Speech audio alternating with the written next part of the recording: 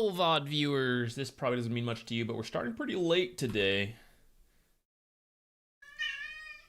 Had a slow start, and then I was trying to cook first time in ages. Using a full-ass fish. Took more time to cook lunch than I thought. But anyways, today we're doing the replay analyses, late game stuff.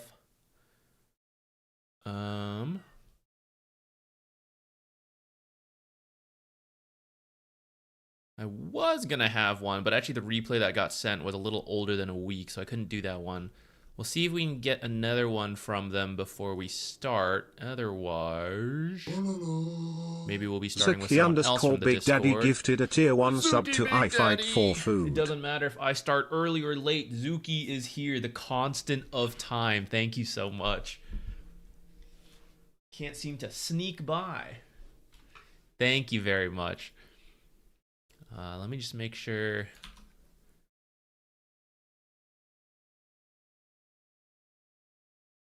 Oh, who's that? Thank you. What? This one, okay, we can maybe grab this one. Let's see if this one will work. Hey, Colonel Pike. How you doing? Best wishes for the new year. Thank you so much.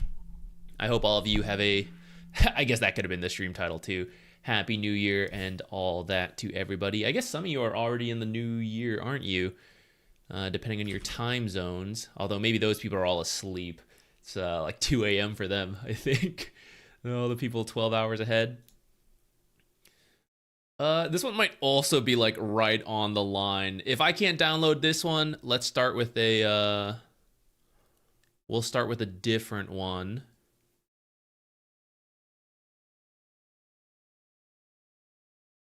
Or if any of you have one, I guess we can start with all the early attenders.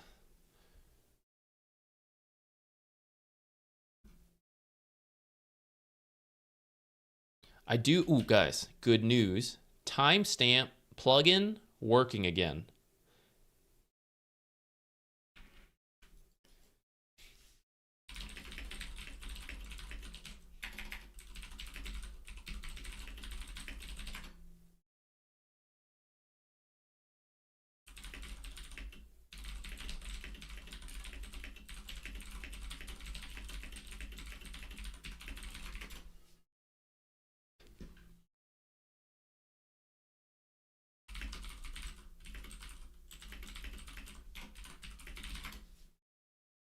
Okay, can't get a more recent match ID right now from the person I was going to do, so we'll grab a different one to start us off.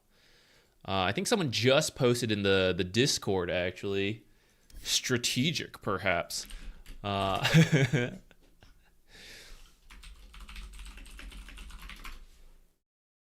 typed looking at it now, but I didn't even check if the date. But we're good. We're downloading this one.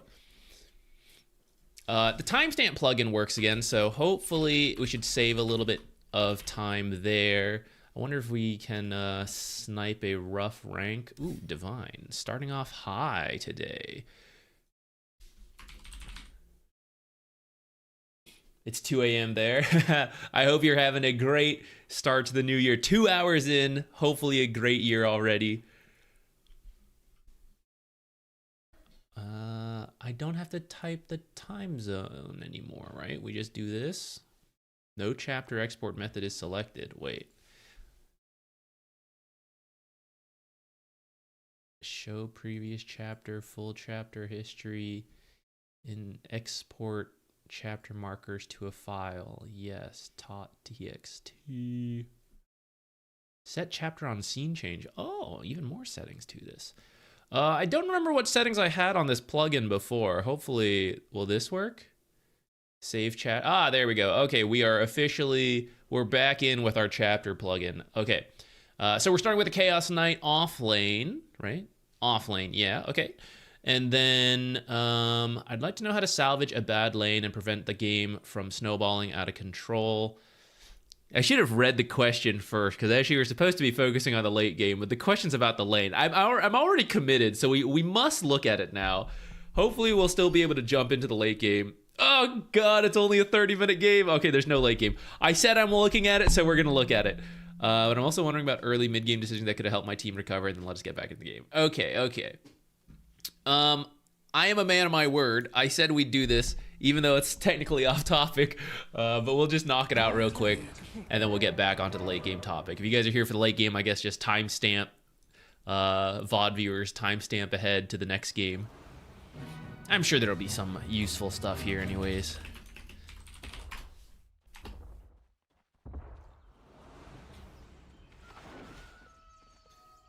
Okay, Chaos Knight. We'll start with how to prevent the game from snowballing out of control. How bad are we talking about here? 8K 20 minutes, actually not that bad. It doesn't feel great. And at 10 minutes, this is pretty manageable. 2K, that's like still in recovery territory. Yo, who's this ogre popping off? Damn.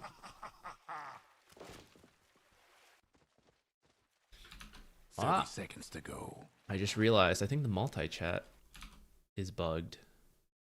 It's only showing the Twitch people. All the YouTube gang, you guys are here saying hello too, and I was ignoring you. Hello, everyone from YouTube. All right, I'm going to reset the multi-chat, and hopefully it works. Happy New Year's to everybody. I think it should be working now.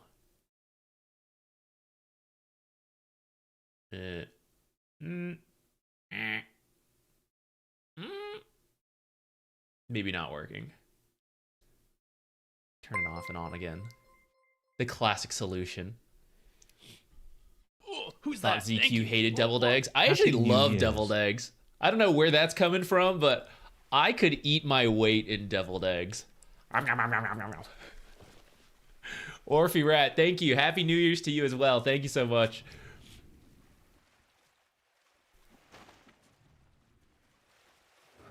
Okay, wait. Focus up a little bit. We are gonna go through this one a little faster since it's off topic to the main thing. Chaos Knight Windranger, that's actually a pretty good combo. There's a lot of nuke potential here. I wouldn't start Chaos Strike. And let's see who we're laning against. I would have guessed TA +1. Probably Lich or Ogre would have been my guess, and then we find out it's, I guess, like Ogre off lane? Yeah, so it's Lich TA. Okay, so hitting TA through Refraction will not be the best for these two heroes. Lich is not bad, though the Frost Shield is pretty good versus you. So you guys have to be a little careful of the fights you take. But if you ever get her with Refraction down, you could do a bunch of damage. And if you catch Lich, like with Frost Shield down, or he's low on mana, something like that, holy shit, he's bought a Sage's Mask. Right, we should be able to do that. Because, well, I'll tell you right now, skip this to start. Go like Chaos Bolt, Reality Rift, in my opinion. Level 1, level 2. Combo that with like Power Shot. I guess you could maybe start Windrun to like right-click poke. But there's like a super power duo here. Like imagine max Chaos Bolt into Shackle Shot into max Power Shot, right? It's like a crazy combo. And then at level 2, you max us out. You hit a 240 max stun into like a 270 Power Shot nuke when you're both level 3. That's a lot of damage. So I would really recommend starting with that at least. Even if you don't full commit to it, I would say you don't really need Chaos Strike level 1. If you think about it, okay, let's say you crit every single time, right? Not even the 33% chance, 100% crit rate. You're moving your damage from 68 to like 80. So you need 10 plus auto attacks to get the same damage on an enemy hero as just hitting them with the low roll Chaos Bolt. So it makes way more sense to start Chaos Bolt, hope for some high rolls at the start, and like do a little harass there rather than just try to hit people with Chaos Strike. And then lifesteal, sure, but like also we're full health, you know? And we have a Tango, so like we're fine without regen for a little bit. I think that skill build, that choice of level 1 is going to prevent you from like getting much done. And we're just sitting at our regen the whole time. It's going to waste. much like his Sage's Mask. Oh, DC'd Windranger. Ooh, that's not gonna help you. We can go a little further, I guess, because it's not like the end of the world, but definitely losing her hurt. At this point, you're pretty good, though. I mean, she DC'd and you still have lane equilibrium, because I think Lich did a bad pull if I looked at that a little closer. So let's see what you do here to hold the lane, because you really shouldn't lose. Windranger just needs to stop pulls, and it looks like she's maybe missing that right now. Just reconnected, so maybe a little off kilter. And then this camp got blocked, I saw. So even if he does a small pull, it will push out again in the long run, unless he's done like a half pull right now. He did not do the pull, so we're still good. 10 seconds, Windranger loses this creep, moves this way, and just make sure this pull doesn't happen, and then you will continue to lane here. With this amount of creeps, this will not move unless you mess it up. It is starting to build up a lot of creeps, though, so you need to start trimming it down. You need to start attacking these creeps. If it ends up under your tower, it's going to push back, and now it's under the tower. So we need to identify that a little sooner. It'll still actually be here. It's just not as strong of a position as it was a moment ago. But notice here, it's still 4-3. So we're still okay. If we had trimmed the creeps a little bit, I think you could have kept a better spot. Okay, you got him in the end anyways. It would have been a little easier with a different, like the different skill build we talked about.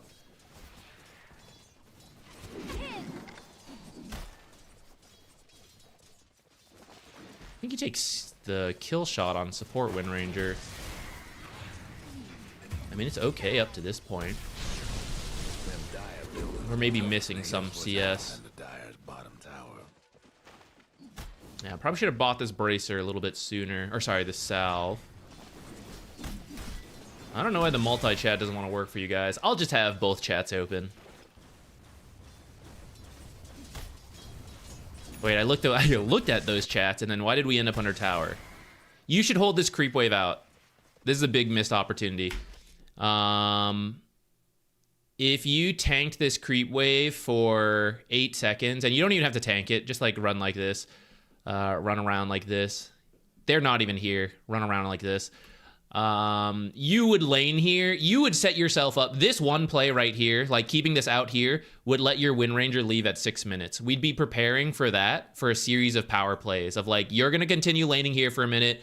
Windranger's going to be able to double stack, going to be able to come to the rune, going to be able to do all that stuff. But when you do this, you're just going to lose equilibrium again. And then Windranger's not going to feel comfortable. I mean, there's a chance that you still fix it in the next moment. But see how we're pushing 3 creeps forward? They all should just die here, right? If we hold the creep wave out here, we'd be laning here. Instead, we're pushed in. And now the next wave, right, this one, is supposed to meet the next creep wave here. And now it's up to us, or for them to mess up, to reestablish equilibrium. Whereas before, you had it and then you gave it away. So you do a pull, they take a really good fight. See, this is the problem. Once we're behind, or not really behind, but like on even footing, the Lich's abilities are really strong versus you. That's why you're just like farming up, and we just hold equilibrium here. Losing it again, bringing it under tower. This is another one that should just stayed outside. These would stay outside. All right, that's your major mistake for the laning stage. You'd have a lot better lane if you would hold creeps outside your tower. I'm gonna jump ahead. And also for everyone here, who wants to join in on the replays, start submitting them and we'll pick one out in a moment. At this point, it is pretty rough. Let's go a little further. Back. Go back in time, but go a little further there. You have a Void Spirit who also struggled a little. Kind of just like lost all 3 lanes, but it looks like he's got some kills, so he's actually net worth-wise okay. You guys have to play around your Void Spirit. You guys are partied. Is he in the party? Ooh, he's the only one not in the party. You guys need to play around him. He needs to save your side lanes, because both your side lanes are losing hard. But he was doing fine. So your supports need to like do everything for him. You guys need to smoke him. You need to help him with all the power runes, and you need to get him to like come over to the sides and get kills for you guys. I missed if that has happened already or not, but that's what I would recommend. To help prevent the game from snowballing, you need to take whoever is doing well and use them to fix your lanes. Trouble brewing at Radiant's bottom tower. You guys also just have a really wacky draft that if you fall behind is not great. Like, Alk support's not really meant to play from behind. Radiant's bottom tower. Radiant's bottom tower. Alright, this ended up being really messy, but maybe we'll still get Rubik. Oh god. Oh god. Alright, that was some pretty messy execution. But notice also, Void Spirit was not involved in this. So you guys are all coming up here. A really good way to get him involved. 12-minute power rune coming up. You guys just like play it chill right now. If they give you something super free, you can take it. But otherwise, you're just chilling. Supports, we got any smokes? I don't see any smokes. Over here, double stack, help secure the power rune, smoke your Void Spirit, and then you can see, do we go bot, do we go top? And then you can take this more forced play with your strongest hero. Ogre's kind of popping off, but notice Void is like on a similar level to like everyone else. So that plus the numbers advantage, plus the smoke of deceit, like surprise advantage, plus the power rune would be enough to get you guys a kill. And now we're talking like, okay, I'm kind of down 800 gold here. She dies, she loses money she can't farm. We get assist gold, maybe the kill gold, we get farm time. Now we're cutting this down to like a 400 gold difference. And then once you like miss one ability, you just chill. You guys are like really forcing it off of like the missed stuff. And then if you know you're losing, then you can't take difficult plays when behind. Well, you could, but it's just, as you see, it's very hard. There were a lot of really close moments that if you guys were ahead, that would have been much cleaner, snowballed for you. But you guys take a really tough fight when you're 3,000 behind, and so then they end up with the better trade. Okay, maybe that's what we'll stop at for this one, since it isn't the main target that we were going for. And let me see if I can get this multi-chat to work again, because it does not seem to want to go. That's exact. Test. Mid-tower's coming apart.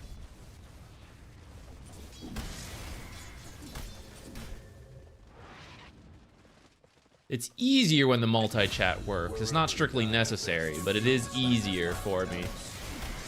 Radiant's mid-tower. Radiant's mid-tower's in trouble.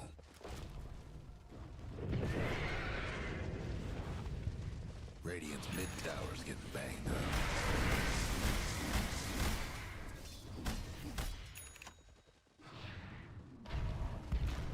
Oh, Winter, you were here. Okay, yeah, no problem. I'm glad that was helpful. I apologize, I kind of rushed through it a little bit since I'm trying to get back to the main topic. But the the number one thing is like, keep the creeps out of the tower as much as possible. If they force you, that's fine. But like, any free chance you get to just keep creeps outside and then do your best to maintain here is a invaluable skill for the offlane. Truly multi-chat just doesn't want to work today. Okay, that is okay.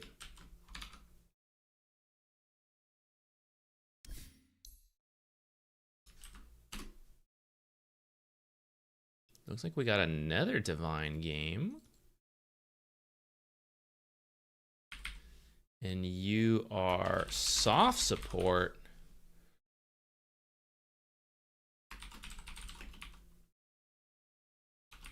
Oh no, you lane swapped, okay.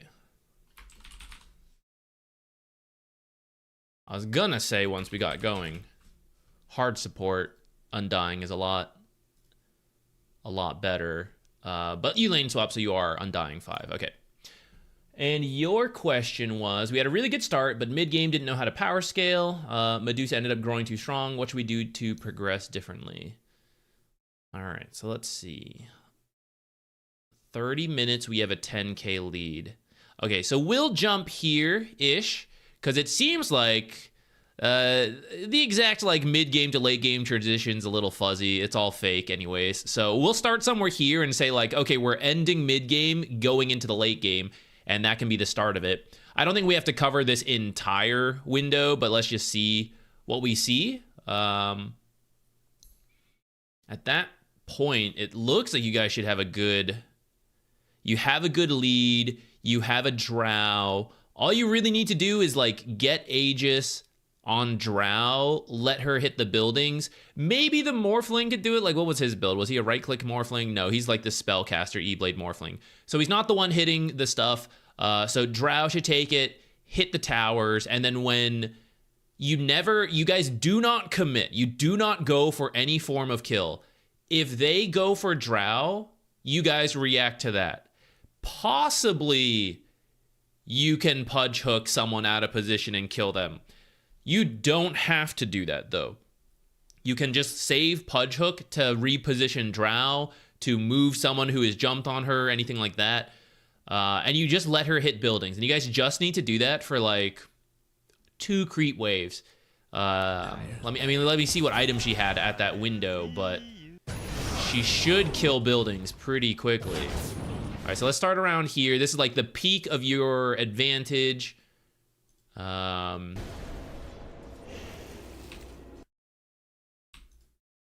We have... Okay, she's a little poor. Oh, wait, no. She's top no. Does she just have an item, like, on the way? I feel like she should have more... I guess she's got 2,000 banked. I guess these are both, like... Okay. I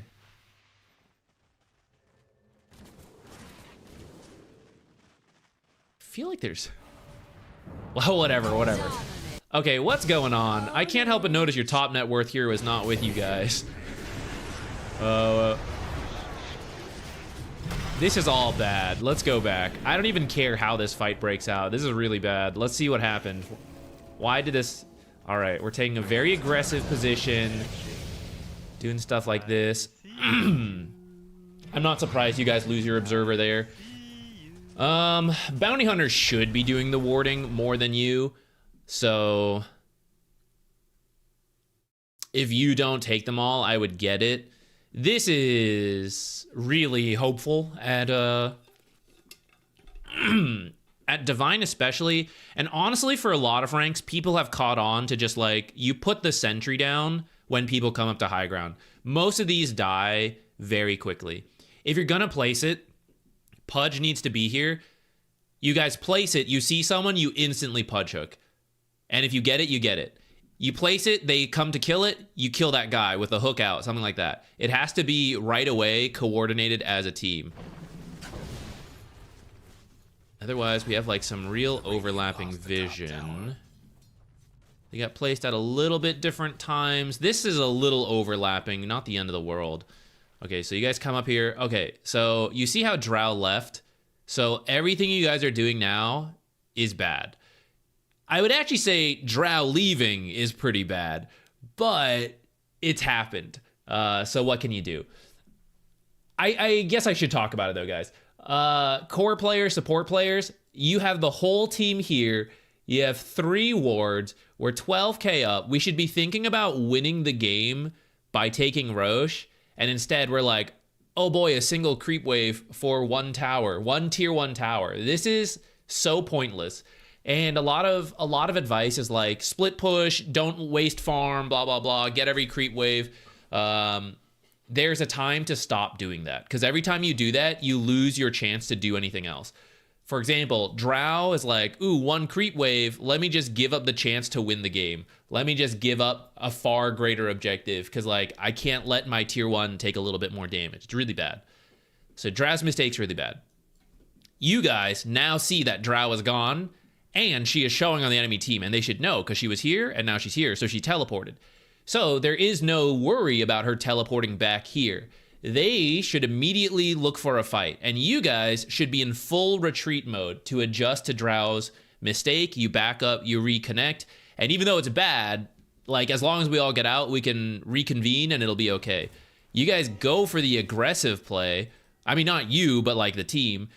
You all need to just call, like, Any of you 5 need to say, we all need to get out right now. I say this in my games if I'm talking. Like I say, like, Drow is showing somewhere else. We all have to get out.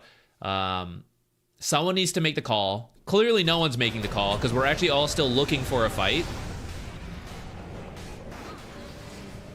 Kind of okay, right? Kind of okay. Still poking it. For the record, sometimes this will work just because you're ahead enough or people make mistakes.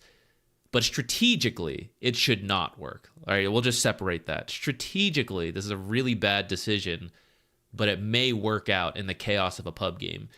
But don't let that, like, oh, it was the right thing to do. No, strategically, terrible thing to do. Drow is jungling. Holy shit. Holy shit.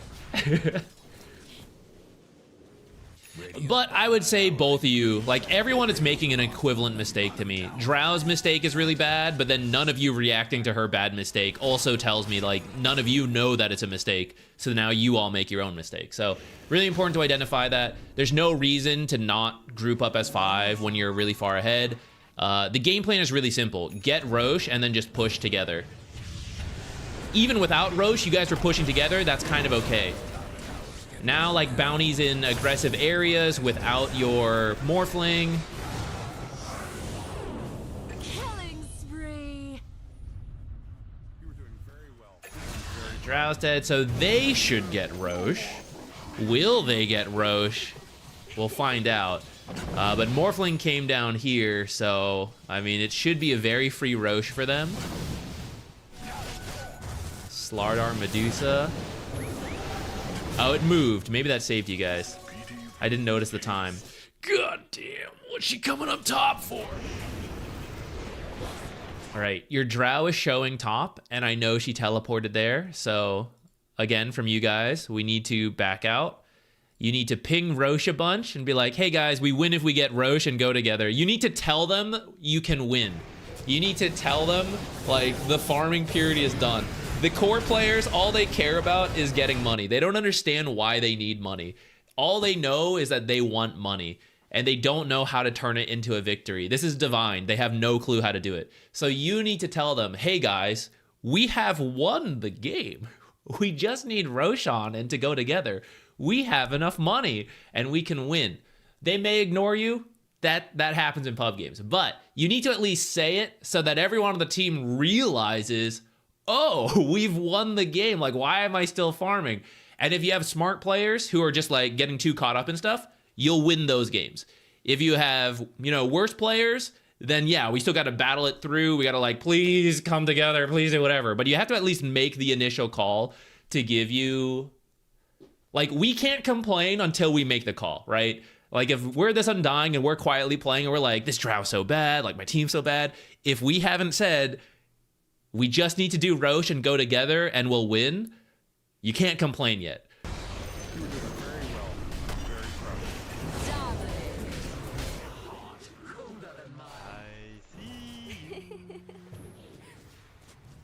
You guys can totally take towers. It's super easy. This Drow is a great tower taker. If you want to wait for Butterfly, that's fine too. If we go back to when we started this replay, you guys back out of there. That's okay. You get Roche, you let her finish the Butterfly, and you probably have 2 minutes of Aegis time at that point.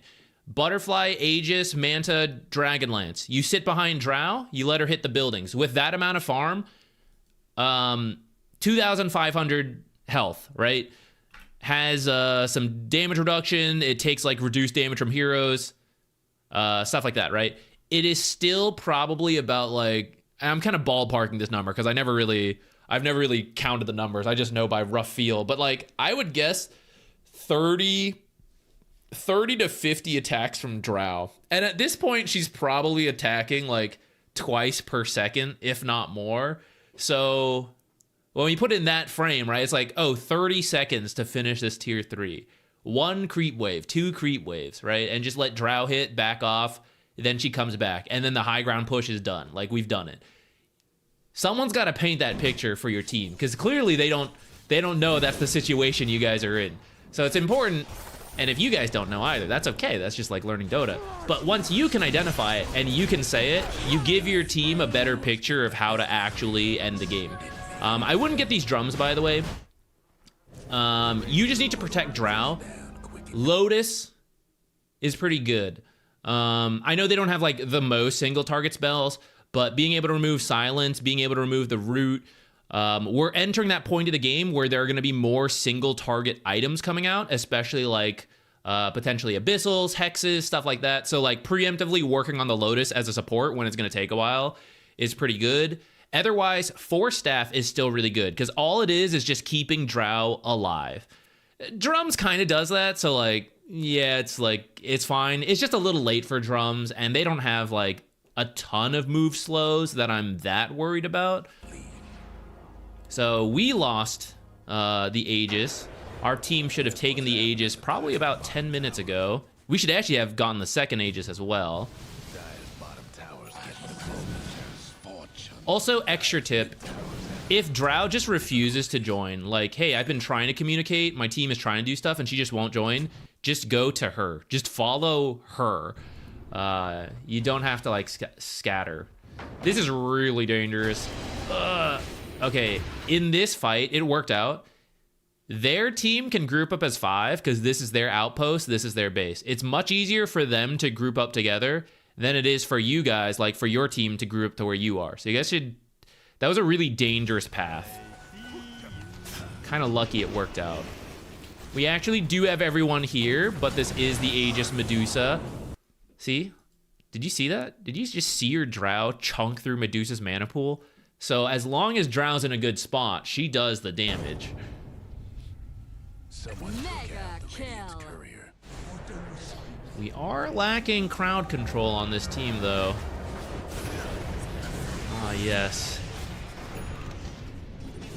E-Blade the Medusa. Killing spree.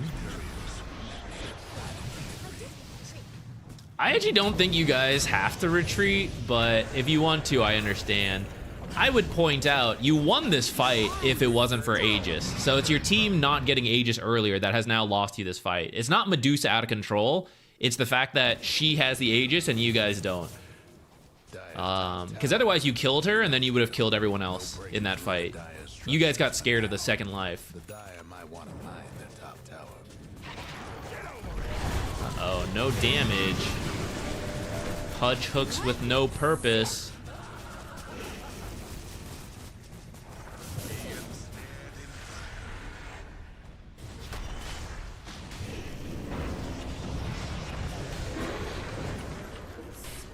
Alright, in this game, if Drow is not there, you should not make plays.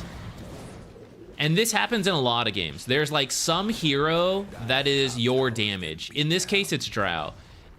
It's the carry a lot of times, but sometimes it's like the mid, sometimes the offlaner.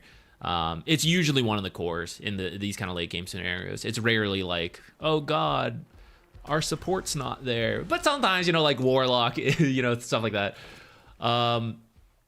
If you don't have Drow, anything you're about to do is bad. So like, for any game you're in, pick that hero. Like, oh, it's Drow, it's Huskar, it's, you know, the Necrophos super strong, it's Medusa for their team, it's Medusa. If you don't have that hero, whatever you are doing is probably a bad idea. That's an extreme version of it, but if it helps simplify the game plan, then, you know, it's fine. Like right now, okay, if we don't have Drow, everything we do is bad. Drow loves the side of the map. I don't know. She doesn't want to exit it. So go to her, follow her, and she will run out of farm. You have to trick her, right? She's going to do like this stuff, and you have to farm half of it so she keeps accidentally moving forward. That's how you get the carries to play the game sometimes. But like, see this play moving away from the Drow? No bueno. This guy's tilted. He got tipped by Silencer, and now that's all he's thinking about.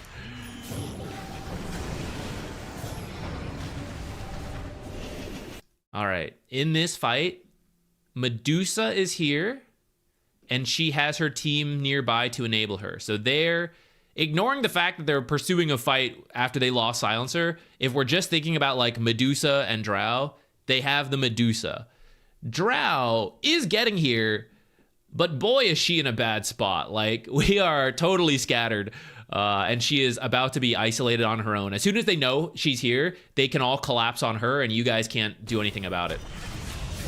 Because you guys don't have a lot of crowd control, your formation is really important in these fights. Kind of working out. Kind of working out.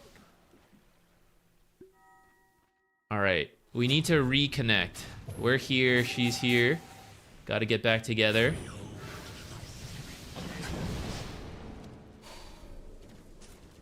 This is why the push, like when we go high ground, it's all about standing around Drow. And I hope we get to see a high ground push so we can see it at some point. But you guys can't take messy fights because you don't have good crowd control. So it needs to be like very calculated, standing around Drow.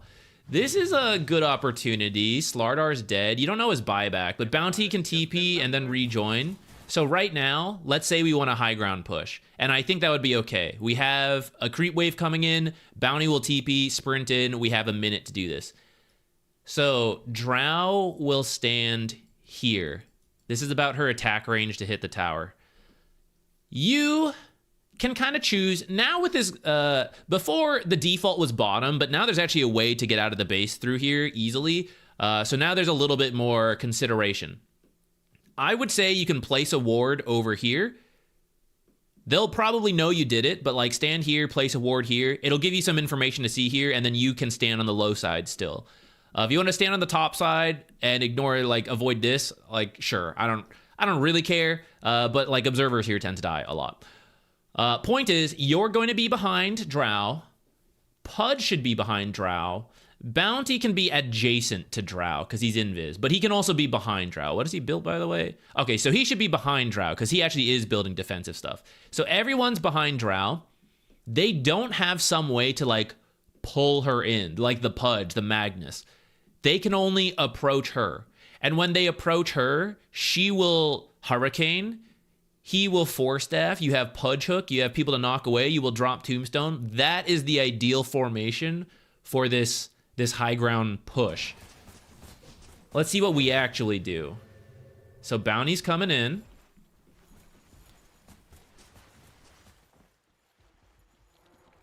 We don't actually want to push. Oh, maybe we do, but we're losing the team. So here again, someone's got to make the call. We don't have Morphling. We don't have everyone in position, but I am in front like this. So let's pretend the enemy had some kind of observer down. We don't know, right? Sometimes you miss the observers, even though you're dewarding. If there are observers anywhere in their map that see that Morphling is not here, that see that Bounty is over here, and in fact they know because Bounty's hitting a sentry, then the worst case scenario is that Pudge and you and Drow are up here, ready to go, but that two of your other heroes can't react in time. Which means even though there's only 4 heroes, they can take this fight. And in fact, if he has buyback, he can also buy back and take this fight because this is his base. So Drow being up here is really dangerous, and strategically, we should not be doing this. Will they capitalize on this? I don't know. Coin flip, right? Is there a ward or is there not? Will they react to the information or will they not? We never know.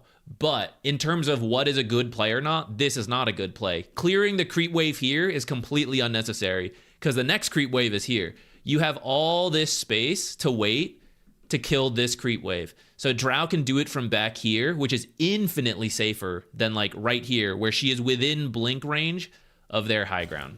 She's even walking forward to start sieging the tower, but for what, right? Like we do not have the team ready. So this is really, really dangerous.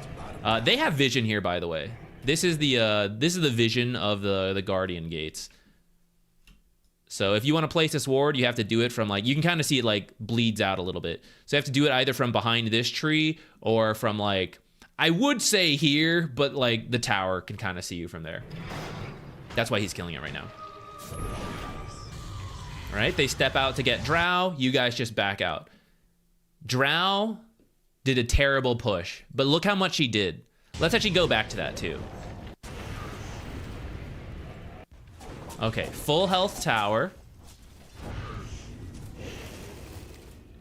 1, 2, 3, 4, 5, 6, 7, 8, In 8 auto attacks, she did about 700 damage.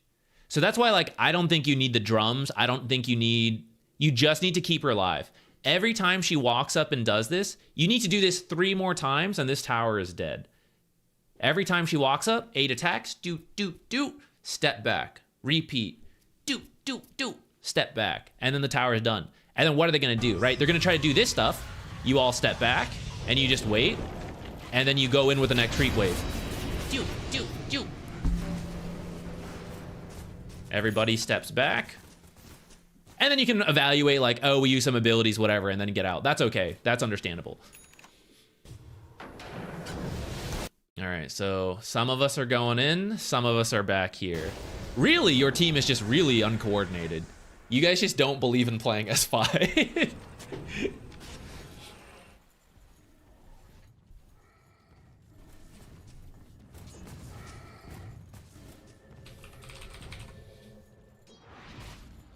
I really want this multi-chat to work. Maybe Stream Elements like logged me out.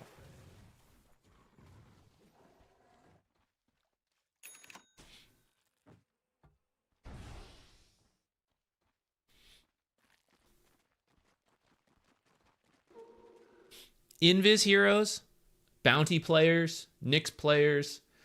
Last time we did a Monkey King review. What is the point of this? Hey guys, Silencer's here. The guys, the other guy. No one can help bounty. So, best case scenario, you find someone and then 20 seconds later the team can come. Worst case scenario, you die. So this is just super risky and unnecessary. You should just get out of here. Oh, look at that. Guys, help me. I found him. Kill. Ah, man. Damn. How could this be?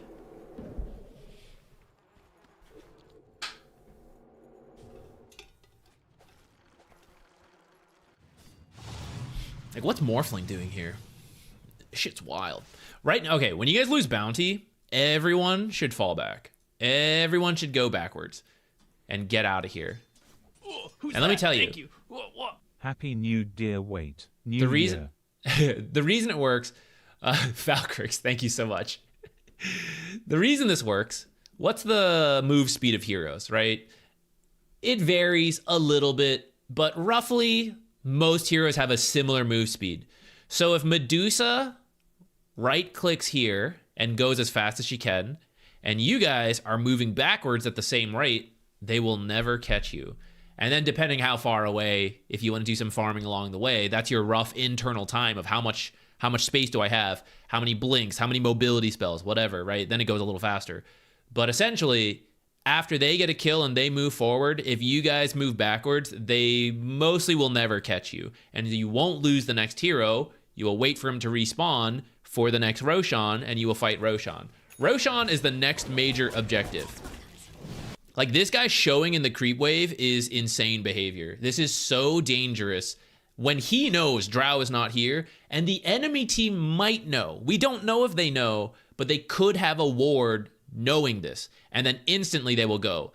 Frankly, even if they think all 4 heroes are here, they should say, wait, we have 5 heroes versus their 4 heroes because Bounty's dead. Why don't we just go, right? Ember, okay, maybe he's over here, but maybe he has a remnant. One of you can actually check to see if he has a remnant and then say like, oh, he can't join this, so we could, maybe we can do something. But anyways, this is really dangerous. We need to, again, just say, okay, Drow went top. We should all go play top with Drow.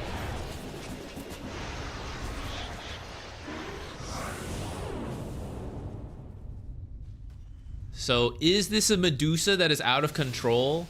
Or do we not have the one hero who can kill Medusa? Change of perspective, perhaps. I'm gonna go find him. I'm gonna go track, and we're gonna kill them because we have no hero who can kill them. For better or for worse, the enemy team is just, Coin They are more grouped up than we are. They actually don't need to be as grouped up, funny enough, because they have the Ember, but they kind of are. Supports can be killed by Morphling, but when it comes to Medusa, we definitely need the Drow. Same deal. She's dead. Just all send it forward. Drow's up here. She doesn't want to join you guys. All right, everyone go through the Twin Gate and come through here. It doesn't really matter. In 50 seconds, you could still get here with like 10 to 20 seconds before she's up, and then do, what do we say? 8 auto attacks got this chunk. So, okay, if we had pushed bottom, 8 more auto attacks. It's half dead. Okay, top, 8 auto attacks. Okay, so 2 towers are now 1/4 dead. Get Roche. That would be the #1 play. Does anyone go look? Bounty looking. No teammates nearby. Godlike.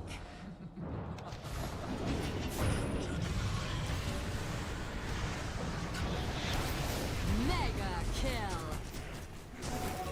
Dominating. I like your teleport back out right away, though. This one's good. Double kill. Let's see if we get here in time. This might pan out by accident.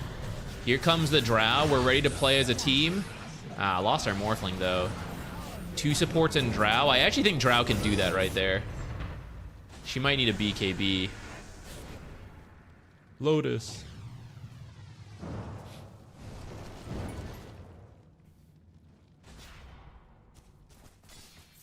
What is he doing?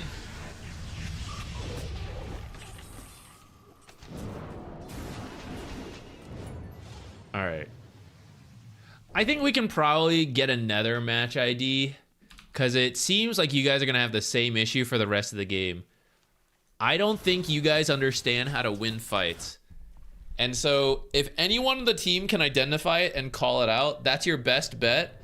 And maybe they still won't do it, but all you guys need is a good formation around Drow Ranger, and you'll win. Even though we've thrown a 12k lead, she can still do enough damage to kill everybody. And it just comes down to like a good standing around her. Not her being like found on her own versus the Medusa.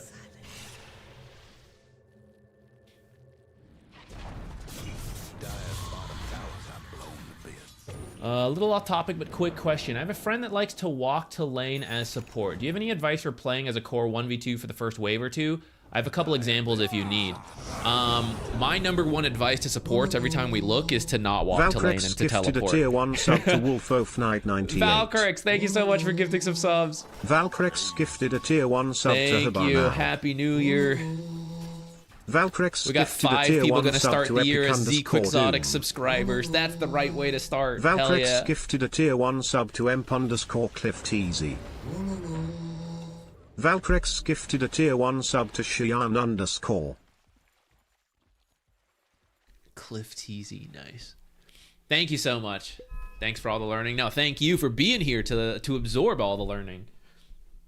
To answer your question, your friend should probably be teleporting. Being late to lane is one of the easiest ways to just lose the lane right off the bat. It's, in my opinion, it's almost always better to teleport. There are times to walk. If you miss the entire first wave because you walked, it's not worth it. You should have definitely teleported at that time. If you miss like 1 creep, it's probably acceptable. The danger is within the first second of creeps meeting, the lane can be decided at that point. If the carry, let's say, is not able to deal with the off lane doing some kind of trick to get creeps under tower, something like that, you will instantly lose equilibrium, and it is not possible to fix. There is no fix because there are no camps. And the 4 support can now just like block camps, body block, and there is no fix from the safe lane.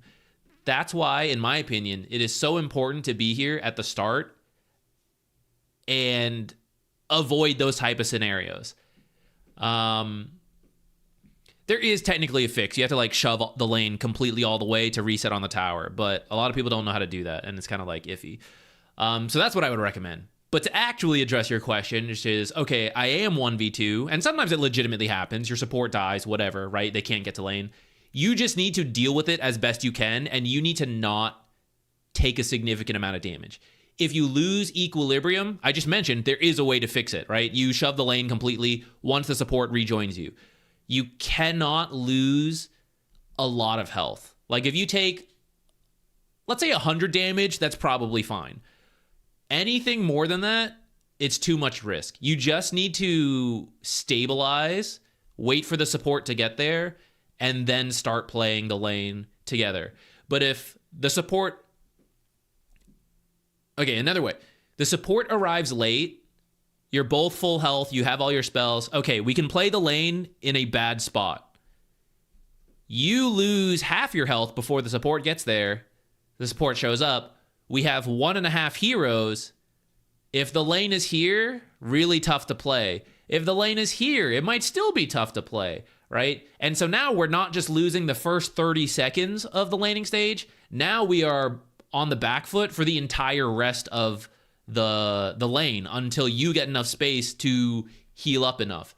So if you're a ranged hero, you can probably play it safe, get a couple last hits and stuff like that. If you're a melee hero, you can try to do some creep aggro stuff to like get a last hit here and there.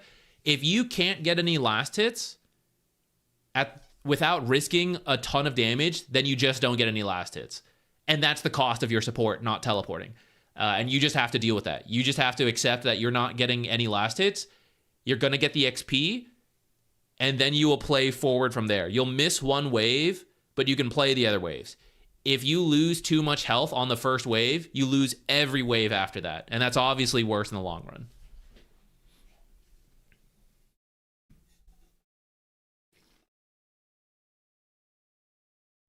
Exactly. Yeah, you have to prioritize your health over the CS. Because if you go for the CS, you'll take too much. Be happy. If you get 1 CS, be happy with it. If you get 2, amazing. Anything more than that, godly. But do not spend a lot of health going for it.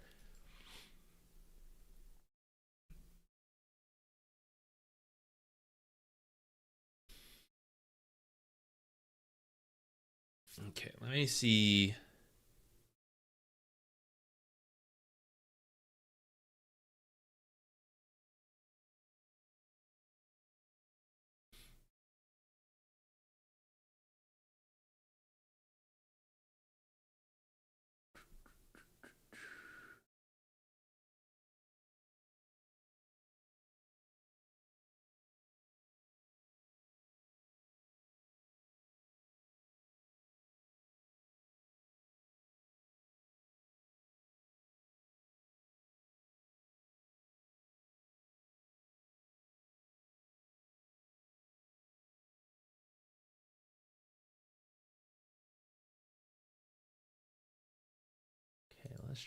Let's try this one.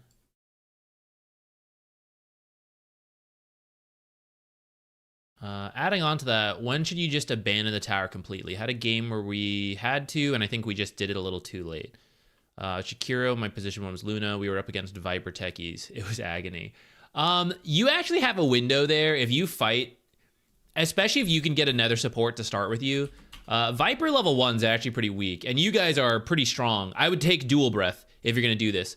You guys might be able to fight Viper level 1 upfront consumables. So like buy a salve really quickly, both of you. Take really aggressive level 1, level 2 fights, and then that lane is playable. If you let Viper harass you down and then threaten with the Techie's blast off, then it's like, it sucks. But, you know, who knows what happens. You end up having to lose the lane. You have to give it up. If you can't approach... This is more for the carry player to know rather than you. The carry player needs a rough understanding of, if I just went to the jungle full time right now, how much money could I make? And if that value is higher than whatever you have to deal with in the lane, buying extra regen, getting harassed, missing stuff because the enemy is doing whatever, right? As soon as the value switches, ditch. Abandon the lane.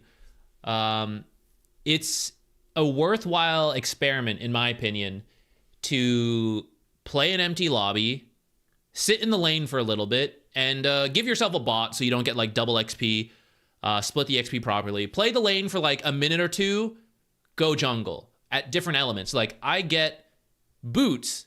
How fast can I jungle with boots? More realistically, probably Gloves of Haste or like Band of Elvenskin, whatever. Okay, I finished a Wraith Band and a glove and a Band of Elvenskin, and now I go jungle. Okay, I finished Power Treads, and then I go jungle, right? Like, just do it for a couple different sections and see how much money you can make by the end of 10 minutes. And anytime you're like, oh, when I jungled at this phase and I ended up with 3,500, the next time you're playing a lane and you're like, man, I ended the laning stage with like 2,800 gold. Wait a minute, that's less than just jungling. I should have just jungled. I should have gone like way sooner and done that. It's more for the carry player and the offlane player to know than the support. But sometimes supports can have a rough idea as well.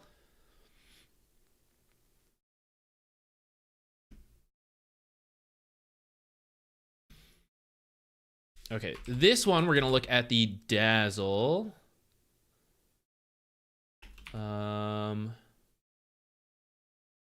Dazzle 4? Okay. Dazzle 4. And then you are Ancient. Oh, what did I just type? My hand was like off a little bit. I just typed some demon code in. Ancient.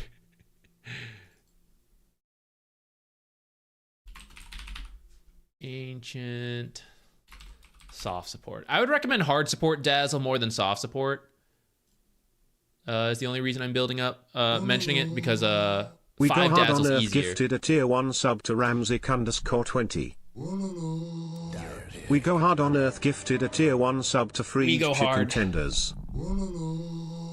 We go hard on Earth gifted a tier 1 sub to Red Borscht. Where's my? I need a but. I We got go a hard on new. Earth gifted a tier 1 sub to Jert Psych I'm 73. getting a new keyboard as well. This is the numpad. I have a We go 80% hard on Earth keyboard on the gifted a way. tier 1 sub to And the nice thing Nebari about this is I underscore can have like Arwo. more macros and stuff on it. I'm gonna have a button We go to hard on mute Earth this when gifted a tier necessary. 1. I found it. Better get We go hard. Thank you so much for the insane generosity. Yes, absolute legend. Keeping the channel alive. Thank you. 88 is good. That is a good number for many cultures. Thank you so much. Starting the year, truly going hard on Earth, on the new revolution of the Earth. Thank you so much.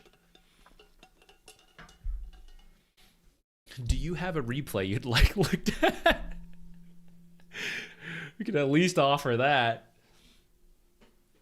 Anytime you want the whole day can be dedicated to your replays. I think it's beyond deserved at this point. You let me know. You let me know.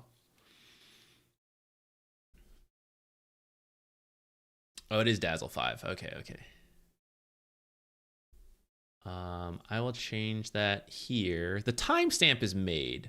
Although I guess since making the timestamp, I've been not talking about the game. So I guess I could just do a new timestamp. If I forget to delete the old timestamp, though, now you know. Now you know what happened. Thank you. Yes, I am sure I'll have a happy new year.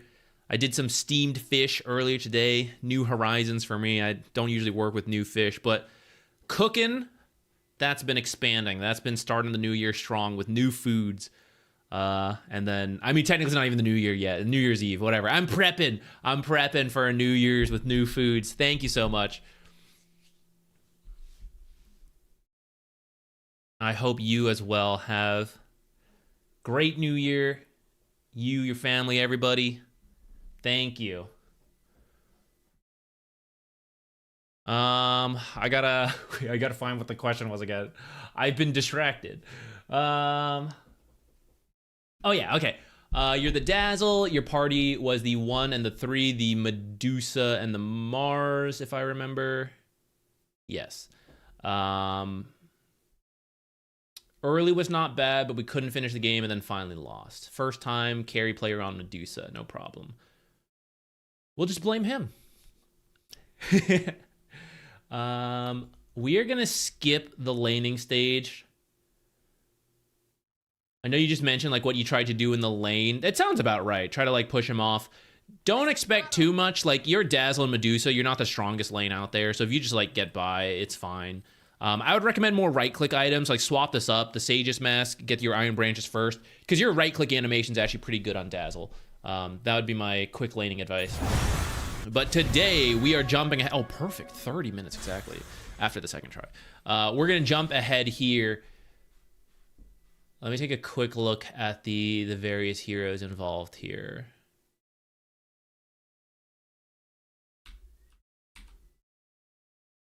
It is a anti-mage versus Medusa, which is always a little tough.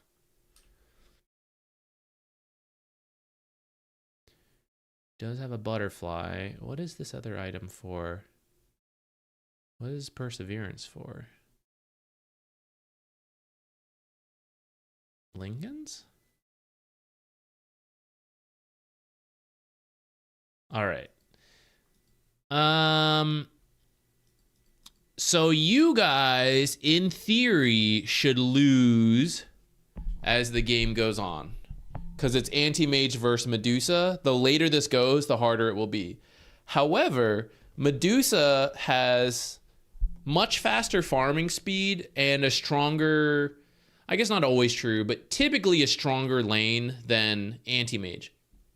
So in this matchup, Medusa needs to hit a strong timing and you guys win the game before anti-mage is too strong. And the timing is usually the butterfly. It's like Manta Butterfly and then like a Dragon Lance. So the build can shift a little bit here. You guys should do, depending on how the game goes, you can try to win off the first Aegis or get the first Aegis and then win with the second Aegis and the strength of the banner. And at that point, you'd have a third item on Medusa, although maybe not fully, because like this would be the window of the third Aegis, or sorry, second Aegis. The first Aegis would have happened around like the 20-minute mark, a little bit later perhaps, depending on the lineups. I'm gonna guess this is the first Roche still in here. You guys can still go for that window, and it looks like although Anti-Mage is doing well, the rest of the team is not. So the game plan is to sit behind Medusa. It's the same as the Drow game we just saw. Any like long-ranged carry type hero, they hit the building and you guys sit behind the hero and you just watch it happen, and the enemy has to stop it from happening, and when they try to stop, then you guys react. You don't need to jump the gun and like dive in. Sometimes you can, but it's a pretty difficult thing to know. And probably from your own experiences, you've seen more cases of it backfiring than succeeding. So typically with a really strong carry and a long range carry, you just let them hit stuff and you should be together. With that in mind, I actually mentioned it for the Undying in the last game as well. It's not so much about like getting more attack speed and like pushing faster when you're here. It's just making sure that long-ranged hero is safe as possible. For you, I would definitely recommend a Lotus instead of this mech. I didn't see the exact build-up you got here. Medusa does not benefit from the mech. She only cares about the mana from the arcane boots. Greaves would be like, I guess, a little better, but it's not really necessary.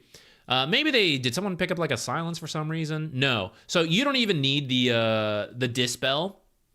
The Lotus to stick on Medusa, though, this game is really good because of the Shadow Shaman and because of the Lich. There's a lot of single target power from the supports that would try to prevent your Medusa from doing anything. And then at some point, he's going to pick up an Abyssal and stuff like that. So you should get a Lotus. Either way, you guys all just like sit behind Medusa and watch her. He might be getting a Lotus. Honestly, 2 is fine this game. We are very scattered. I just jumped here, so I don't fully know what's going on. But I do have to question why our strongest hero is on her own. And then, like, 3 here and 1 here. We're actually quite scattered. We have what we need to win the game. We're in the late game, right? So at this point, most lineups have what they need to win given the right condition. So it's less about, like, splitting up completely, especially if there's any risk to it, and just, like, what is the format to win? For you guys, get Aegis on Medusa, and then watch her hit buildings. Let's see how long it takes for us to get some semblance of that. And if you guys lose this game, I'm going to guess we never get to that. All right, multiple of their heroes are showing here and the others are missing, but you guys aren't really retreating at any pace. I don't think you guys recognize the danger that you're in. Where's Medusa? Here she is. I actually do get anti-mage though.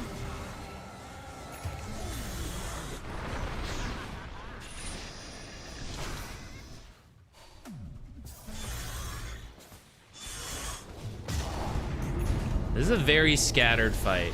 All right.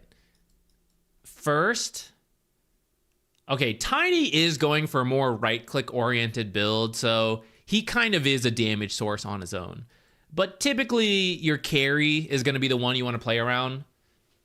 And so these guys are away from the Medusa. It kind of goes both ways. Medusa should stay near them. They should stay near Medusa, whatever. We're not really putting our main damage source. We're not enabling our damage source right here. But neither did they. They initiated with the anti-mage. Everyone else wasn't really ready. And so this was actually a really bad fight from them. Even though I think that was more dangerous for you, they also goofed. All right. 3 dead. What do we do? Now, usually the default should be go for Roche. But if you win the fight on their half of the map and you're pretty close to their base, you can just go for the immediate push. But where's the creep wave? So this one is kind of far back.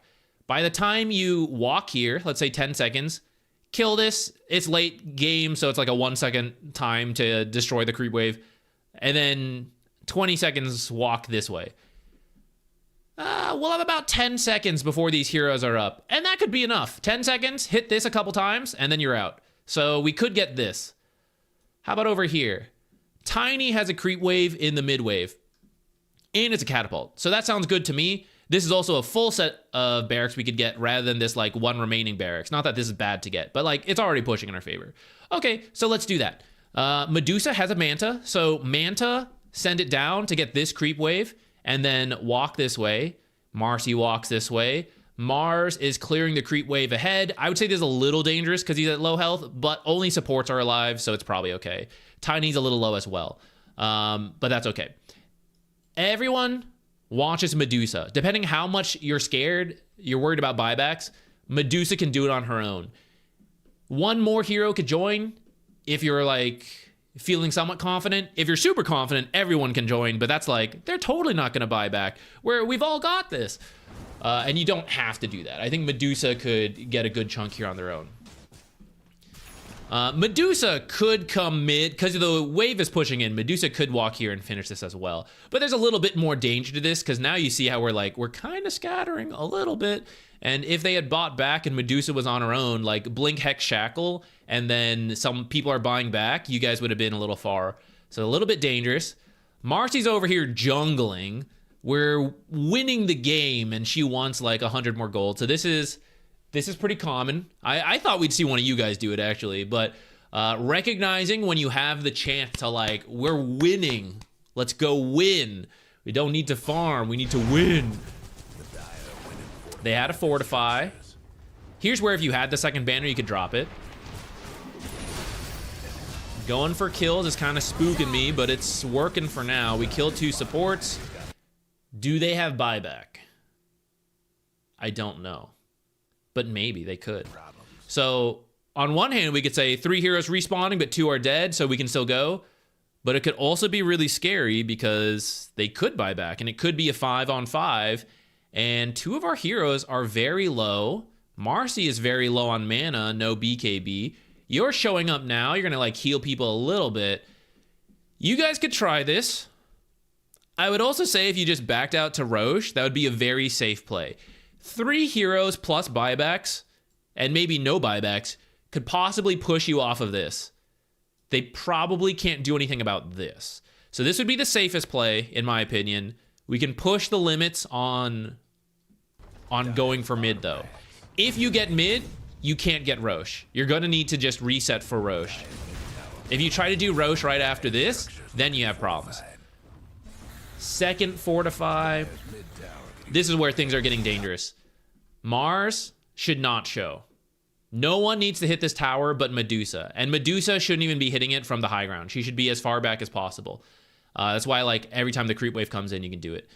If she wants to tank it, then fine. Mars needs to be behind her and use the Lotus on her, and then just wait to counter initiate. You are behind her, just waiting to save and grave. And you should actually, you have a 4-staff, so you should be behind this tree facing Medusa, and then if you're needed, 4-staff, grave her. If you're out here, you'll be seen, and then you'll be killed first instead. Marcy, if she's using the pick me up facet, she is. She should also be around here, somewhere back here, somewhere on this side. It doesn't fully matter. But when Medusa gets in trouble, she's just going to jump in, pull Medusa out. Tiny should not be jungling. He should also just be waiting in this area, blink, avalanche, toss, stuff like that as necessary. So your formation, you're in a good spot actually, but the other two are not, or the other three are not. You get a little spooked, use some of your stuff. Okay, so see this? Why are we jumping? Look at what's happening to this tower. Medusa is finishing the job. All we have to do is watch Medusa, but then this is the classic mistake of, oh, I want kills. I see people, I want to go get kills, but we don't need kills.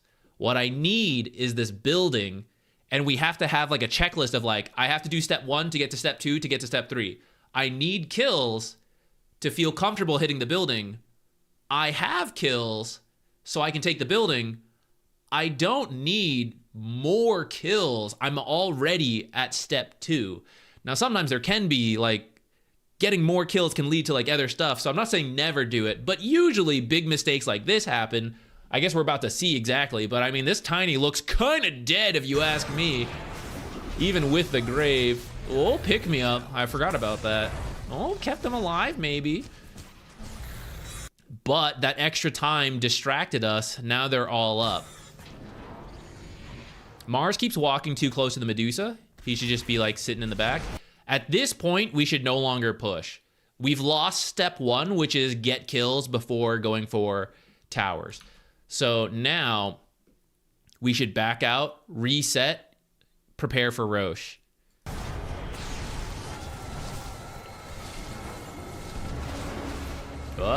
So we're throwing spells here, but before we look further in this fight, let's change our frame of reference for every player that we're about to look at. How am I helping Medusa? Medusa is my #1 concern on the Radiant. Everybody should be thinking about how they are playing for Medusa. Medusa's up here. Should she be this far? A little bit of a separate issue. Arena, spear, all this stuff, but Medusa is not nearby. So even if I stun anti-mage, my damage dealer, the Medusa, can't do anything. Now, maybe I'm keeping them away from Medusa. Okay, that could kind of work too, right? Like, I am drawing the attention of anti-mage, and Medusa's being free to do what she needs to do elsewhere. That's where Medusa, like, being up front a little bit is, like, a little too far forward, in my opinion. But we could argue, okay, Medusa, take these barracks, right? Like, we'll distract the heroes, you get the barracks, we'll have 2 lanes, we're willing to lose a team fight for that. Maybe. I would say you don't need to lose the team fight, but we're already in the situation. Not losing the team fight and getting barracks would have been retreating earlier and getting Aegis. Anyways, we're in this situation now. So Dazzle, kind of far back from what has happened now, but Medusa's up here. That's why we have separate issues. So he can't really get to Medusa, and now Dazzle just needs to think about his own game.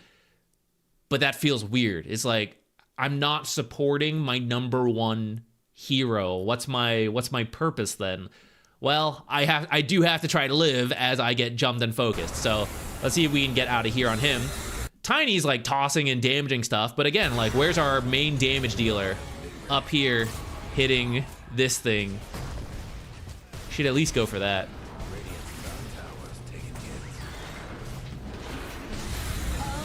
Here's Medusa.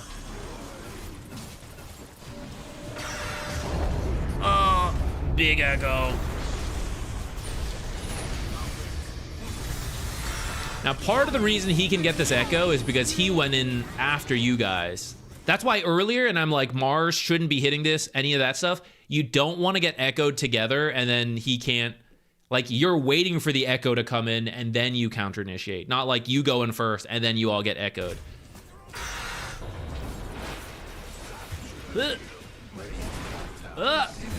Almost. Damn, if that stunned, would have done it. All right, not the worst in the world if Medusa can get out of here. At the same time, for being 13k ahead, the fact that they got more kills, right? And it looks like they might now kill the Medusa. Do we not have the ultimate? Oh, that's very bold with no ult. Okay, they do get the Medusa.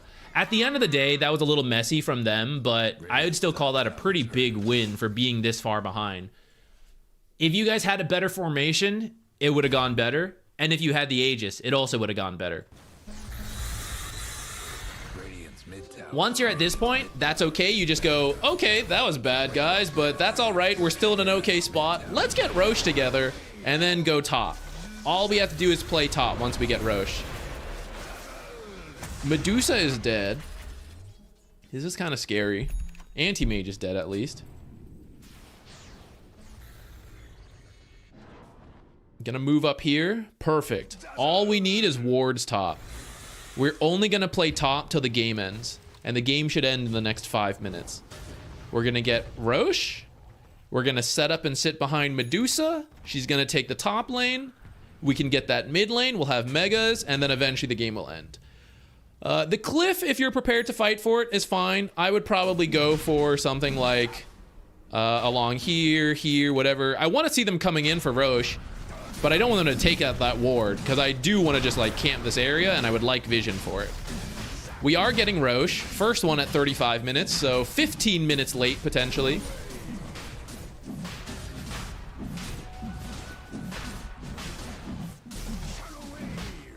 All right, we got it.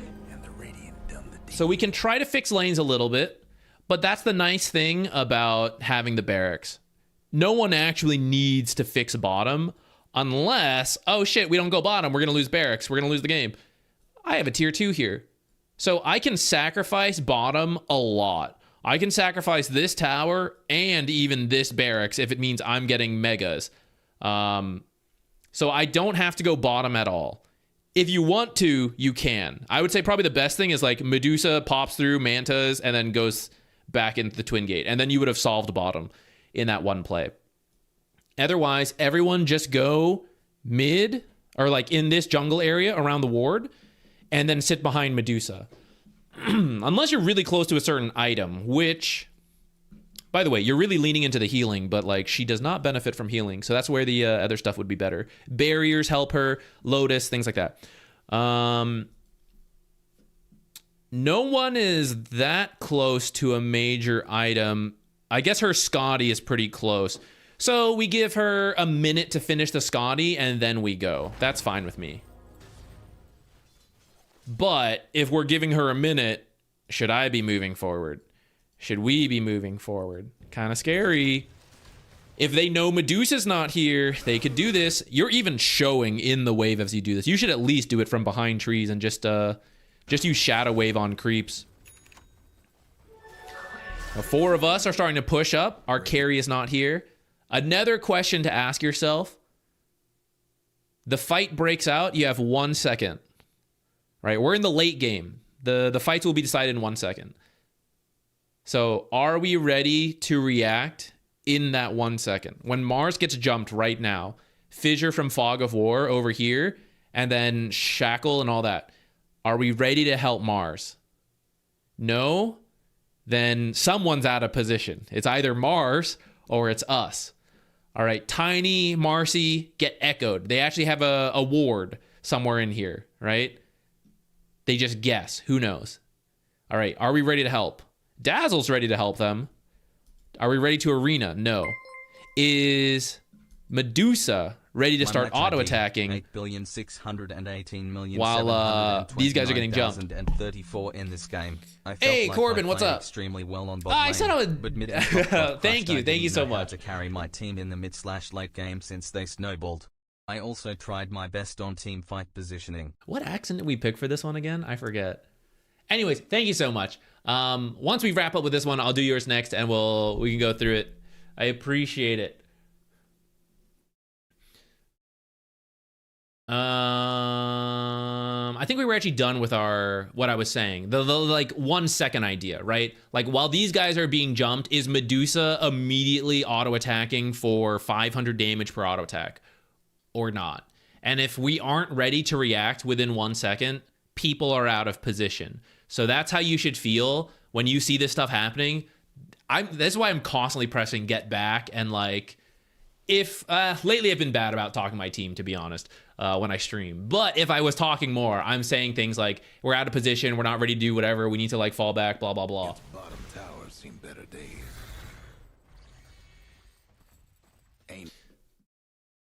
Formation wise, for you are the save hero and you are on the front lines, right? You are the first point of contact if they come through here. So that's also out of position. You are the grave save. You should be in the back. There are some people who are in the front. There are some people who are in the back. You are a back hero. So you should be like behind this tree line, if anything, back, like further back this way. Although it's still like coming from here, but at least from this way, like these guys are going to run in first. But this is the hero I actually care about. So actually I should be like back here and just like however far back I can be, grave plus 4 staff range. So if Medusa is setting up here to hit this tower, then I should be like behind this tree or this tree and just watch her and be facing her to immediately 4 staff grave when it's necessary. And then you even have nothal projection, so you actually could be even further back, but you get the idea. Trouble brewing. Strongest hero is top, standing right on top of the Mars. So if they had a ward in this area, which is not that uncommon, boom, both of them are stunned by Fissure, by Echo, by Aftershock. They're both standing next to each other for the Chain Frost. They're both getting, one's hexed, one's shackled, all the Timber Saw abilities, all the cleave. So this is where you just passively always want good positioning. We should never be clumping up together, even if we think, I don't think they're here, whatever, right? Like, you only need to be wrong once to be extremely heavily punished. So there's no reason to stand next to each other. And certainly not when you have heroes showing here as well. And now we can say like, okay, well, I know Lich is here, so like, you know, we're kind of okay. Yeah, whatever, okay, I get that.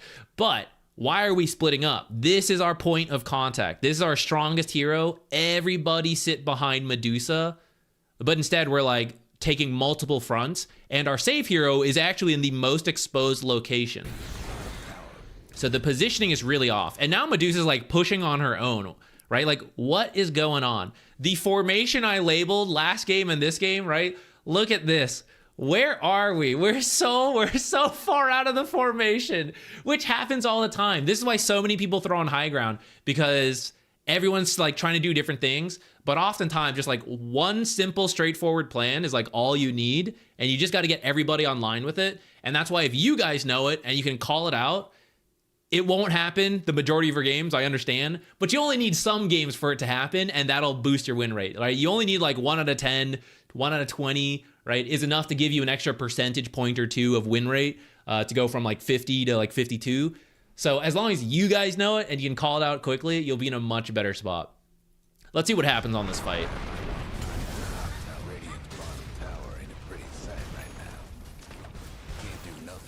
Fortunately, Anti-Mage did not come back. I would just like to point out, for as dangerous as this was, Medusa was allowed... Let's go back. Let's look. A little further. So we'll pretend we're sitting behind Medusa while this is happening. She guts up to the tower at 53 seconds, and then... All right, about 5 seconds later, the tower is half dead. They bring out the Fortify. So for 10 seconds, which backdoor is 15, right? Even if the entire creep wave is dead. 10 seconds, I sit behind Medusa, and I will have this tier 3. Another 10 seconds, the next creep wave, one of the barracks will be down. The melee, let's say. Range is like 2 seconds. Super fast, right? The high ground pushes do not have to be really long sieges when you have these farmed range carries. What you need is 30 seconds to a minute of focused pushing, and you're done. But that is the biggest struggle, and it happens so often that like within that 1 minute, someone loses focus and they get distracted and they do something different, and then it throws your whole fight. Kind of changing targets a little bit. This formation's pretty good. What you guys are doing now, Medusa's hitting, right? Marge is waiting in the back. Tiny's waiting in the back. My main critique is that 4 of you are kind of in a line for a single fissure if they were flanking right now with a smoke, and you guys are a little bit clumped. So you guys should be a little further back. You can probably be like over here with Nothel projection, and everyone else here. If you have a smoke, you do, backpack smoke, right? Just smoke your backline right now. Even though you guys have to stand in the open as Medusa's moving forward for the barracks, and it's not as easy to use the tree lines, you guys are at least smoked, so if they have wards, if they're running in, they don't see some of you. Like you in particular, if you're smoked here, even if there's a ward on the ground, they're thinking about jumping these heroes, or that you must be somewhere over here. They don't even know that you're actually just standing here smoked. So you'll just be in a better spot. And we're also trying to end the game here, so why not? We got 2 smokes, so like, let's just drop it.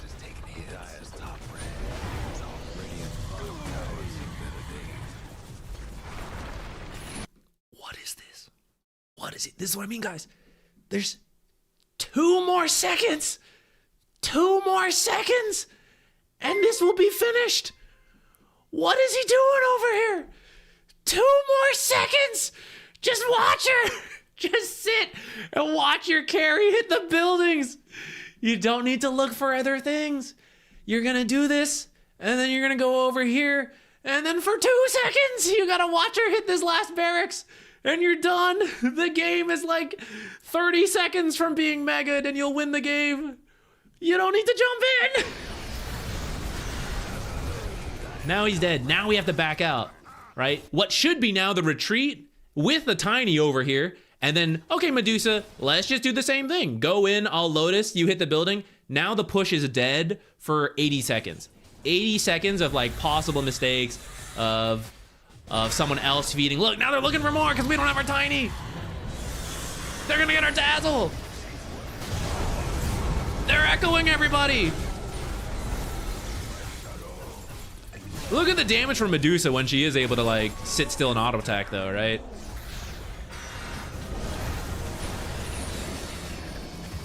Get her!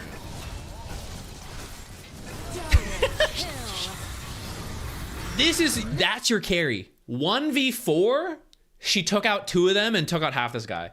So that's why I just need her in the front, and they will be forced to jump her, or they have to do some like really long wraparound, which would take like 10 extra seconds. And we saw I only needed like 10 seconds to finish the game. So like they would have faced a lot of time pressure to do that wraparound.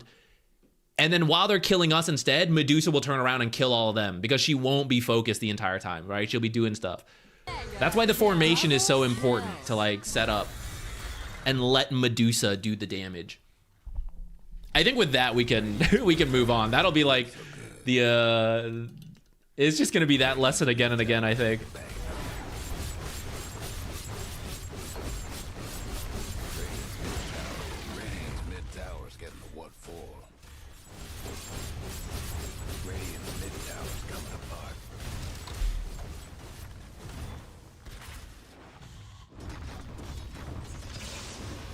Creeps are doing it. Creeps are focused gamers.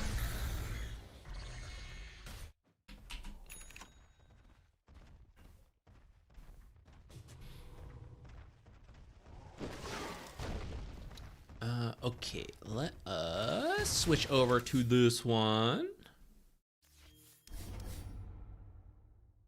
Can Medusa solo Roshan with Manta Butterfly? It's like doable, but it's slow. With a little bit of help, it'll go a lot faster. Let's hope we can get this one. Sometimes it's like pretty close. It looks like it's happening.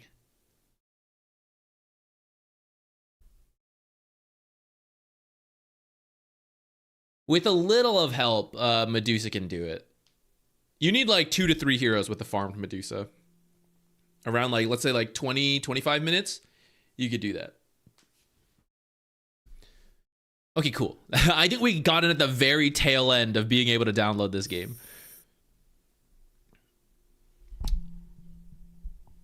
Are you playing the Wyvern here?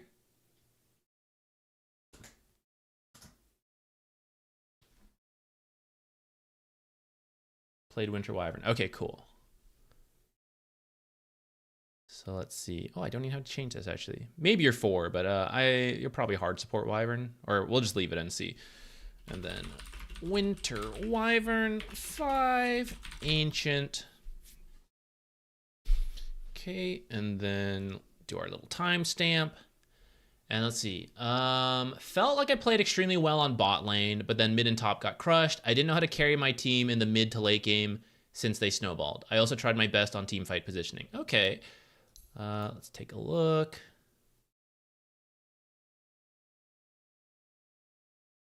Looks like your Drow's not too farmed either, though. Although relative to who is their offlane? Oh, hold on, let's hop in. It's easy to see here. Dire up.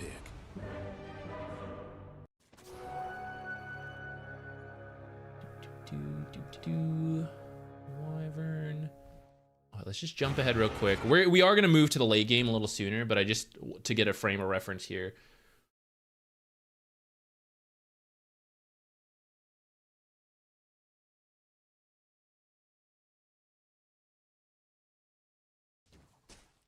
Mega kill. Okay, at this point, it's okay. Though it looks like Kunkka is farming well, too. Dire's mid towers haven't. Need 2 Wraith Bands? This is affected by armor again, right? I think it is. It used to not be, and I think it is affected now. I guess in that sense, maybe it is okay. I kind of don't think she needs the Wraith Bands, though, because besides the Tidebringer, they shouldn't easily harass a Drow, and then Wyvern should just, like, heal her up. Anyways, we're gonna jump ahead to, like, the late game like we were talking about, but, just a thought.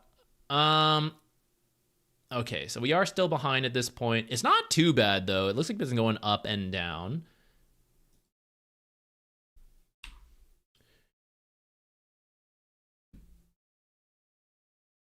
Okay, Slark is kind of popping off. Scary guy. We have the Blink. The Glimmer. Glimmer is okay, though. I wonder if you would have been better served by a Solar Crest, because it's really good for Drow. And their magic damage... I guess their magic damage is good, too, though.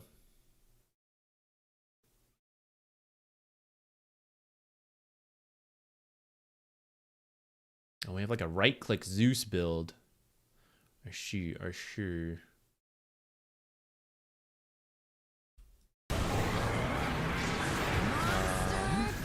Hold on, wait. This is it's kind of a big fight. So what's going on here?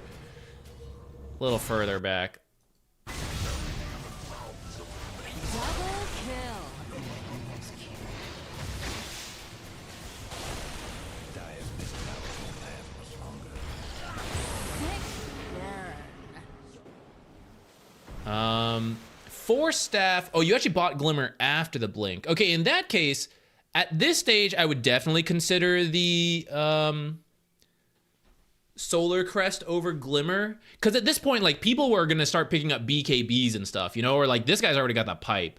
So I feel like magic damage-wise, you're kind of covered.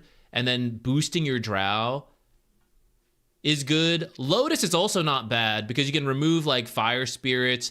You can reflect some stuff, especially like Soulbind, and then like the double ults are gonna come out. Can be good. I think it's okay to like push Lotus off a little bit though and buy like one more item. I don't really mind the Glimmer. This kind of like nitpick. Force Staff could also be good to like keep positioning. I know they have like X and stuff, which is a bit of a pain, but it could still be useful. Especially like this Slark is doing really well. So the more you can avoid the Slark, the better. I know the Pounce, like you can't get out of anymore, but like you could dodge the Pounce potentially when you see it coming.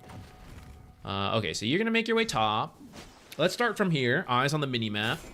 So we are looking for a good opportunity. We need good fights. I'm very worried about Slark at this point, but everyone else is like kind of close. And even Slark should be killable with the right setup, which is hard because like it's Stomp and a Silence is what you guys have. Someone might need to work towards a Hex.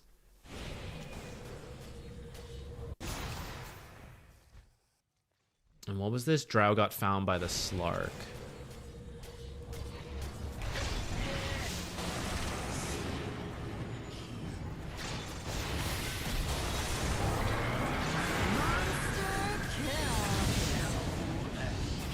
I think if you... Did you have the ult a little sooner?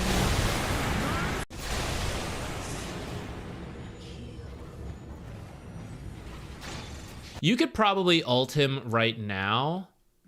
Let Drow get to the high ground, and then like this teleport would finish and Centaur would get close. I think ulting right now is okay.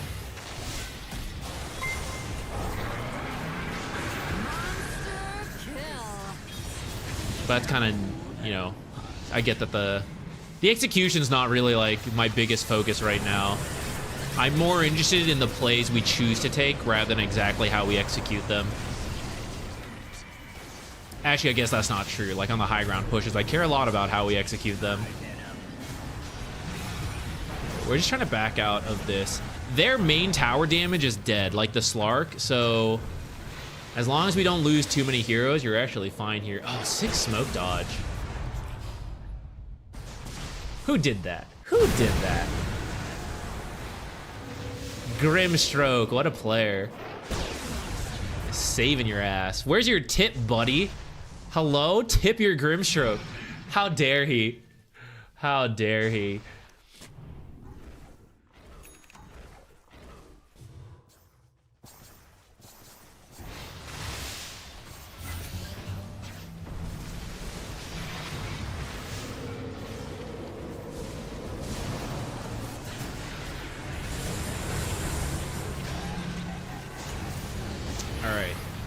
This one. Let's go back here.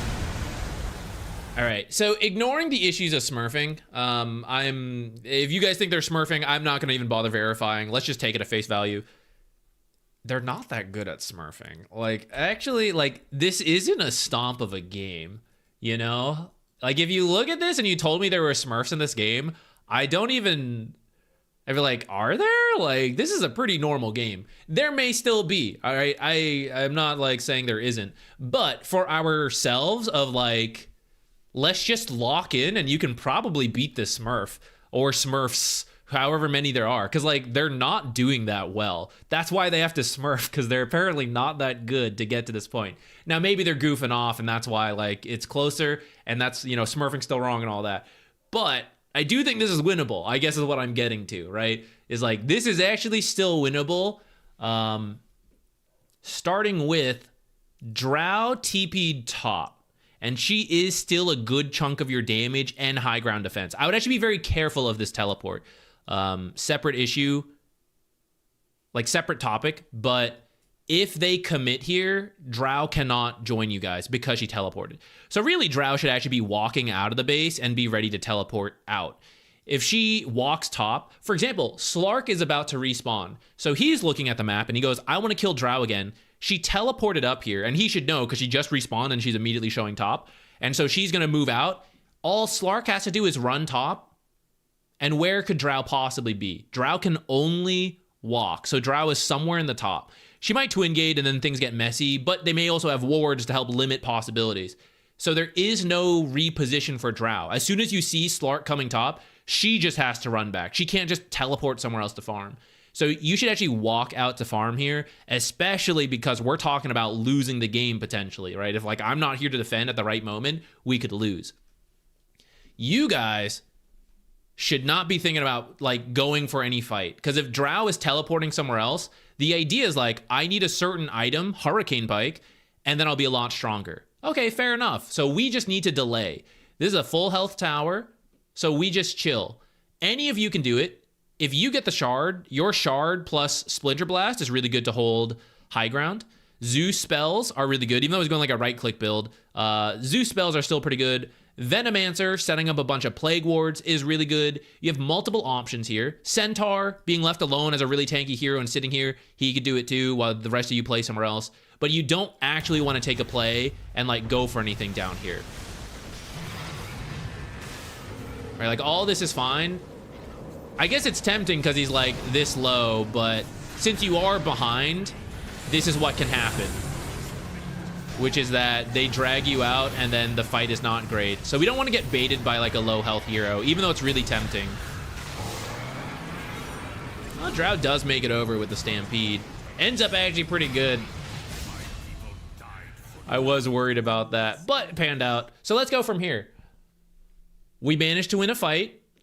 Slark is still doing really well. Can we kill Slark with the 4 of us? Maybe. I would say to do it, you probably need to blink Winter's Curse. Because Winter's Curse can't be dispelled, so even if he reacts with the Dark Pact, you can then stomp after the Dark Pact. Now, I know it's going to be a reduced time, but I'm pretty sure it's enough. Even at half duration, right? 2 seconds, yeah. So Dark Pact should go, and then you can stun and silence after Dark Pact ends. And even if it ends, the Dark Pact will go, and then it's on cooldown. So then you can stomp and silence and all that stuff after that. You can maybe try to get him here. If you also just want to farm, because you don't think you can get him, that's fine. Some of you push out bottom. You can then twin gate out. You need to stay together, though, because Slark can one-on-one and possibly one-on-2 people. If you scatter too much, you'll risk being killed by Slark. But if you move as a team through bottom, there is a lot of farm to be had. You can deward as you go, and then that's fine. You can especially like move towards Roshan as well. And if they don't buy back, you guys should get Rosh right here. Like 4 of you go to Rosh.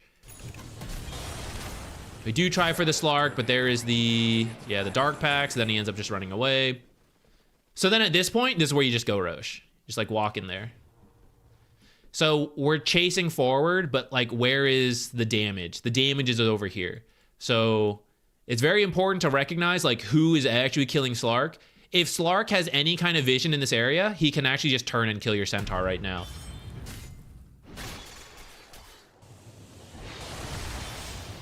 Which is kind of what's happening. And then because we dilly-dallied and we chased a Slark a little bit too long, we lost our chance for Roshan. To paint the picture of what Roshan means to you guys, it's not that I expect you guys to try to end the game with Aegis or to like take all these towers. It's to stop them from doing Aegis and ending the game with it. If you take Rosh and then play safe and smart, you have bought yourselves 10 minutes of time. And you're actually pretty close at this point. 3K gold lead is actually already really close. But let's say it was still like that 8K, 10K mark. If you buy 10 minutes, and rather than being 10K down at 30 minutes, you're 10K down at 40 minutes, it doesn't mean that much at that point. So Roshan, getting Roshan for yourself is a delay tactic to drag this game out further.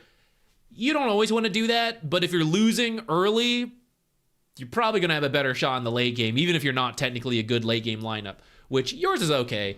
But I think you guys got a little too focused on that Slark, and then we've missed this window. They should do it now, and then they could maybe be looking to end the game with that Aegis. You guys are all retreating a little bit too much here. Or it's fine to retreat as they respawn, but you still want to get a lot of farm at this point. You have some wards up here. Whoever is your most survivable hero can make their way up here. And funny enough, with Blink Glimmer, it's maybe you, because the others are not going to have the easiest time getting away from Slark. But you actually have the best shot. So someone like makes their way up here to farm this stuff. Everyone else like scatter this way, get ready for lanes. Someone can head bottom. Slark is here, so Slark could be going down here. So whoever's dealing with bottom has to do it like this, which could also be you. If you guys want to cut through this way, you need multiple heroes to not die to Slark. But you see at the end of that fight where you guys killed like 4 heroes, what did we actually get for that if we go back in time, right? Like, did 4 of our heroes farm? Did we get a major objective? We actually ended up just chasing Slark and getting a single creep wave this entire time. Maybe a second creep wave coming up here. Right? So for a full team wipe, we got 2 creep waves, which is actually atrocious if you think about it, right? For having a minute of free time and you, between 4 heroes, get 1 creep wave, Slark matched it. So there was actually no gain in that death time. That's why it's really important to quickly call, like, can you kill Slark? If you can, fantastic. If you can't, then something else is going to be more worth your time. Roshan, farming, multiple lanes, whatever.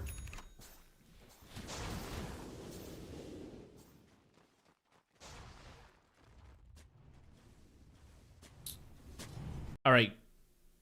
This, boom, let's get Phoenix. Let's try.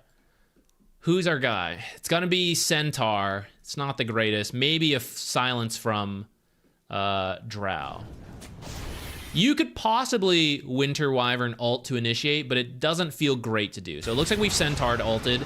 Drow wasn't there yet, so now we have to land the silence out of Yule's. So we've jumped a little bit too soon. It looks like it's still working out, but be a little careful on the jump. Make sure Drow is close enough. Okay, Zeus ult. I hope you guys were watching. 2, and then Slark. So we know where all 4 heroes are now. 33-51.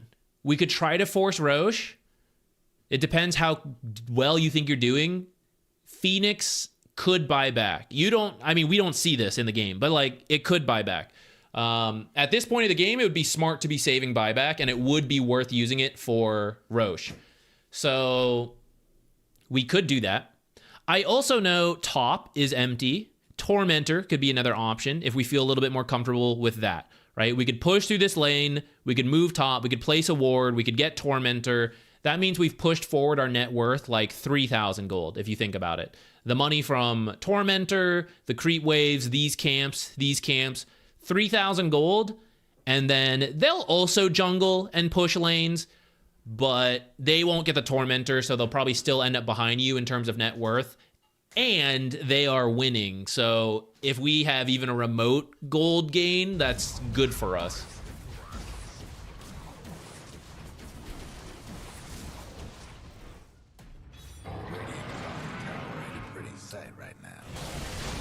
Much like earlier when I talked about in the previous replays, who's our power hero? Funny enough, it's Drow again. We went Drow, Medusa, Drow. The point is, Drow is our power hero. If she is not involved in the jump, it's probably a waste of time.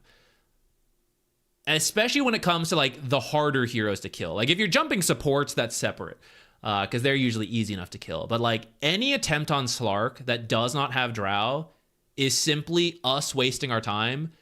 Or worse, severely risking ourselves, right? Because Slark might actually just kill us, especially if they know where Drow is, which Drow's actually TPing back to deal with creeps. So from our perspective, someone must make the call. Everyone fall back. All of you are in danger. If they know where you are and you guys just attempted Slark, they can all rush top and Drow won't be there. And they'll have a good fight. So we all need to be very careful. It looks like you guys are going to the Drow. Kind of going through in a dangerous area, though. What if they have warded here? What if they warded here? What if they warded, like, any number of spots, right? We're moving through vision. Potential vision. No smoke. So much safer move would have been to, like, fall back here, reconnect with Drow, if you're trying to make a play.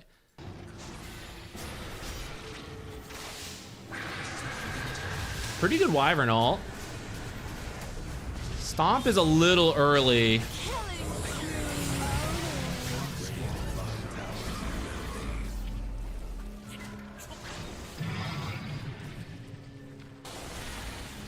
I think you guys should actually just be fighting. I think there's a little bit too much panic retreating going on. Okay, we're still doing it. It's fine. Yeah. Ah, damn. Pretty good. I was worried you guys were going to retreat and lose a fight that you were supposed to win, but that worked out. You need to capitalize on this, right? Like, Slark is dead for 77 seconds. So Roshan is number 1. Again, second opportunity to do Roche. It's going to move, unfortunately. And to finish it before it moves will be a little hard for you guys. That is okay. 30 seconds to move. Slark will still be dead for 30 seconds by the time it gets to this pit. So we have 40 seconds to do whatever that doesn't risk our lives. And when Roche is here, you have to do Roche and force him to buy back to defend it, or guarantee we have 10 more minutes of game time by taking this Aegis. This is the most important thing for us to get. We cannot get distracted and give this up. Let's see what we do. Supports can deward, cores can push stuff out. Slark is one of the ones that died. I was worried about him 1v1ing us. I'm not worried about Kunkka 1v1ing us or Grimstroke 1v1ing us. And maybe the supports I would be a little scared of. So right now, let's highlight some issues. You and Centaur are doing the same thing. So between the two of you, we're wasting half of our time, right? You could one-shot creep waves with like Splinter Blast, a couple Splinter Blasts if you have the... oh, you do have the shard. Couple Splinter Blasts, you one-shot creep waves. This guy one-shots creep waves. Why are we both one-shotting the same creep wave? You could get twice the amount of farm if you are jungling or he is jungling. So one of you pushes this lane, but both of you do not push this lane. As a support, you should probably be doing the dewarding and warding right now more than farming. Unless you're really close to a key item and you're like, hey, please let me finish this and then we win the fights from here. That's okay. But otherwise, you should be dewarding and warding right now, because I've been too scared to do that in a lot of situations. But now this guy in particular is dead, and so is a lot of the others. So I feel very safe to move around. Venomancer is moving up, and so he is doing some of it. So I'm okay with what Venomancer's doing. Zeus is pushing a lane. I'm okay with that. I am getting a little scared, though, because 3 heroes could kill somebody, and we just showed 2 heroes down here. If there is any vision to see that Drow, Venomancer, and Zeus are a little bit apart, the 3 remaining heroes can X-Boat combo kill any of these guys, or at least force a lot of like responses.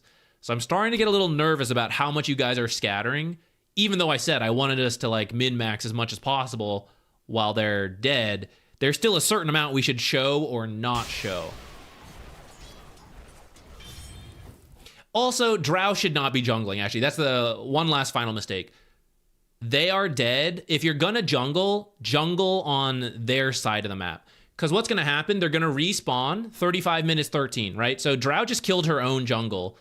You guys are gonna push up, and then you're gonna get scared as they respawn. You're gonna come back, and there's not gonna be anything to farm because you already farmed it. You need to go do the more aggressive stuff first. You need to be pushing in here, stealing their farm, taking a tower, and then as they respawn and you get scared, you retreat back. And they respawn, and there's nothing to farm because you already farmed it.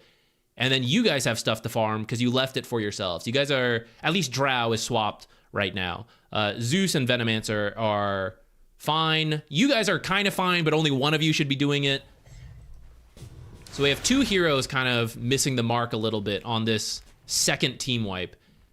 But it does look like the most important thing was Roche, and I think you guys are here for it. So that's good. I'm kind of okay with this, but you're going to lose this really quick. And actually, they shouldn't even be able to contest this. If you have buyback and your teleport available, damn, you're really close to it. I would just risk your life. I would just, like, stand up here and die. But I guess it's okay. You also have a Venomancer, so really he should just, like, Plague Ward this stuff. Someone should have been the Smoke Breaker there, though. One of the supports. And probably it should have been Venomancer because you have the ult. All right, so we have Aegis. It doesn't mean... you guys don't know, like, what the state of the game is.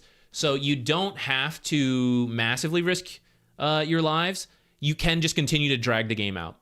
However, I see 3 heroes showing right now. So if you guys have a smoke and just want to go for any target, it's fine. It doesn't matter what target.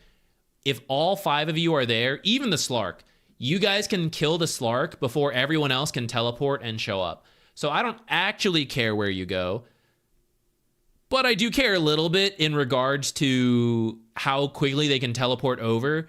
Slark is probably your best bet. He is hard to kill. If you initiate with Wyvern ult, you can do it, I think.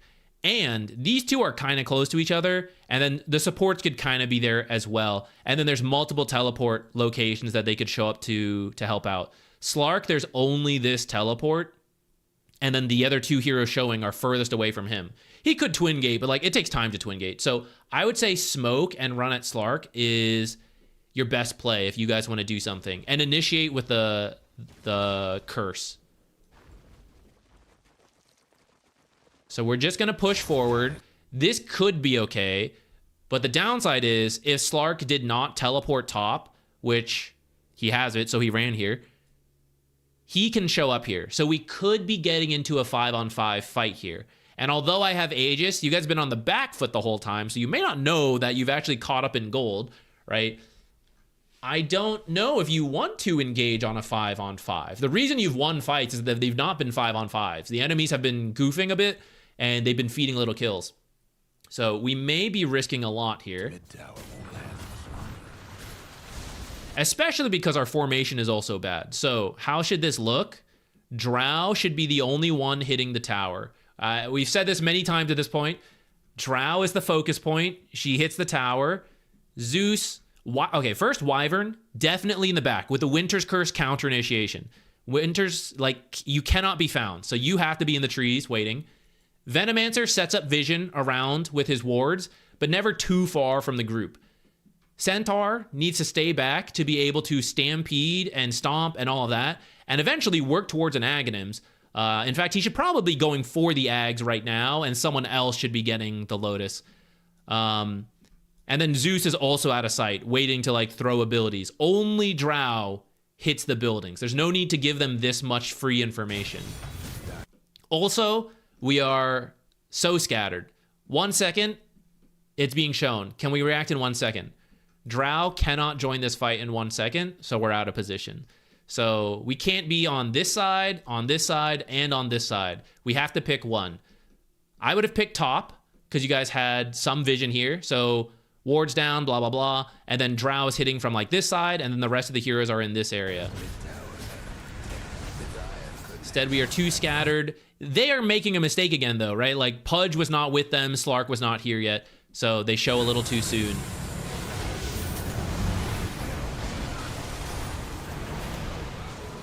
You see how Drow is not feeling comfortable to just attack on her own, and she's being dragged around? This means our most powerful hero, like, where is everyone else? We're all scattered, right? This is the hero we have to enable. So we have to position around Drow Ranger.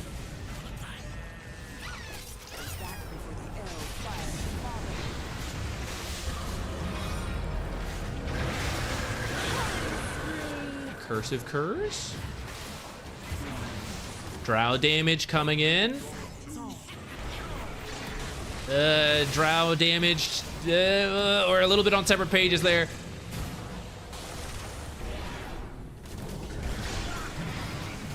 You gotta force staff her a little bit sooner there. All right, so this was a very winnable fight, but you guys got really scattered and didn't enable Drow to just be able to sit and auto attack. She was constantly being ran at, and at the same time, you guys, I understand you're getting chased by Slark, so it's like scary, but that's why like the positioning of it's really important, so that he can't be disrupting all three of you at the same time, and then Drow is on her own.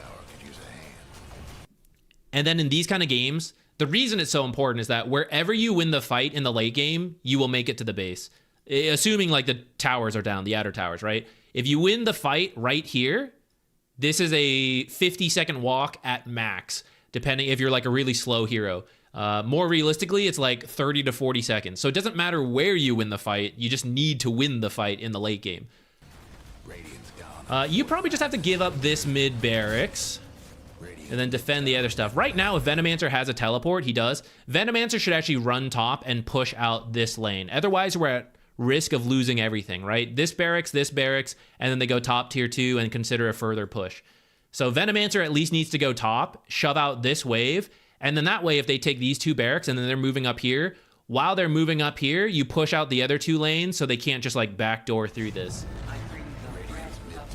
We're gonna buy back, but you actually don't have Drow. I actually think you can just save your buyback. Notice like we're throwing spells, but it's not stopping them.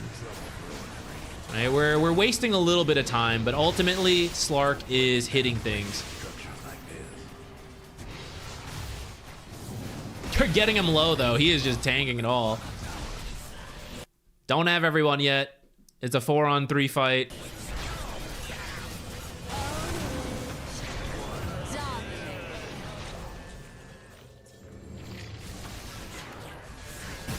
Pudge hooks.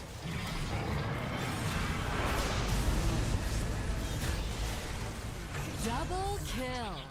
Oh, that's so dicey. All right, you guys just needed to wait like 5 more seconds, and then you could have had a cleaner fight. We do have 4-on-3 again, though. Now Aegis is down, so now it's a little weird of like, okay, what do we go for? Especially because they could buy back. If you push high ground, they could buy back and get you. I would say Tormentor is pretty safe.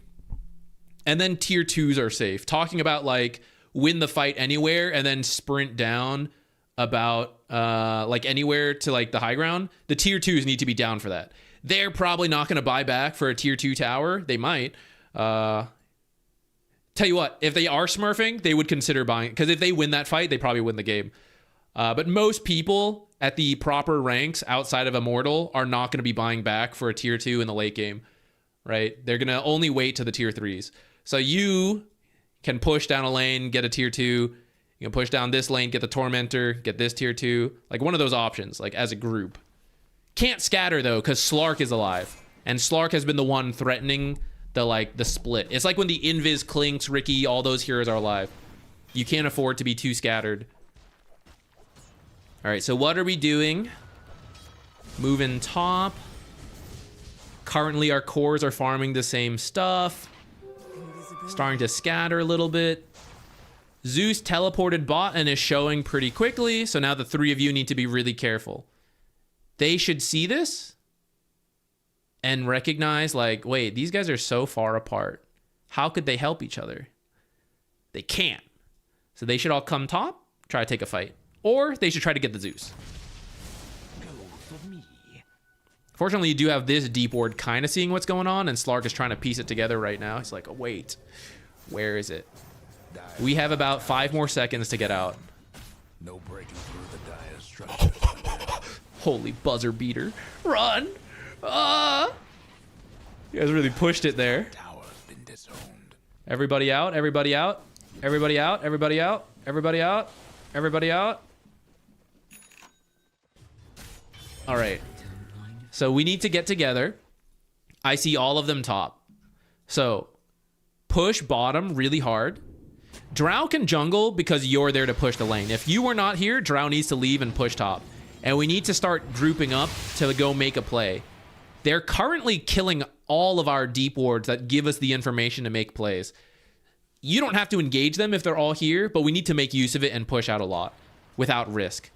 Centaur's got to be really careful. Oh my god. They de-warded here earlier. There could be a ward now. Okay, so now you see how you guys are leaving a little too soon? So like they're still up here. Oh, Zach, what if they twin gated? I'm not so sure. So scan the twin gate. Right? If you scan the twin gate and then Wyvern stands here, Drow is free to continue playing bottom because Wyvern will see this, activate, and then she'll blink, glimmer, teleport home. Drow continues to farm. If they're running through here, well, we're letting the creeps go first and we're like farming back. And we'll also give it the right amount of time. So we kind of stopped farming bottom as much as we could because you guys got a little scared. But not scared enough because you're still actually scattered in aggressive positions. So you're only a little bit scared. Winter's Curse in the late game is probably not enough to get a kill because Slark... Certain carries can kill their teammates in a single Winter's Curse. Slark is actually not one of them because Slark needs to build up a lot of stacks. Once he's built up a lot, then he can kill people. But to actually start with the Winter's Curse on a Slark, or like Slark hitting someone, he usually can't do it. And then the rest of his team is also actually not very good at it. So this is a game where Winter's Curse is really good to initiate or counter-initiate by time, but it's not strictly about like trying to get kills. In this case, you're like trying to save Venomancer, but the bigger mistake is like you and Venomancer should not have been in that area. It should have been further out, and then we could save these abilities. And then once Venomancer's caught, you just gotta let him die, because like you might save him, but then what? They'll just chase forward and kill him afterwards, like a few seconds later. Okay, Centaur's on the right page, right? We cannot fight top, sacrifice this tower, push out the other lanes, and jungle everywhere else as much as possible. They're scattering a little bit.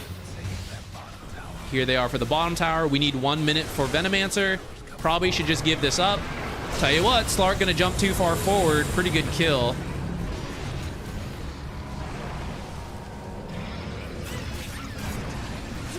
Oh, that was scary. Hold on, wait, what were we doing in that time? Someone on your team needs to make the call a little cleaner about like kill the egg or not. Some of you are hitting the egg and some of you aren't. Maybe actually, okay, maybe your Q ended. You were trying to get there. I missed that.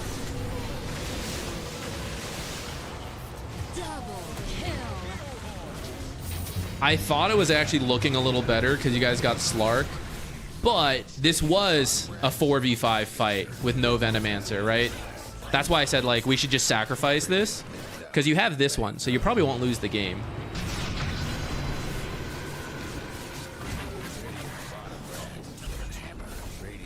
So a couple instances here for you guys where you're not capitalizing on winning big fights, or you aren't properly resetting. Like you're really close to having your full strength again, but then you go a little bit too soon.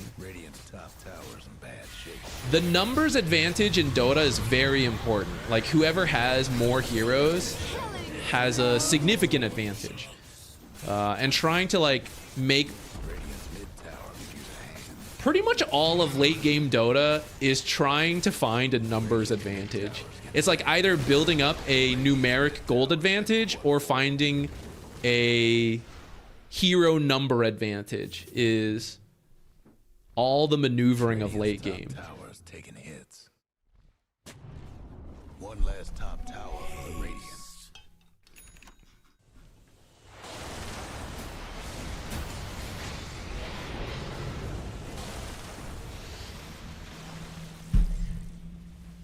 Okay, I gonna refill my water.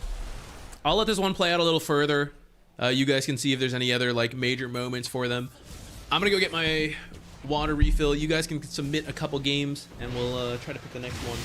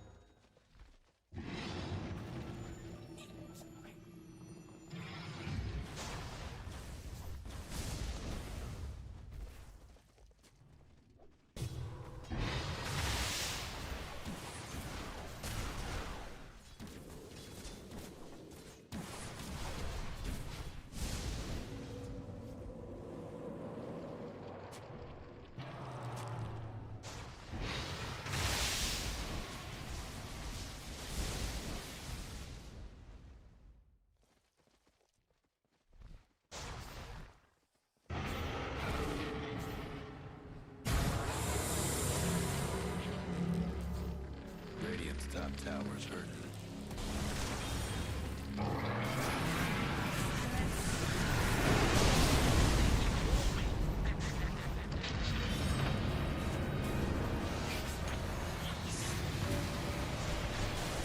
Radiant's top tower is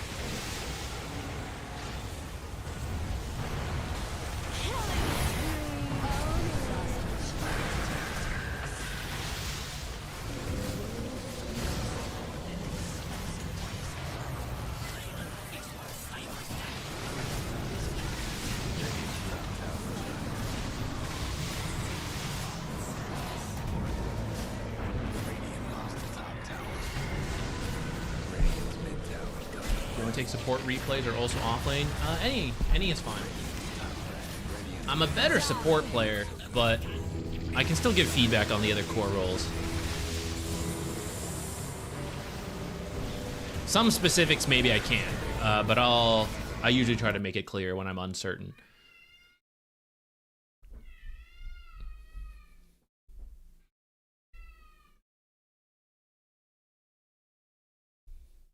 No problem, Corbin. I hope that was helpful. Hope there was anything to learn there.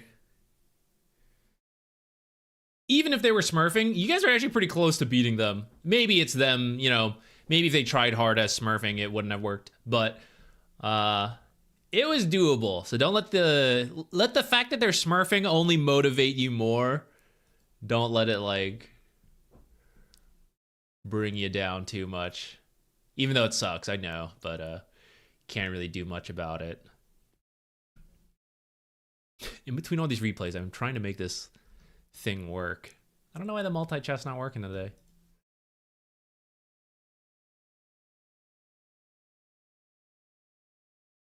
Trade one thing for another. Get the timestamp plugin working again. Lose the multi-chat. Oh, Kanisi, I see you sent something in. I'm gonna do the others. I'm gonna do this one first since we already started it. But we'll do yours after.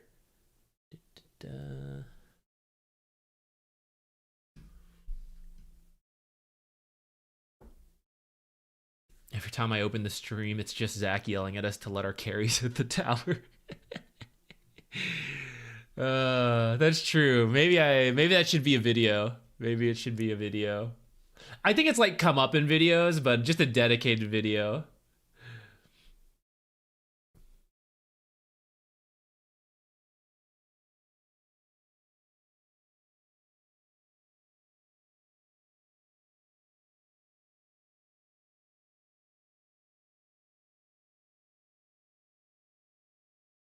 Do shorts. I am iffy on it. So first, working in short form, I've done a little bit. Hello, Dota?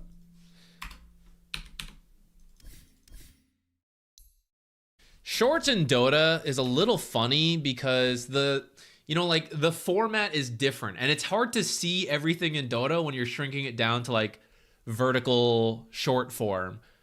So that part's a little strange. My shoe, you're getting screwed here. Dota is resisting your replay. All right, we'll reset. Let's see. Working in the format is a little tricky, but it's kind of doable. The other issue, though, is that the YouTube algorithm is constantly changing.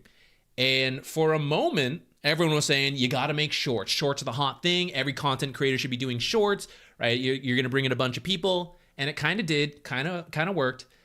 Now, there's a lot of discussion that making shorts has killed long-form content channels because the people who watch shorts are very separate from the people who watch long-form content. There is some overlap, but a lot of the time, they're actually separate audiences. So now your channel sometimes makes shorts, sometimes makes long-form video. YouTube tries to show it to everyone, and like all of your videos, half the time, your own subscribers don't even want to watch because the short subscribers don't want to watch long-form subscribers don't want to watch the shorts. It instantly kills your stuff on the YouTube algorithm. They're like, oh, the subscribers don't even like the video. Like, what's the point of showing it anywhere? So now I've seen a lot of people saying like making shorts has ended up killing their channel. And I'm kind of glad I never made too many because I don't even like working with them, but maybe it's good I didn't. All right, I'm sorry, my shoe. Dota hated your replay. It would not search it, but it is searching another one. I don't know what that was about. If you have another one, maybe we can try it next time. Instead, I guess we'll do this one first. The what did I even pull this from? Windranger position 4. Okay, give me 1 second. Let me type this up. Windranger 4. What rank is this? Crusader. Mix it up. We actually had several higher ranked games in a row. Time to mix it up.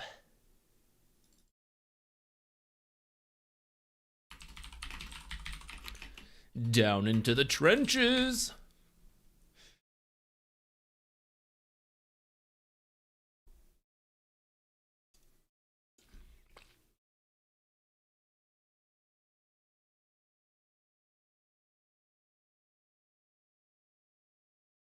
Did you miss a digit on the match ID? I think I copied everything. Maybe my shoe. I don't know. Were your digits all there? We can try that as well. But actually, even if we missed a digit, it should still search. Dota should still search, and it should show some game from like a decade ago if we're cutting off a digit, right? It should show a really old game, but it should still like search. It wasn't even letting me try to search, which was weird. I hadn't had that in a while. Anyways, for now, fate has decided the position 4 Windranger game is what we're gonna take a look at. Feel like even if I did build pure support items, I could not have had enough impact to change the results of the game. Would appreciate any advice you give. Okay, I don't mind some like, we're going in real early on it. As talked about before on previous days, I don't mind a little bit of experimentation, a little bit of flexibility. This looks like some pretty greedy position 4, I'm not gonna lie. But as long as you are like genuinely trying, you think it's like, I really believe in this and I'm gonna do my best to support and like play this greedy way, I'm up for it. I will critique where I see possible. I know some people say like instantly this is griefing, this is bad, but I'm pretty open to it. Like I do think position 4s can go pretty damage oriented and you have like utility in other ways. It's just kind of like iffy in pub games sometimes because there's not a lot of adjustment. But anyways, let's take a look. It's pretty even as we get to about 30 minutes. It looks like it was a pretty even game for a lot of it. And actually, in this window, looks like it's gonna fall apart. So perfect. We're gonna see what led to it. Can't help but notice Roshan happens here, guys. Could happen pretty early this game. Actually, there's a pretty doable early Rosh. Don't underestimate the power of Rosh.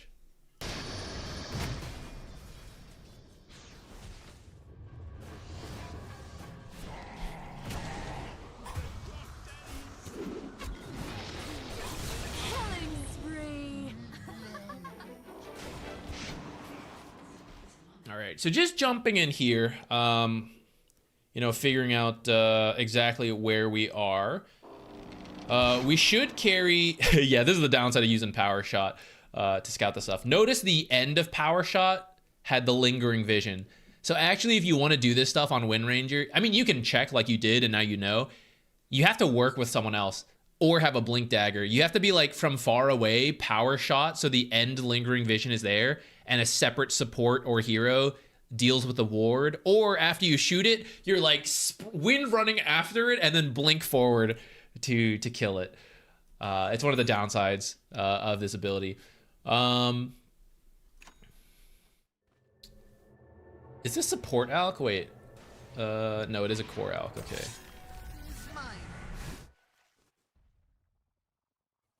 All right. Radiant bottom tower ain't a pretty sight, right? I think you actually could, separate topic, you already brought it up. You could do a regular support build and actually have a lot of impact this game. I think Solar Crest is godly here, and I actually would recommend this for the future. Separate topic. This is not flame, but like anytime Alchemist is in your game, Huskar, Viper's doing really well, you don't usually need more damage. You need to like lean into them. Meepo, he's another one. Lone Druid, except he's in like this super bizarro state, right? They're like momentum heroes who are meant to have a good time. So rather than try to build up your own damage along with them, you just like multiply their exponential start, right? For being this powerful early game hero. You then throw extra barriers, extra boosts on them. That's usually the like correct way to play, and is what I would recommend here. So that aside, the whole point of playing these heroes in pubs like Windranger support is that you could flex the damage as needed, and maybe you misidentify. That's fine. We're here for the late game to talk about different plays to be made and all that stuff. If you see them scattered, you could look for a play. Even though part of the value of like support Windranger building like this is for like solo kills, it would still be easier to have a teammate with you. I would recommend having a smoke backpacked so that as you see them scattered, you could smoke over, get a kill. I see a couple glimmer, so I would carry dust and either swap out this raindrop or the bracer or the sentry. Like if you finish warding and all that, you can put your dust in there. I would recommend that. This sentry, shift a little over to the left. I'll just nitpick the placements exactly. You see how you're doing 2 sentries to cover what? Well, technically, 1 sentry here would give you most of the coverage and would cover you for most pub games. There actually is some like high level, warding outside of that, which 2 sentries kind of covers. But I would actually then scatter it even further. I would still do like, I would do a sentry like right here, and then a sentry here to catch this last little corner. The issue with 1 sentry right here is that this ledge or this ledge actually goes uncovered. So you could put this one here and then a little to the right, and this one mostly to the left to look for lane wards, and then catch this little corner. Or do it higher to like check this area. Looking at the mini-map again, so Anti-Mage, Void Spirit. We could go stand behind this Alchemist.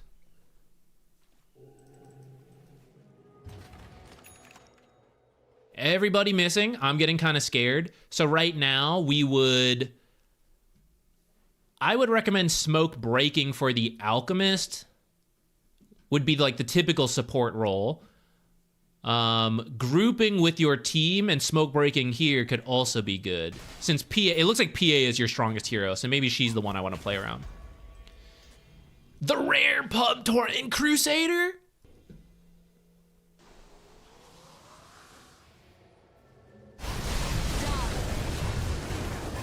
Alright, I'm gonna let this finish playing out, and then we're gonna swap back over.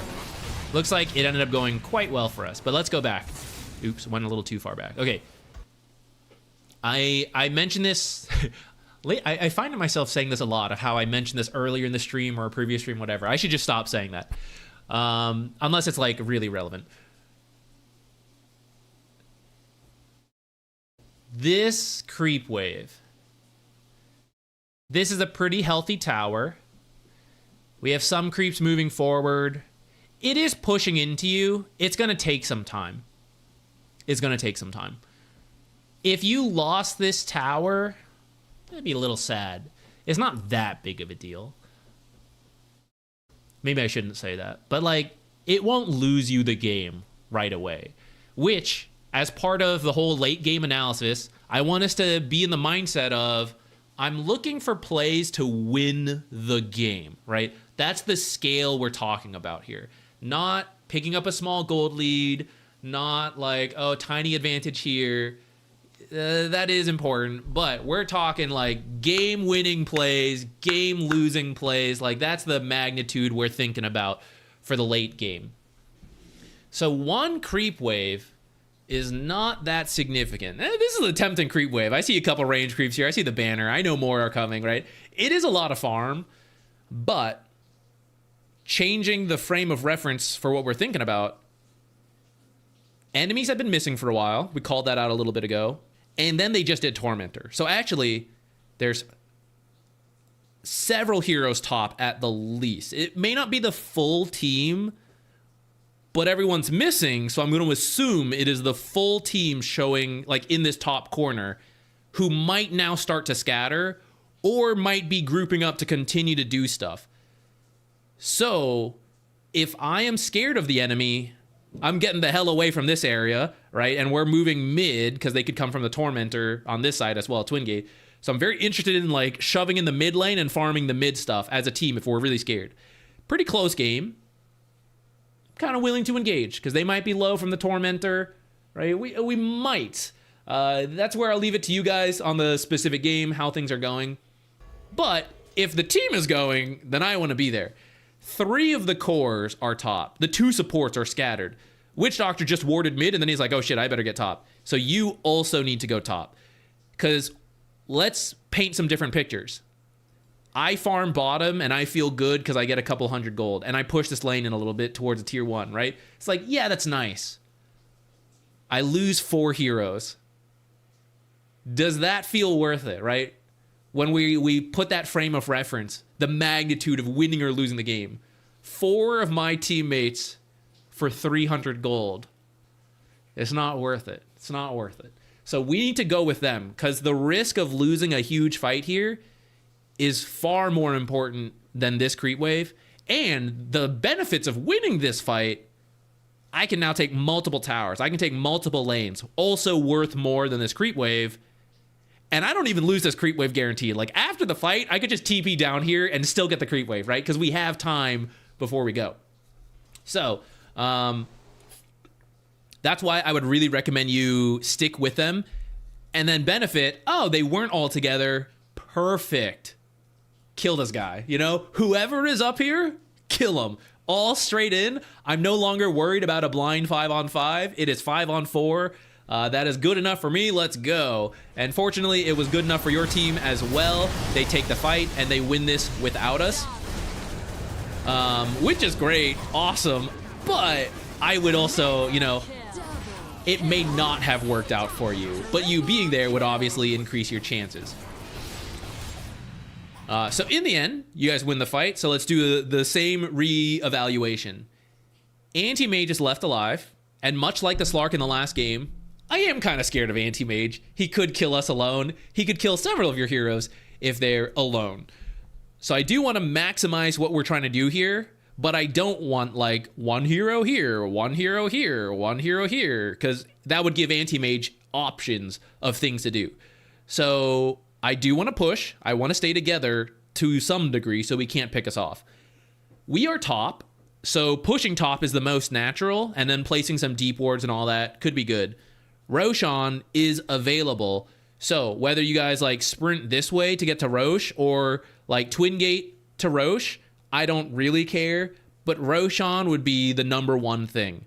It's a pub game, so I recognize it's probably not going to happen here, but you should at least call it out for your team. You should ping it, you should say it, and then if they ignore you, so be it. We'll do it again the next opportunity we get, but that is like the most important.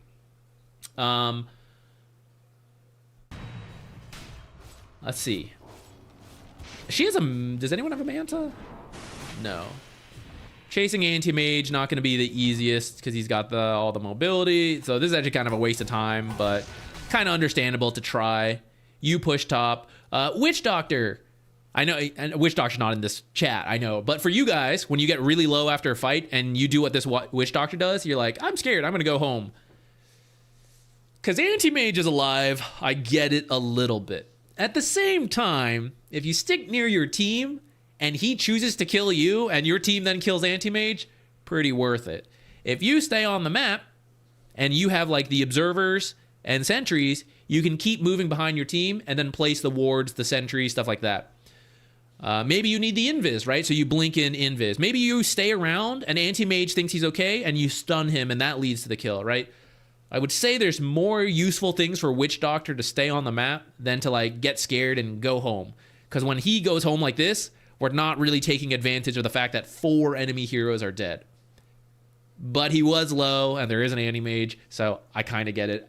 You know, if you felt you had to go back, I'd be okay. But I would challenge you guys to push your limits and to actually stick around. Like, just because your health gets low, unless you walk into a creep wave or into like jungle creeps, what will actually kill you? Radiant's bottom tower's seen better days. So despite the team wipe, notice what your team did. We like chased into the jungle for anti-mage and then left. Top lane is pushing off of earlier, so that's okay. But as everyone is respawning, we've all ended up on our own half of the map. Rather than like, you guys should be retreating now as a group. You guys should have like hung around here, farmed this stuff, and then begin retreating. And now Skywrath is up here. He's going to get this creep wave, and then there's no jungle farm for him, right? And then you guys are jungling here. That would have actually built a gold lead. We also could have gone Roche. You guys didn't head over in time. Well, maybe.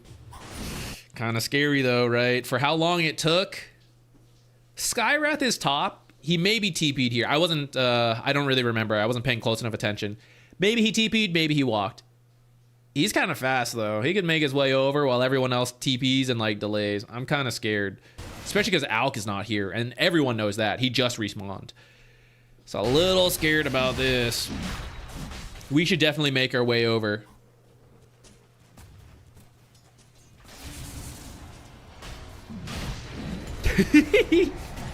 Definitely make your way over, right? Same thing from earlier. Frame of reference. A creep wave feels nice. Get Roche, lose heroes, not so nice. So we got to be here. We have to be here. Imagine a shackle shot on this guy. Might be the kill on the Void Spirit. Shackle shot, one more crit, your death, your kill shot. Could be the kill. So effectively, we got a creep wave and we did end up losing 3 heroes and Roche, I imagine 4 heroes it looks like, though he maybe could have gotten out.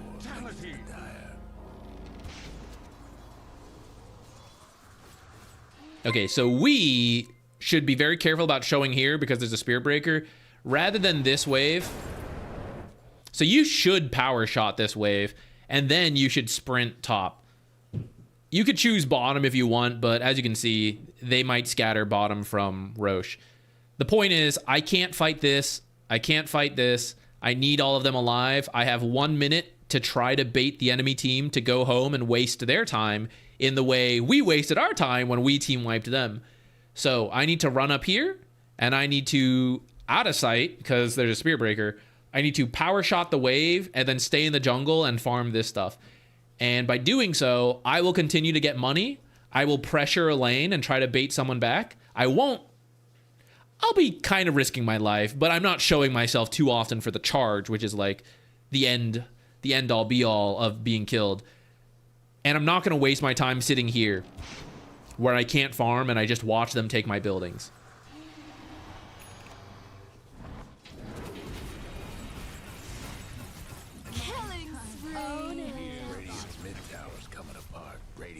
This is often what happens when we try to defend. This one had a Spirit Breaker to make it a little even more difficult. But a lot of people will do this. They'll like stand here thinking they're safe. But we're talking late game Dota. Like they'll dive here. They'll dive here. So like, look at Witch Doctor, right? So same deal. Now for a different hero. What is Witch Doctor going to do here? He can't do anything. He will only risk his life. There is no actual benefit. So he should go do something else, walk there, and then teleport over when the defense is actually happening. Support players like to stand around here thinking they're like staying close, and then you just get killed, right? There's no benefit to doing this. Unless there's probably some scenario where there is a benefit to it, but most of the time, it's usually just people risking their life for no real reason. Like this. He's starting to move back, right? Starting to move forward. Like, 24 anti-mage, 23,000, 11,000 Witch Doctor, level 15, right? We don't know where... Okay, Spirit Breaker went home, but he is a global charge. There's a Void Spirit, there's long-range spells, right? Like, why don't they just kill Witch Doctor? Oh, well, they'll be diving. Okay, so, like, there's 3 people dead, and Tidehunter just respawned, so he's over here, right? He's not even finished the respawn animation. This stuff is so insane, guys. Not just from support players. Core players do this too. A lot of people do it. Just give it up. Just lose. You lose the building. Now we're ravaging. Okay, we actually got a lich kill for that. That's actually not too bad. Holy shit, we might get anti-mage too. Oh, he had the Aegis. Oh shit. What a psycho. What are you doing in here? Oh, good old pub Dota. Good old pub Dota. All right, there were a lot. What I said stands, guys. That was not a witch doctor baiting 3 kills. Okay, that was not a witch doctor baiting that. That was a witch doctor making a mistake and then them making their own mistakes on top of it. Classic Crusader gaming. All right, let's get in here. 3 heroes dead. Let's get out. Shove it, right? But it doesn't need to be all the lanes because Skywrath Void could kill individual heroes. So as a team, go push 1 or 2 lanes, right? Like be in a chunk together. I don't want to see 3 different lanes off of this. You're going bottom. Dealing with this is fine, and then regroup. Who's my strongest hero? It's the Phantom Assassin. So let's go to her. Instead, we have 2 heroes here, 2 heroes here. Another one, guys. Just give up the buildings. Structures right now. Dyer's mid-tower. He knows his Void Spirit's here. Guys. Defense of the Ancient. The Ancient. The tier 2s are expendable. You don't have to die for them. You don't have to die for them.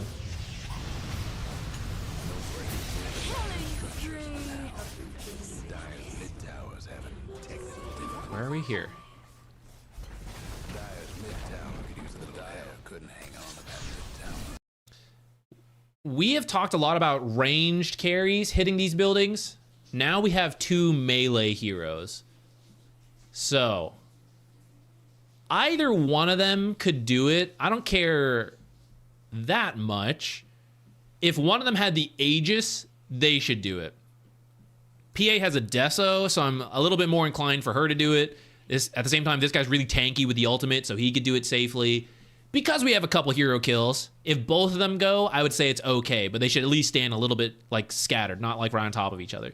If this was like a 5-on-5 siege, I would say probably the Alchemist or the PA with Aegis should do it, should like poke this. And then everyone would just stand in the back, right? Tide would wait for the Ravage, provide the auras, Witch Doctor's waiting for them to jump and overcommit so that he can get the, you know, the coconut bounce and then the massive Death Ward Maledict, all that stuff.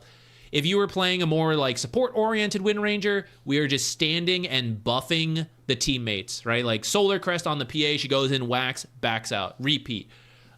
You power shot for vision.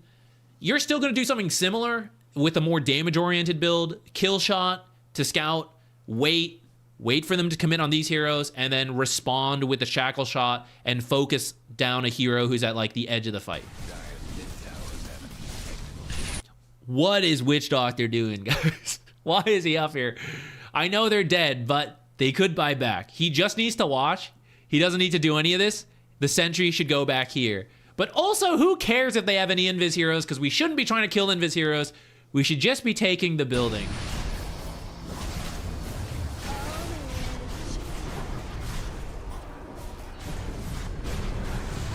Came back in for more bounces. Oh, God. Oh, God. They actually are holding. So that's why we don't risk it, right? It's like, I mean, will Lich really get all of us, right? Like, surely I could all walk up to hit the tier 3. And most of the time, that's probably right. But sometimes you get the most godly bounces in the world, followed by all the AoE spells, right? And that's why you just send the one guy in. You just send the 1, maybe 2 guys in.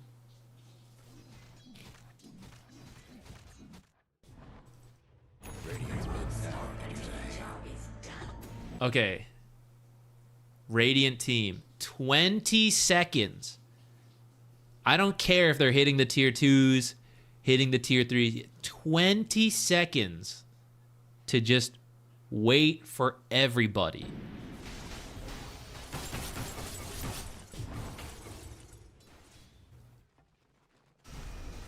Still moving around a little bit. Still moving around. Didn't know if they were all smoked, if they were looking. Only now do we see them scattered, but we were still risking it. So that is a big mistake. They didn't get punished for it this time. But you have seen it happen earlier, right? We've seen the supports get killed here, seen the supports like take huge risks, right? It's the same mistake. Sometimes it is punished, sometimes it is not.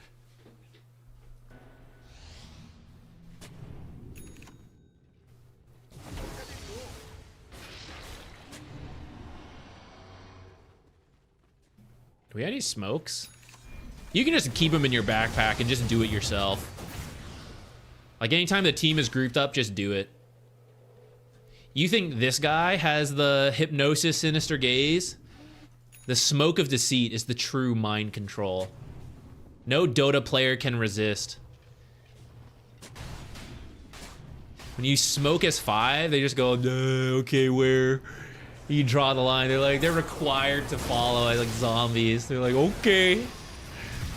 Unless there's a creep nearby, in which case they'll immediately hit the creep and break the smoke. What can you do? I see them scattered.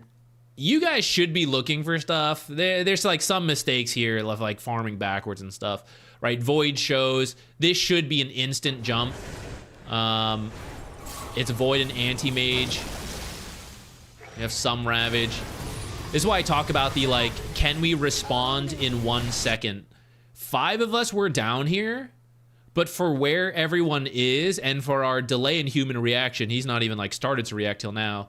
3 heroes have killed Witch Doctor and are now working on Tidehunter, even though 5 of us were down here. But we weren't close enough to do anything and help each other, which is a big miss on our part, because we actually should be the ones getting a really good fight here. All right, see Alchemist dying. In the meantime, we have to run mid, power shot this out, and then keep running top. Stay out of sight as much as possible. We can't get charged, and then multiple mobile heroes TP and connect on us. But we need to push out the other lanes, because once these guys finish killing Alchemist, they should grab this creep wave and then just go straight bottom. 25 Lamau couldn't be me. Happy New Year, Zach.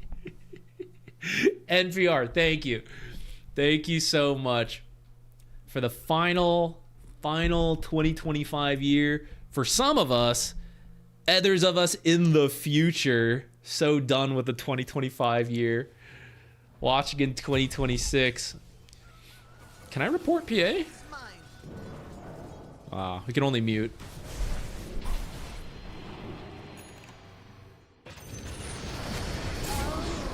That's psycho behavior, guys. This PA. Now I'm not one to highlight, you know, the use of inappropriate words, but there is a comedic irony to the PA saying what she just did, and then 2v5 doing this. I can't believe she got punished for that. Now notice they're over here, which is why I told you as the Alka's dying, they can't do multiple things, right? They're killing Alchemist. So while they're killing Alchemist, I need to deal with this. If I wait too long to deal with this, they are in this area and they will kill you. So we had to do this first and then keep running top. We didn't do that. So now look, they have bottom creep wave pushing in, they have mid creep wave pushing in, they have top creep wave pushing in. So now they can choose any lane to push. They can get the tier 2 into the megas, right? Especially with the PA being dead now 121 seconds.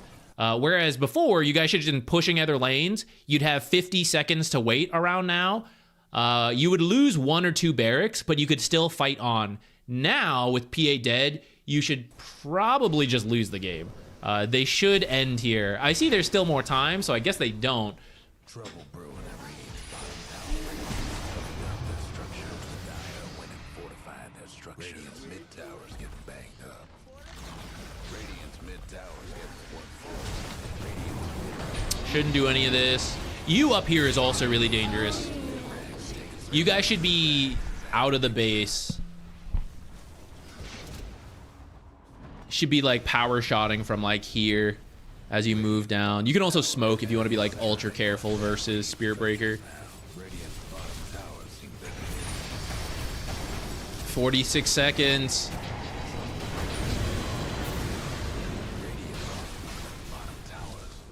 Mega kill. I know you guys are buying like some time by doing this, but if all you did was kill shot and nobody else did anything, we have 10 seconds on PA, right? They would have cleared out this stuff. If we assume they do this faster because our team didn't try to fight, let's say they've taken our tier 2 and they're getting ready to do the tier 3. So we could have taken a proper 5-on-5 for our last barracks. And if you win this and wipe them, the death timers are so long, you can make your way all the way down and like balance it out in the mid lane at least. You guys don't have the side lane, so you can't do more than that. Maybe you could threaten the end. But we don't even get that opportunity because we've been taking bad fights. Now PA is up, and we have to do this 4v5. It might work, as we've seen several, you know, several fights that shouldn't have worked out work out. Pray for good RNG.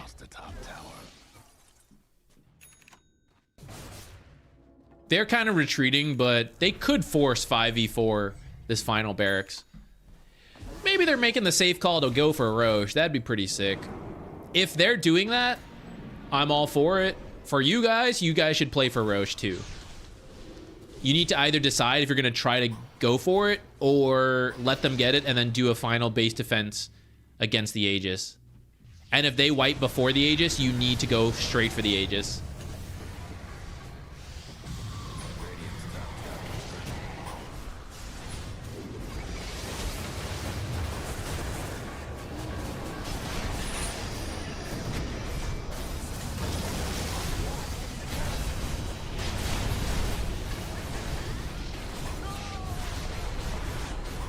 The bounces.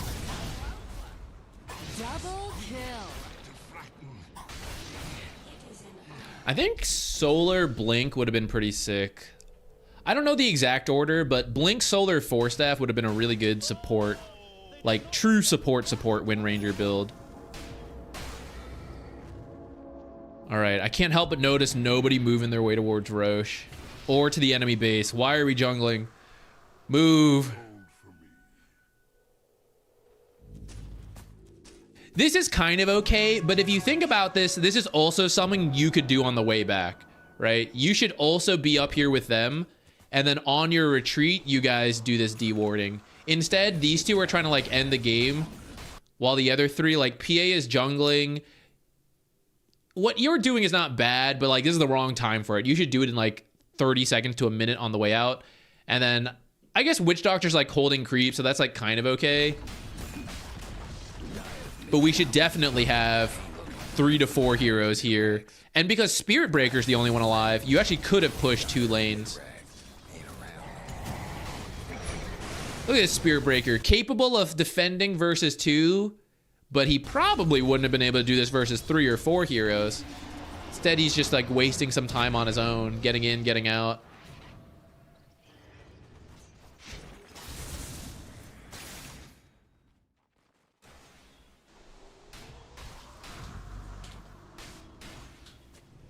All right, I think we're ready to move on to the next one since it's kind of been the same for a while now. But a lot of late game mistakes will be this way.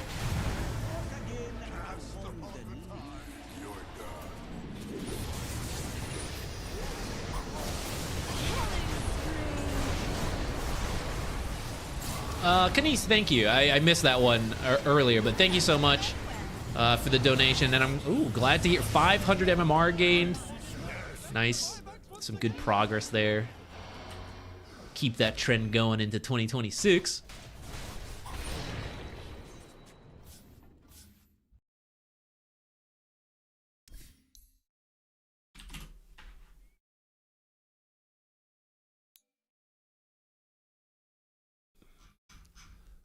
Download this one.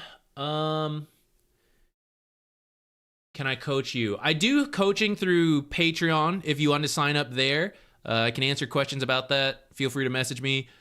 Otherwise, this kind of stream is pretty much the free version or the greatly reduced version, where Chat, it's not did like you I know you give can use a secret advice to the 35% discount coaching on bundle students. gifted subs in the next 2 days. I didn't know that, NPR. That is great to know. Thank you. If anyone needs that information. NPR underscore making use of that information. 1377 gifted a tier From 1 the year sub to Tommy 2026, NPR sharing some secret knowledge. NPR underscore 1377 gifted a tier 1 sub to I'll what? let this read out while I type this stuff. NPR underscore 1377 gifted a tier 1 sub to Maximanova. NPR underscore 1377 gifted a tier 1 sub to Rumor 45. NPR underscore 1377 gifted a tier 1 sub to GoatlickU. I've been sucked back into Age of Empires. I've been playing a little bit more again. Thank you so much, NPR. What was I saying? Oh yeah, it's not like I really give like secret information to the coaching students. It's a little bit more focused in a one-on-one setting. Well, I say a lot more focused. And I say there is like some extra value there, the discussion, all that. But I think a lot of what we cover in these replay streams is also still really good for improving and is free to watch. You don't even have to like donate or anything. Even if one of your games aren't picked, you're probably noticing a trend between a lot of the games. There's a lot of the same advice given over to multiple players because Dota has a lot of consistent trends, consistent mistakes, stuff like that. 2-year sub badge coming in 2026. Okay, I'll do it. I'll make it happen, NPR. I'm at 33 months, but 9-month badge. All right, I'll add that to my New Year's resolutions. I'll update the badges. Add in a couple more. I suck at AoE too. So many actions per minute. I'm not the greatest either, but it's just fun. It's very nostalgic to me. I enjoy the game.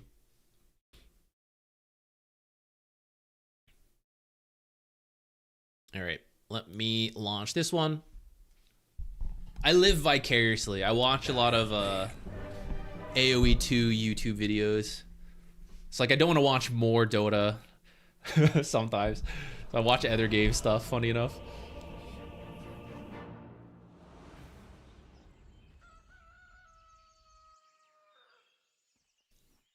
Where are we? Dawnbreaker. All right, and let's actually check where the graphs are. Okay, so we'll start a little earlier than usual. Technically, I would say this is more like mid-game, but it looks like this game ends, here anyways. And it's, clearly it's somewhere around here that things start to snowball out of control. So let's actually jump a little earlier than usual for late game, whatever. It's all fake anyways. We'll jump around here and see what happens, how to prevent this, and then maybe how to like recover once you end up in this space. Which is what, around 22-ish minutes? Go a little further. Yeah, still about 2K difference here.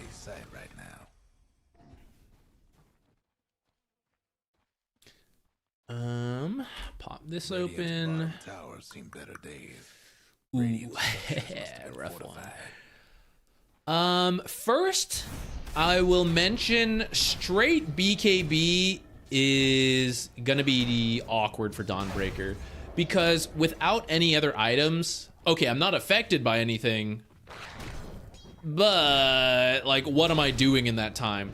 So usually an item, like first item BKB is actually quite rare. Usually you do another item first, if not 2 items. I would say this game, let's see, they got a lot of mobile heroes.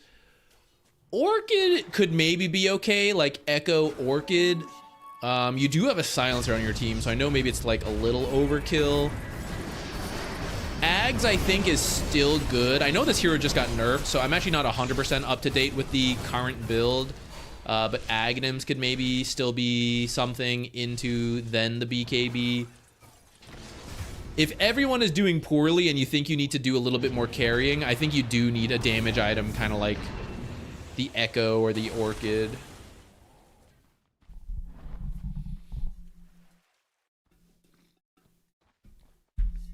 Oh, why would you guys do that to me?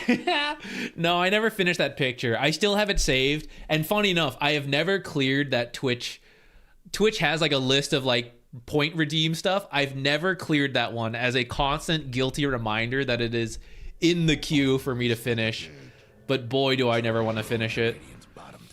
I should get back to it. Our queue times nowadays are like 30 minutes. Surely we could finish it if we focus up a little bit. Okay, so we are clearly behind right now. So once we are behind, we want to avoid things like this. Now, maybe your team is calling to fight, and I'm kind of on board. If the team wants to do something, it's usually a little better to like do inefficient stuff together rather than completely scattered and then one guy screwing up. You guys have global, but you don't have your BKB, you don't have your ult. Our Slark is over here cutting the wave. So, and then this tower's like dead already. You know, if we don't win this fight, you're in a weird spot where all you're going to be able to do is like farm these camps, and you're going to be too scared to move forward because off of finishing this tower, they're moving backwards and farming. So then you're going to have a hard time moving in here. Off of this, what I would actually recommend is you guys just like look for a different play. So walk out of your base to other things and keep an eye on the minimap. Because these guys just finished what they're doing, right? They took this tier 2. So what are they doing? Who knows? We could say, oh, they should do Tormentor. They should do Roche. They should like set up and whatever. It's a pub game. Who knows what they're going to do? So you watch the minimap, and I would bet there's a pretty high chance someone just TPs mid because they see, oh, creeps mid. I TP here, I go. And others are going to hang around farming, and someone else, might TP up here to like start jungling this stuff. So I might like run over here. There's a good chance they will scatter. So rather than TP and try to defend this, we walk out, we do a little jungling, and okay, they're sticking together. They're making smart plays. Okay, so we just keep farming and push out lanes. Okay, they scatter. All right, now we do stuff. Let's all TP bottom, smoke, and go for this one guy here. TP here, get this guy here while the others are, well, actually, if they were hitting our base, I don't know if I would go for this. That's probably a bad idea, but you get what I mean. Like, we see what they do, and then we respond to that. I think this will be a tough fight to take. You guys might end up actually just dying more. Oh, it's close! One more! Woo! At least we got the anti-mage. Losing a lot for it, though. Looks to be 3 heroes and then maybe the 4th. Killing spree. Silence! All right, a little bit of a miss on that. So, yeah. That could have been a little better if the global silence maybe came into play and he also showed up. I still think it would have been a tough fight, though, because you guys were behind and didn't have everything. So now we went from a 2K lead, took one bad fight, 4K, but we could have cut it there, right? Just reset, rebalance, and make a better play. I think this was a bit forced, and I'm not that surprised to see it, like, backfired, right? So now we've dug our grave even deeper. We're now 6K, 7K down. This is still doable, right? Like 6K at 25 doesn't feel great. They're not going to take this right now, right? You can take a new fight, but don't force it too hard, right? What do we need? Need this again. Need this again. Need them to be scattered. So they backed out. They recently backed out. I do see Void Spirit. Where are the others? What is the most common warding spot? The cliff. Right? So there's a very high chance Shadow Shaman is showing in the creep wave. Slark, I think, was just pushing mid. You are now walking under vision into an area they might still be in. But you are the last hero who should do that. Actually, maybe Silencer's also in there. The two of you are global heroes, right? You're supposed to be far on the map, and then you ult in to stuff. So if you walk into areas they might be, we can't really do that. Sometimes it's necessary, but especially after a series of bad plays and we go, oh, that was bad. Gotta reset. Gotta, like, figure things out and claw our way back in. You want to avoid hot topic areas like this area and then go move over. Radiant's mid tower's coming apart. Radiant's mid tower ain't doing so good. So here they are actually, right? We're ulting right on top of ourselves. It's a decent ult, but missing the global value of farming somewhere else and then showing up. So this is a third fight in a row that now has cemented our 11k lead. And actually, let's take a look if we go back in time to their vision. Right, so they're backing, but they are farming on the way. This can be a mistake. It can be an opportunity, but that's what we want to be careful of depending on the situation when we are the Radiant. Is like, this is very common to do what these guys are doing. That's why I can predict it ahead of time, right? It's actually very common. So once you guys start realizing it's common, then you'll avoid these kind of mistakes, which happen all the time, which is to walk in, right? So like, Lich is here farming. This is where if you guys had a ward in here that survived, and you could see this, like, oh, two of them are moving this way. I see Pudge, like, so let's say your observer was somewhere here. See Pudge going this way, and Lich is actually, like, hanging around farming, maybe. This is where you guys can make a smoke and, like, go do something, depending on what vision you have. But when you don't have vision like this, you just have to assume the worst case scenario, that it's too dangerous to go in. Supports often, after losing a fight like this, a common support mistake is, I better go check that cliff. They walk in, and then they would have been the ones to die, right? Because yes, the cliff is warded, and that means, yes, they see you walking in, and they are the winning team, so they will kill you as you go in. So this is not a good time to deward this cliff, and is not a good time to blindly walk into this area, right? They see this, they all start turning around, they go, oh shit, here's the Dawnbreaker, get her. Poorly timed that, actually. He should have started with a fissure, but...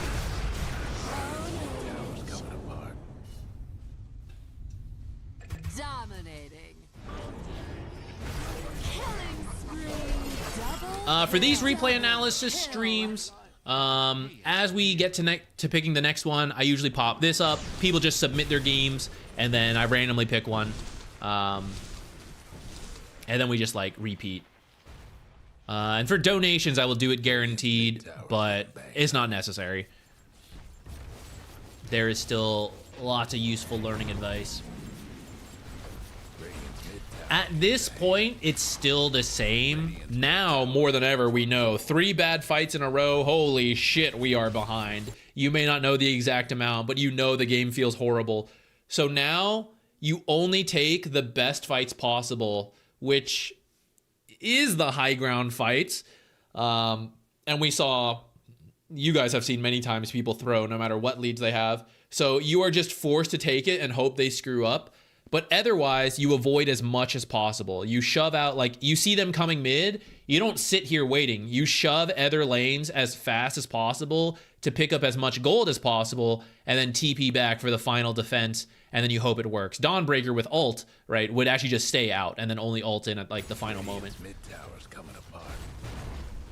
Even after losing this mid barracks, it's the same deal. You still have the side lanes. You let them wait out mid. Killing spree. Own it.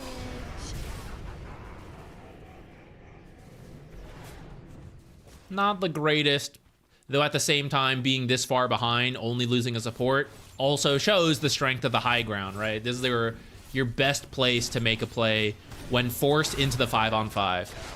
The other option is you're not forced into the 5-on-5 and you get like the smaller pickoffs. That is what we would like, and where it will now come down to the warding game to see those opportunities, push out lanes, stuff like that.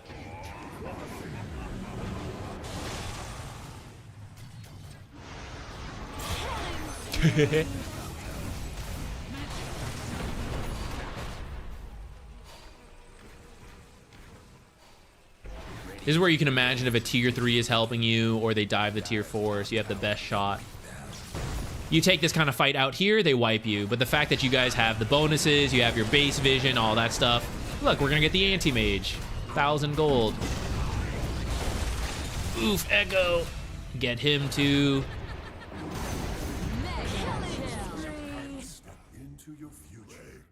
Not that bad. Might not be enough to like turn this around, but They should back off from here, I would imagine. And then after you're all up... Oh no. We are not all up. If everyone was all up, that's where we resume pushing out lanes, looking for small pickoffs, but it looks like the team tried to do something a little too early, and they can win that. Double kill. I let my emotions take control and started playing on auto mode. It was totally my bad. It's good you're aware of that, actually, though. And I totally get that. It's really easy as the game starts to feel bad to like want to mentally check out. And to some degree, I think it's okay to protect your like mental health. At the same time, if you do want to win these type of games, then that is the like most useful thing you can learn, like at a very meta level of like humans playing video games, right? At the same way, the pro level, like, oh, how are you feeling? Anxious mentally, right? Even if you are the better player, but you get like nervous and all that, you play worse. So in these kind of tough situations, the mental practice of like, I still want to win. I still want to look for things to do and practice this like try hard, I can win anything mentality. That's actually one of the more useful things you can take from these types of games, is continuing to look for this stuff. Even if, you know, the various teammates suck and they're flaming each other and like, yeah, this one's done, right? But to still look for the opportunities and have that hope in you is something really useful to carry over, and actually goes beyond Dota, right? That's like just useful in life for wherever you want to apply it, not to like let things get you down. At the same time, it's a video game, so like I get it. If it's you know, you want to check out a little bit, no one's really gonna sue you for losing a game.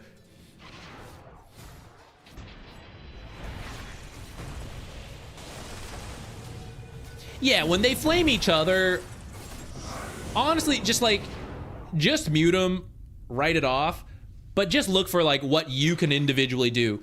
And one of the best things to practice, if you're not sure, just look, how can I drag this game on?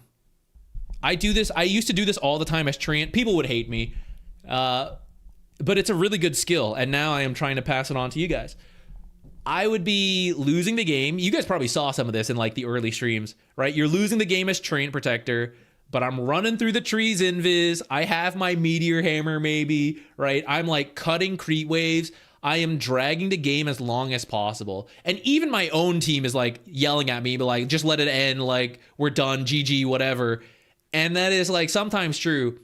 At the same time, I did turn around some of those games that people are mentally out. I just dragged it on long enough that the enemies eventually made a mistake. My team came back, whatever. I won some of those games, even if I did get some reports. And then in the future, when I did have teammates who like, we want to win, I don't care how far behind we are. I hate that Void Spirit on the enemy team. I hate him. We have to win, right? And the team wants to keep playing on. I have practiced that skill. I'm like, don't worry, guys. I know what to do. Like, I'm buying my blink. I'm getting my shard, and I will buy. You need 5 minutes. I'll get you 7 minutes. Like, I know how to do this. For you, that's what you can practice. No matter how bad these guys are flaming, it's like, I want to maximize my Dawnbreaker gameplay. What can I do? How can I cut waves as much as possible? What kind of wards do I need to place for myself? What heroes do I need to look for? Like, oh shit, anti-mage is missing. He could kill me.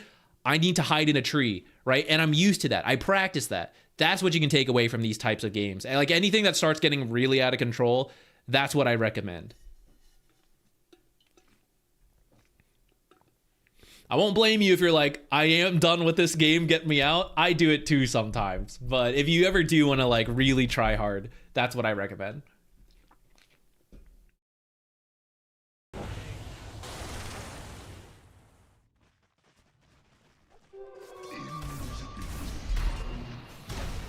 Was Dawnbreaker an okay pick off? Shaman kept saying he had no off lane. Yeah, Dawnbreaker's fine. Dawnbreaker got nerfed a little bit. I need to see where she actually ended up. So, you know, we could say she's a bad hero. It doesn't matter. When I climbed to Divine and Immortal the first time, I was playing Jakiro and Treant before they were considered good. They were I think they were sub 50 win rate heroes at that time, but I believed in them, and I just learned how to play really well with them.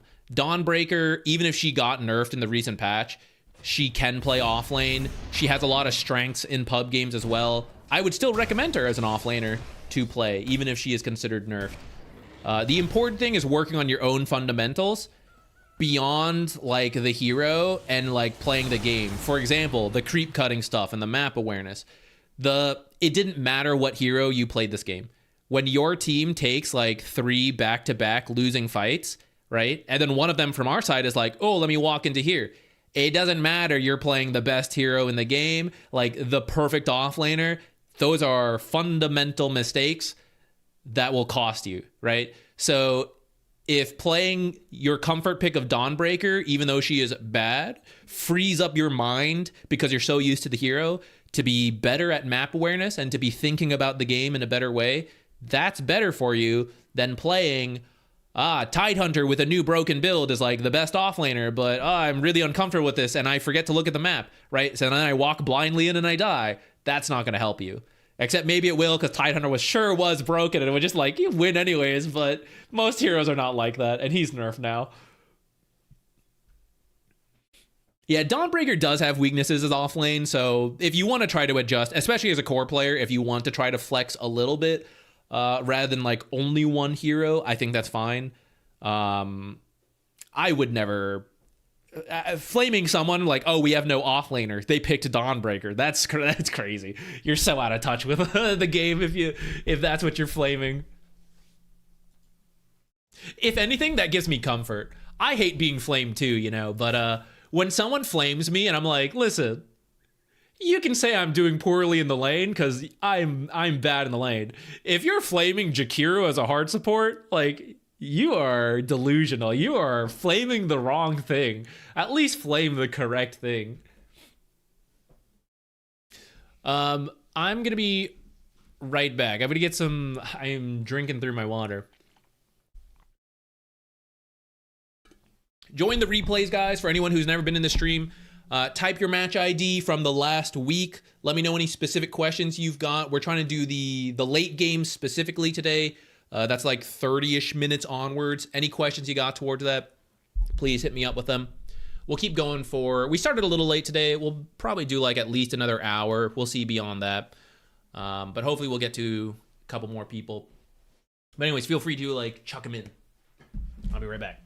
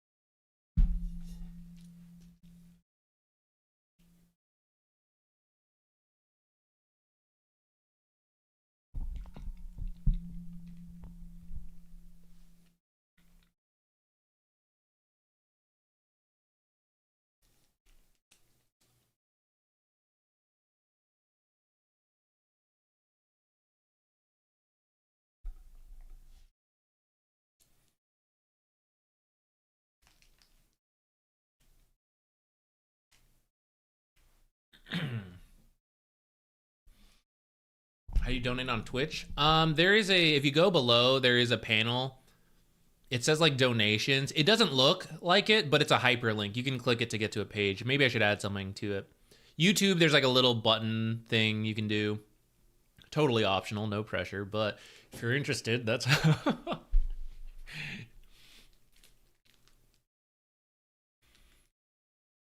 I'm reading through what you guys put in. Let me see.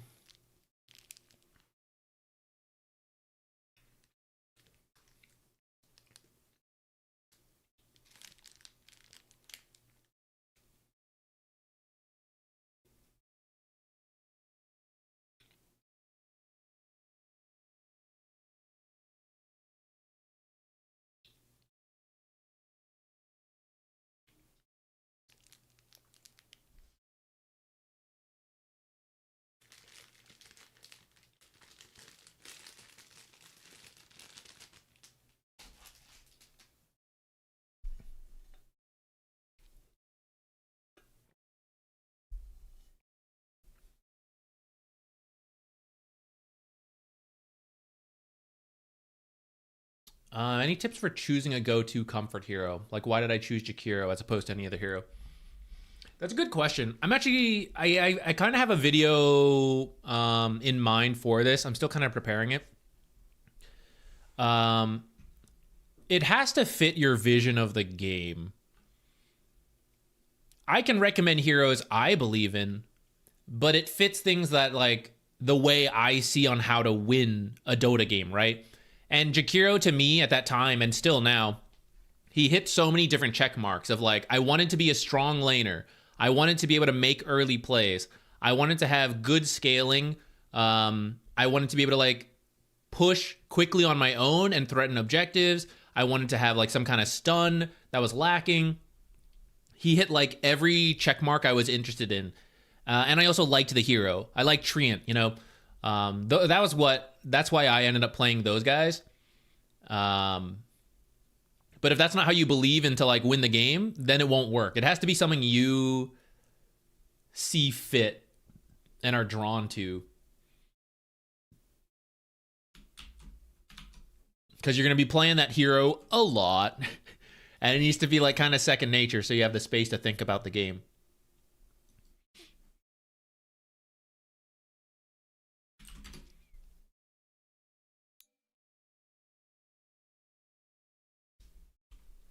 This is a full 5-on-5 party, and we've been given permission to flame if people are bad. So let's take a look.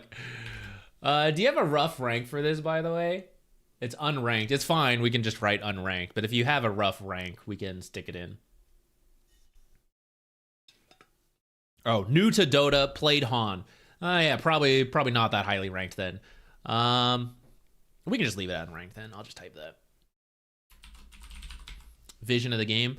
Just like, how would I describe that? It's just like the way you see to end the game. Like, some people see a clear way of, like, I'll get super rich and I can imagine winning this way. I guess maybe that's a better way to put it. Imagine playing a game of Dota and, like, how would you win in a given situation? And you have to be able to envision a way to win. And if you can't, either that draft is super bad or that's something for you to improve on, right? It's like to come up with these ways to win a game of Dota. And if you don't have, like, some idea of what you're trying to do, which is, like, how you're playing the game, then that's where you'll end up kind of lost. You'll, like, be doing different things every game. But you have a clear idea. For Dota, it's a little complicated, but, like, if we actually, I was talking about Age of Empires 2 earlier, and, like, if you think about RTSs, like, the build order, you know, like, ooh, I'm gonna, like, do this, I'm gonna rush 2 barracks, and then, like, spam Marines to, like, rush this guy's base. Like, oh, I'm gonna go real greedy, right? I'm gonna wall off my base, get a bunch of town centers, I'm gonna have, like, a really greedy start, whatever. Like, the build order that you're going for.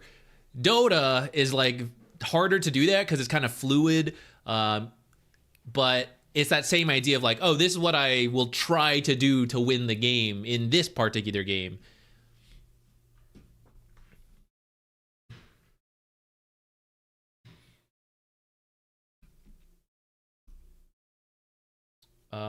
Archon to Ancientish level. Okay. Let's do like legend team. I'll write that in.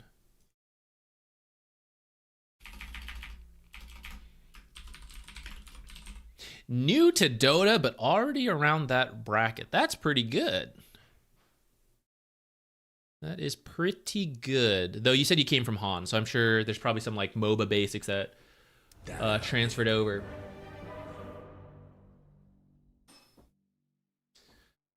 Our shot caller was on top of objectives, it felt like, but I didn't know if I was supposed to show up or farm. Yeah, that's gonna be hard for especially if you're new to Dota.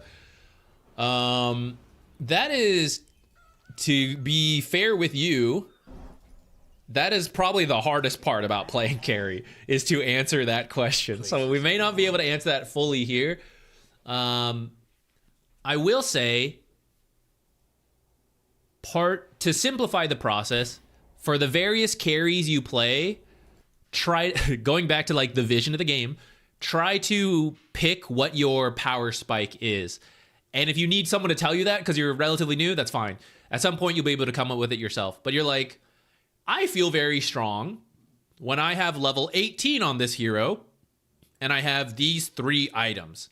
Okay, so play towards that. If you don't have those 3 items, it's probably safer to err on the side of farming and not join the fight. Okay, I have those items. I should be looking to fight more than I should be looking to farm. Now, of course, you don't want to just wait till like level 18. That's pretty far into the game. So come up with smaller power spikes along the way. Hey, I feel pretty strong around my ultimate with like Eclipse on Luna, right? If I have that, I might try to join. Oh, Dragonlance and Manta feels pretty good. I'll try to join around there. Muerta level 6 is not as easy to use. Muerta really likes to get some farming items like Maelstrom and probably go beyond level 6, hit a couple items, and then start to join more. If you do join stuff when your ultimate is up, totally fine. That's usually a safe rule for carries. If the ultimate is up, look for a fight to join and then back off. But I guess, yeah, that would be my like quick advice. For this, let's jump ahead to our late game like we've been doing. Looks like we are behind. But you are the top net worth for your team. Okay, so for you, I don't know where the heroes are because we just jumped in here. When you are behind on the carry, you really want to prioritize space-making farm. And you only want to fight really, really, really good fights. That is kind of true all the time, but especially when we're this far back, right? It's now simplified. I am only going to fight when I am forced to fight at our high ground. I might even sacrifice one of them before I'm willing to fight. Or we see a good, 5-on-3 in this area. I will TP to join that. And otherwise, I want to do as much as possible to, okay, I see 5 of them starting to push top. I'm not going to wait here. I'm going to beeline as far away as possible and shove the lane as much as I can in jungle and save my teleport to TP back here when I'm needed. And until then, I will not waste my teleport because I need to be able to join when I need to join, but I will be getting as much farm as possible. Oh, thank you. We'll do yours next. I need to make a button to mute that a little easier. So I'm going to forget all that and then read it again anyway, so I'll mute it for now. What was I just saying? Oh, yeah. You could just, AFK farm the jungle and you would get money, but then the team feels no reason to stop. They'll just keep, pushing objectives and winning fights and all that. So as a carry, you want to shove a lane because it'll bait someone that are pushing. They go, ooh, a big creep wave, and one guy will TP back. And that's your chance to, 5-on-4. You TP home, 5-on-4 fight. That's how we try to, come back a little bit. So with that, that's kind of what I'm looking for you right now. I'm not even going to worry about the skill build, all that stuff. We kind of jumped in here late. Does he have I guess he has the butterfly, so you're thinking about the MKB.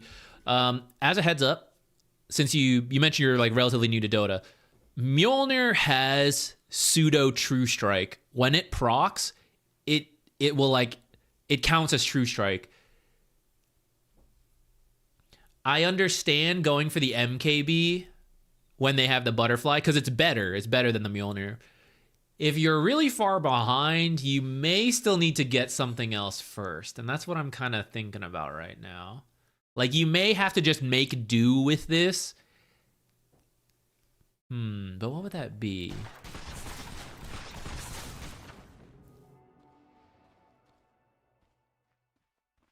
Hurricane Pike, blank. You kind of need a Dispel, because there's several things that could Dispel you. These two, this is unique, is another unique mechanic. Treant Protector and Crystal Maiden have the only roots in the game that also disarm you. So if you pop your ult and then they hit you with that, even if we have True Strike, I can't attack, so I won't do anything. You might need, I don't know if Muertas get Manta. You might need that or like a BKB.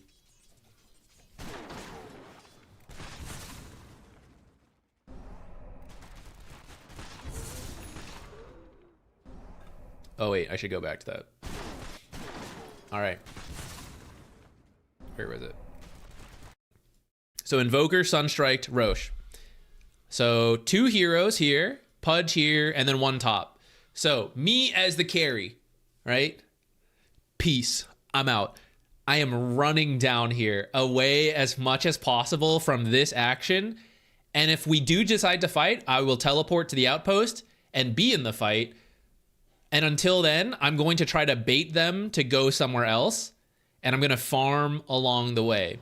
Now, we do kind of have to consider if we have like teammates also down there, then maybe we go somewhere else. But that would be my like #1 path as the carry. You have the highest priority to do that and to be able to like kick other people out. But if they're already in position and maybe you can like do mid, right? Maybe you're safe enough to do that. You could possibly go with that.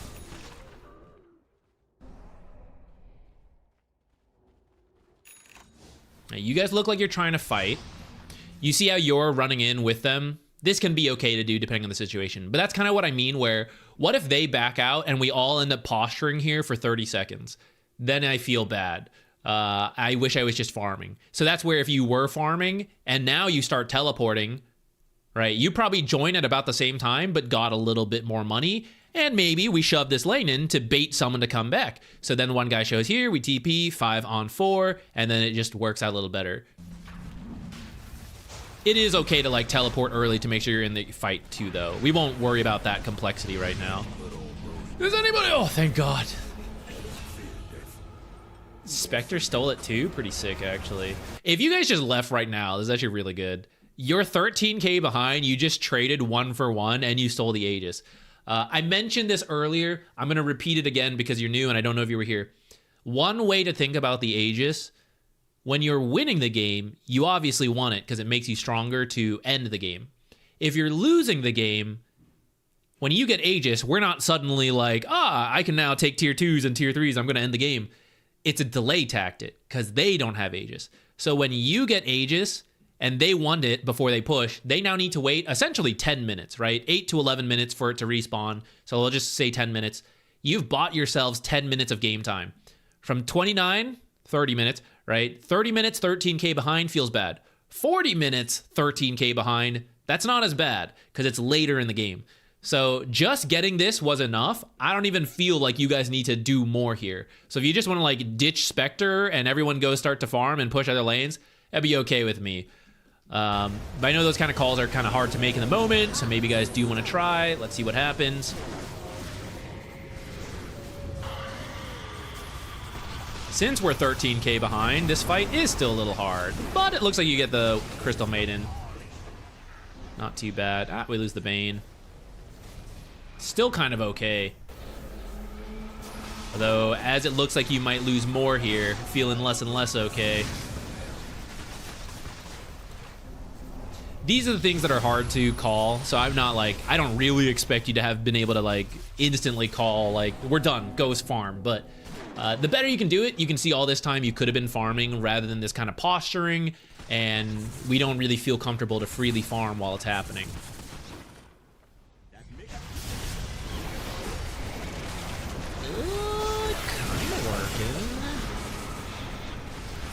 Killing That went a lot better than expected. Let's go. Okay, so how do we capitalize on this? Because just because we won one fight doesn't mean we've, fixed it. We're still 10k behind. We need to maximize this. So you want to push as many lanes as possible. If you're scared of being picked off, especially when they have like really farmed heroes, that's where you got to be a little careful. But actually, in this case, it's the Crystal Maiden that's alive. All right, I'm actually just processing the net worth that this is actually a mid Crystal Maiden and like an off lane Treant Protector. It's a topsy-turvy world. Okay, maybe I am still a little scared of them then. So maybe we'll respect it a little bit. But we still have like 5 versus 2. So as a team, we should still try to push in aggressively and steal their farm. And then as they respawn, we fall back. And that's what will actually build you a gold lead. If you all just fall back and farm your stuff and they farm their stuff, you're going to gain a momentary gold lead and then it'll recover as everyone respawns. We need to steal money from the enemy. Lotuses aren't bad to get. You should probably let a support do that and you can farm. This is where we don't strictly all have to go together, because notice 4 of you are all splitting like one creep wave. This is why you do want to scatter a little bit. If you think about it, the 3 of you just farmed one creep wave. Treant is farming one creep wave.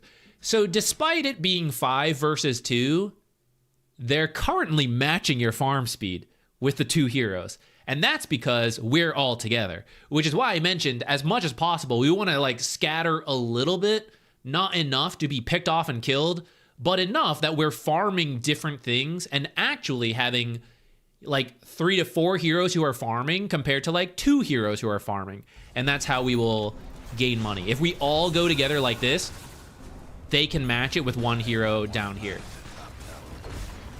So we could take river, jungle, and lane as we go. Yeah, so like it's easier if you do have vision down and you know where they are. Let's pretend you knew where Crystal Maiden and Treant Protector were for now. So someone pushes the lane. Someone is going through this jungle. Someone is going through this top jungle. Now we have 3 people farming. The supports can just hang around close enough to prevent the pickoffs we were talking about. They could also be doing the de-warding and deep warding. And then, depending on how scared you are of the remaining heroes, maybe we have to reduce that a little bit, right? Like, okay, maybe I don't feel like we can do all the jungle. Like, okay, some in the lane, 2 in this jungle. Still better than, like, all in the lane. If you want to go real greedy, especially if you've killed all the heroes or aren't scared of whoever is alive, Spectre is going to have Haunt soon. So does she really need to be here helping you to take this tower? Or could the rest of you take this tower without her?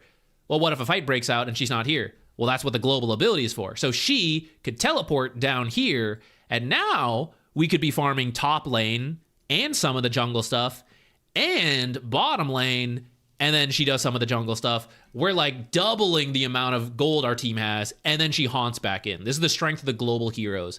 The Spectres, Natures, Dawnbreakers. Invoker, okay, he didn't do it. A common build is Boots of Travel. Boots of Travel lets you do the same thing. I like that you guys did take a tower, though, off the fight, and then we're backing out together. So you see, as you retreat, you farm. So, unfortunately, you guys are only getting these 2 camps. It's still better than nothing. But if you got some of these camps on your way out, we could compare this to the teams that just, like, farm their own stuff, right? 32 minutes, everything just respawned. Juggernaut's respawning. He wants money. He sees you guys pushing a creep wave. He TPs here. He farms this. He moves in and then goes, there's no jungle camps because the Radiant farmed it on their way out, and now there's nothing here for him to get. And then you guys end up back here and you farm all this stuff that has respawned. That's where you actually build a goal difference. A lot of people end up defensively farming and then try to move up, get too scared, come back, and then there's nothing on their own half of their map because they did that first. It looks like you guys are going to go for the Tormentor, which is fine by me. Got for the Venomancer. That's actually not too bad. They don't have the most dispels this game, unfortunately. What did TP here for? That creep wave? That's probably not worth it. Kind of a separate topic. Spectre. okay. Thinking of team plays. If one of you... So you see how Invoker TP'd from like here to here because he didn't want to lose that creep wave? Well, I don't think he should, but it's kind of understandable why it happens. Same deal can happen here. If this pushes in, the people who are like grouped up to do stuff, someone will be like, oh wait, money, and TP back. In this case, I'm going to say Spectre should be the one to do it because she has Haunt. But since you're the carry player right now, which by the way, this is kind of a weird draft in that sense, but like, you know, whatever. That would be your job. If you were still in that farming mode, like, oh, I need to finish BKB. I don't really want to join the team. I just want to farm. So farm, but deal with this stuff as safely as you can when you're able to do so. Because if any of the active heroes feel like they need to come back, then they can't do the active stuff. So that's the kind of farming you want to do as the carry. You want to farm, but as useful as possible for your team. Bane's in a little deep, by the way. This is a little scary, and yeah, it's kind of backfiring on you guys. Let's go back to like here. The only one showing is Pudge, and I don't know if he teleported. So you guys should be, you should assume everyone else is showing. Like for example, no one is in here but Pudge. No one is dealing with the creep wave yet. Mid lane, maybe someone is running over here, but I know they're not right now. So the rest of the heroes are in this area. Maybe out here, but that'd be kind of strange because a lot of them just respawn, right? So they're probably on their own half of the map. They could be smoking to do something. So you guys actually should be very careful of this area until you see more information. That's why you're Bane looking for more. This is usually a good play with like a global hero with Spectre and then like the Sunstrikes. But right now is actually a bad time because there's a very high chance a lot of the heroes are in this area, and those that aren't can just teleport to this tower. Maybe it was trying to do a deep ward and get out, but it's a little dangerous to do this deep ward for the, you know, as evidenced by the outcome.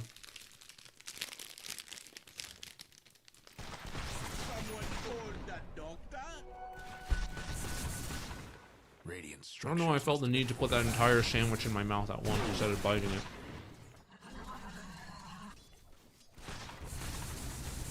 Radiant's bottom tower. There goes Radiant's bottom tower.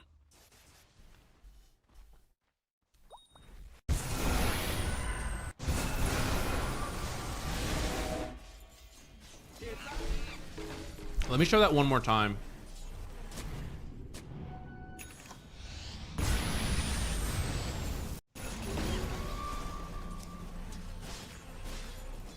From their perspective,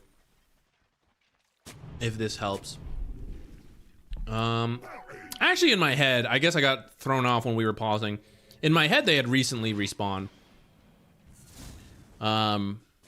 Their map is actually quite dark. They're also scared. I thought that would be more useful, actually. Never mind. I was incorrect.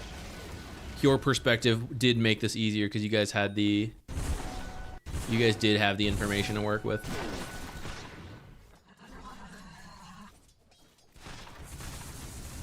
Radiant's bottom tower is done for. Okay, this is a good example. Okay, off of losing that fight with the Bane and the Spectre, they are pushing bottom. Right? What Venomancer's doing is great. He should keep going. Keep shoving this in. You came here, dealt with this. This is a little scary, but thankfully we have a ward, and based on where they are, like, we think this is okay. So you shove this in right away, and then notice you get scared, so you start coming back. But this is where you want to farm where they are not, and then teleport back. So their bottom, depending... So Muerta is not the safest hero to do this, because she doesn't have the greatest mobility. So if you're a little scared, I understand. But for example, because I know they all pushed bottom, what are the odds someone TP'd mid as well and is pushing this in? Kind of unlikely. I have this ward as well. Right now, this whole top half of the map is probably empty. And if one of them comes back or more of them come back, I have a chance of seeing them. And it would also be bad of them to do because this tower is dying. I guess it's actually dead a lot sooner than I thought. But your team is respawning. If they keep going and some of their people go back, that's actually an opportunity for you. So you actually want to keep moving this way as the carry. You want to keep farming, and we're running away from them. And it's easiest to see this with free cam because we're cheating and we're seeing the enemy. And I realize you can't do this in the actual game, but I can kind of tell because I've played a lot. So I guess what I'm saying is like that's the skill you want to try to work on is like keeping an eye on the minimap, kind of predicting where they are going, where it makes sense to go. And then now with the cheats, it's super easy for you to say, oh, wait, I didn't need to sit here. I could have like done all this stuff for free and like they're all here. The hard part about playing Dota is that it is just our perspective and we have to interpret the dark spots of the map. But once you can, it then makes it easier to know where to go, where you can safely be. By sitting in here, we're kind of hurting our own farm speed. Right now, you could be here. Pew, pew, pew, pew, pew. Ancient camp, hard, medium camp nowadays. Still getting used to that. If this fight happens, you could just teleport back. I missed exactly what happened because I was finger gunning. But you could just TP back as necessary. If you don't think it's necessary, like, oh, they just got, that's a free kill without me, right? And then you're still here. You can keep going up. You can go over here if you're getting scared and you think they're going to come over here. Those are options for you. At any moment, you think, like, if I run, they're going to chase me down. You know, get in a tree, teleport out.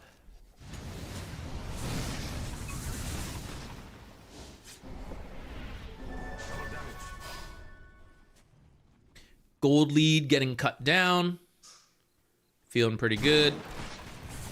This is a really greedy build, by the way. It's max damage, but notice Mjolnir has no stats. Monkey King has no stats. By stats, I mean like the strength, agility, intelligence. It's all like attack speed, damage type stats. But that means we're super squishy. So you have 3 no stat items in a row, which means you are a glass cannon.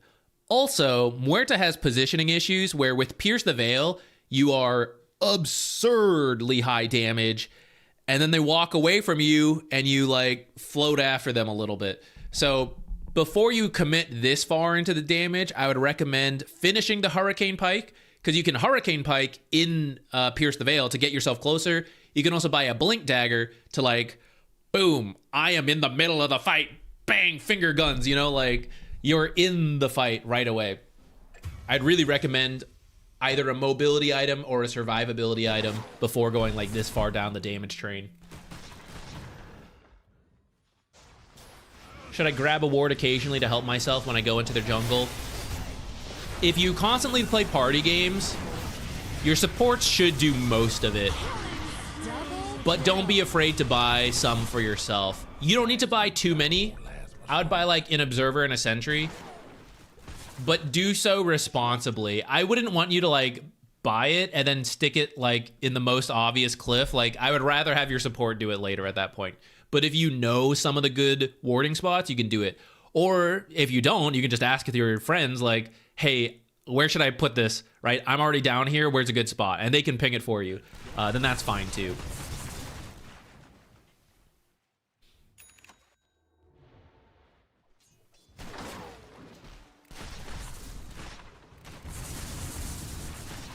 Juggernaut is dead and he's their strongest hero. You guys should go right now. You should be mentally prepped to like, hey, when our last guy is up, we should immediately go for a play because Juggernaut is dead. They are 9k ahead. Without Juggernaut, you guys are 15k above them. It's kind of jungle farm, right? Got a little bit of money. But relative to getting a nether pickoff and snowballing.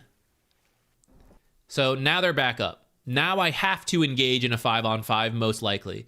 But while he was dead, if I found another kill, we go from like 50 seconds of Juggernaut being dead. They're a little scared. Find a kill. 30 seconds in, now she's dead 70 seconds, right? We're staggering their death timers to keep giving us an advantage. That's a really big play to try to make when they're missing big heroes. If you're trying to get like a different objective, that would also be okay. But the only other major objective would be like Tormentor, which is down, and then Roshan setting up for that. But you guys actually moved to the wrong half of the map for that. So they're set up for Rosh. They have everybody. They're probably like waiting in this area. They're all missing. You guys should be really careful. You guys should be only pushing with like the summons and staying in the trees, and then mostly being together in defensive postures, assuming smokes are coming in. A lot of your map is kind of dark right now, and because we've been pausing, I kind of forget the last places they showed. But so, for example, with the 4 of you down here, let's say you wanted to do this. You have a ward here. Could put someone here as the smoke breaker, and then have the others in this tree line. You could be further back, right? Most people back here, one guy like further up in the tree line, and hopefully when the smoke breaks, you see it with the observer. You can also leave the summons out here to act as vision, the plague wards, things like that. And that way, no matter what angle they're coming from, it's pretty good. Oh shit, run. Double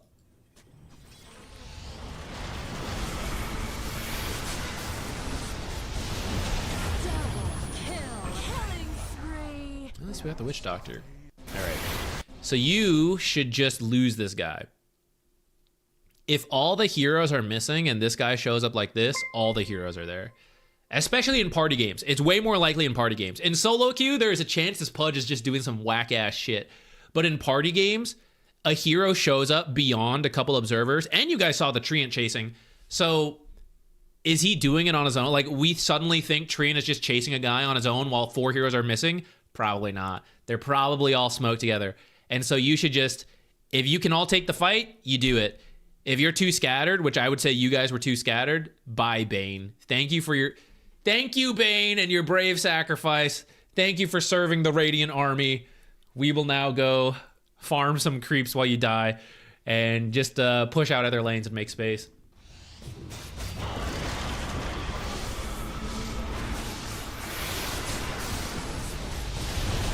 Double kill. Killing spree. Some issues with super chat. Is it off? Ooh, I think it's on, but YouTube's being, well, I actually don't know what is being funny. YouTube usually works in the multi-chat, and that's not working. So I wonder if maybe something's going off with YouTube. I'm not sure. It should be on, though. Thank you for even being interested in using it. I appreciate that. Okay, they're all bottom, so pushing out this top like your team is doing is great. I recommend not standing here and clearing stuff and just staying further back. Smoke. Dominating. What a cast range on this freaking nightmare. Holy shit. Oh my god.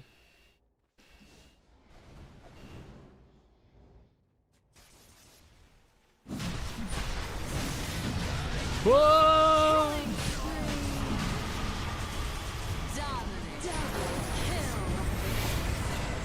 Okay, cool.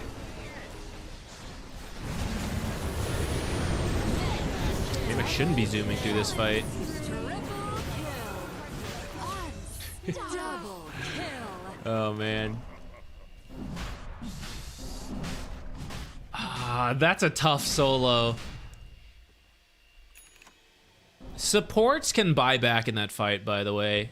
Buying back for Roche is totally worth it at pretty much any stage of the game, if you think it's doable. That one, I'd say, is worth it for Bane to die and buy back right there.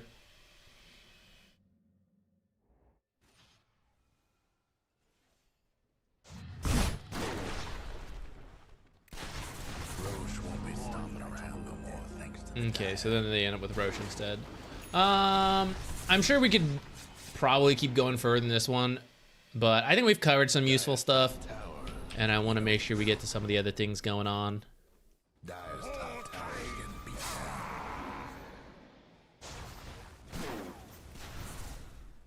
Oh yeah, I forgot you guys are like relatively new.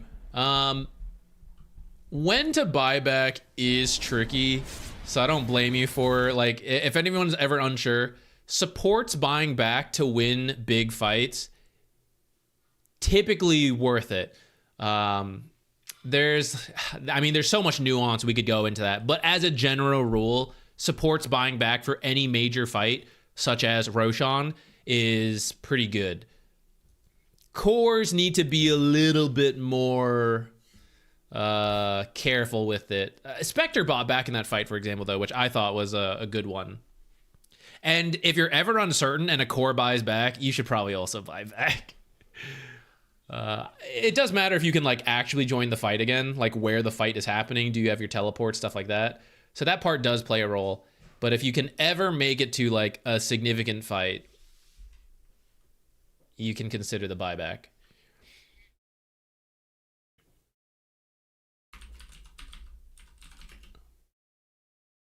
Okay, Necrophos.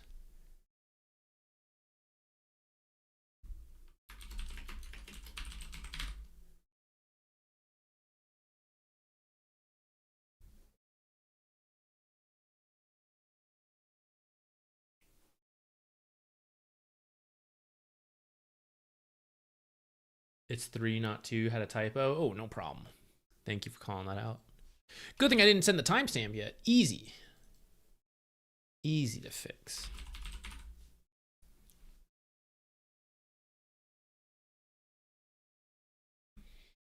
No problem, Chief Felix. Happy to help out. Welcome to Dota. My mentality was buyback was only if we were going to lose as the carry. That is a very safe way to start. And if you want to go with that, that's fine. At the end of the day, buying back is like another tool you have available, right? So it's a little bit advanced, but knowing when to use the aggressive buyback, it is risky, but it is powerful. So it is something you can consider. One of the easy ways to make that simple of like, is it worth it or not? If they are a very high cooldown team, like Enigma Black Hole, right? And they use it to kill your first life. If you buy back and they don't have another black hole, that's why Aegis is good, right? What do? If they can't do anything and you're able to end the game off of that, then that's when it can be good. People who do a lot of consistent damage and don't have cooldowns, like Drow Ranger, those are scarier to buy back into, trying to force that kind of thing. But the people who have really big cooldowns are very weak after winning a fight. And that's actually one of the best times to punish them. But you only do that like if there's a significant punish. You wouldn't really do it like in the early game. Better get ready. All right. Necrophos offlane, Crusader, and then going into late game, seemed like our position 1 was quite poor. Although Dota Buff says he was doing okay in lane. Tried to do the Kaya Heart Ags to be able to do some damage and maybe carry, but I don't feel like that did that much. At the same time, it didn't feel like baiting for the MK did anything either. What else could I do instead? Great question. Let's take a look. So let's jump into the late game, which is about like halfway through this game. We can like start about here. Let's just start here. So yeah, okay. Looks like it is still a very even game up to this point, and then it like starts to drop off here. Though until the end, it's actually still a very close. Like 5K at this point is nothing. So it looks like at the end, one major fight ultimately decided it, and we could take a look at that for sure. For you, you were pretty rich here. And then what was your build? Who are all the heroes involved? A lot of right-clicking heroes. Okay.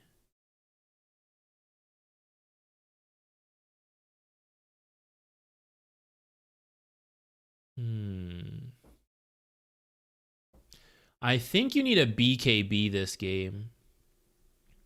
BKB would let you ignore Lich and Ogre, mostly ignore this OD, and then ignore this Viper. So you'd be very tanky with the BKB on your Necrophos.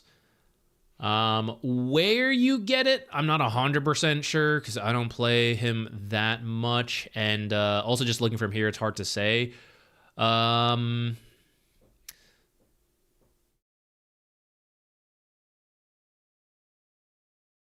Probably need it somewhere in here. Either before this heart would be fine, but maybe you skip one of these. I'm trying to debate if the Lotus is necessary. Because actually, the armor isn't that important, but the Dispel might have been useful to you. I don't know if someone got a Spirit Vessel. It's good versus Viper and some of their stuff. I don't actually even see a Vessel on anyone. You maybe could have done BKB instead of Lotus. And if you didn't want to do like BKB right away, you could get like one of the components of Kaya and Sange, or the full thing, and then get the BKB after. So like Kaya Sange here, BKB here, or somewhere here, like I'll get a Sange into the BKB, which would then finish like around here. I think you need it though. Ignore some of my camera movement. I switched to drag because of you. Still getting used to it. Oh, nice. Nice to hear I influenced the camera movement. Lotus is like decent this game. I understand why you want it. That's why I'm a little torn on it. Let me see what your other teammates' items were. Oh, I would be careful. I don't think you need 2 Boots of Travels, by the way, on your team. So you have like a Global Silence hero who might want to be away from his team, and then you and Invoker both have Boots of Travels. We skipped over the early game, so I don't really know how much it paid off, but if you see him doing it, you might want to do something else. I don't hate it, like if you both get it, but it does feel a little greedy. End him. I don't know. That's our 4th one. Ugh, maybe we do want that. I'm torn because that guy was hella dead, and I don't think you needed to Reaper Scythe.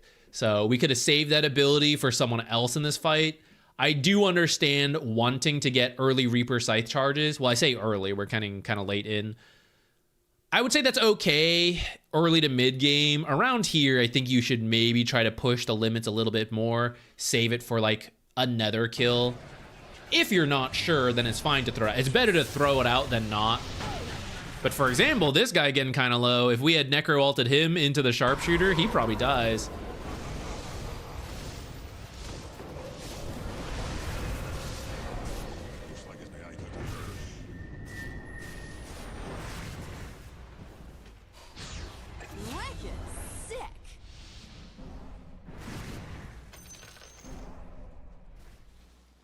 Okay, and then what do we do? Roche is an objective. Trying to push for tier 2s is good. You're kind of far back. You should definitely get closer. Because you're very healthy. Yeah, get him, get him, get him, get him! TB. Nice. Okay, the ending here got a little messy. I think what you did was okay. You were a little late, I think. But then once you rejoined, I think everything you did was pretty good. From here, let's get pushing. All your lanes are actually pushed out, so there's no particular lane you need to be in. I'm okay with you heading top to just like start finding some farm. This guy's probably like on his own. He is in or out without you. I just needed to wait a little longer on that tornado.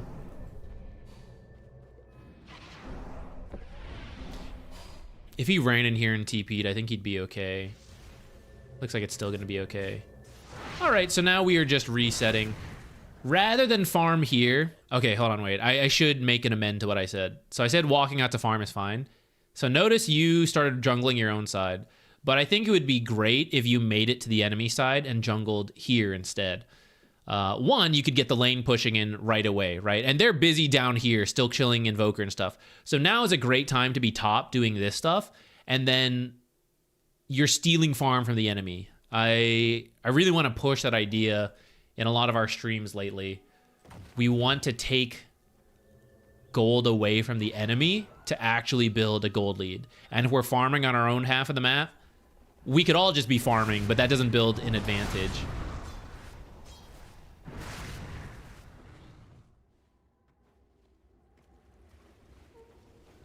Okay, they're all up again. I'm kind of scared for your team. We're scattered a lot. It'd be better for you guys to get a little closer together. You're gonna bots in, but it's still just 2 of you versus the whole team, which I think you're realizing now. We need to get everybody together.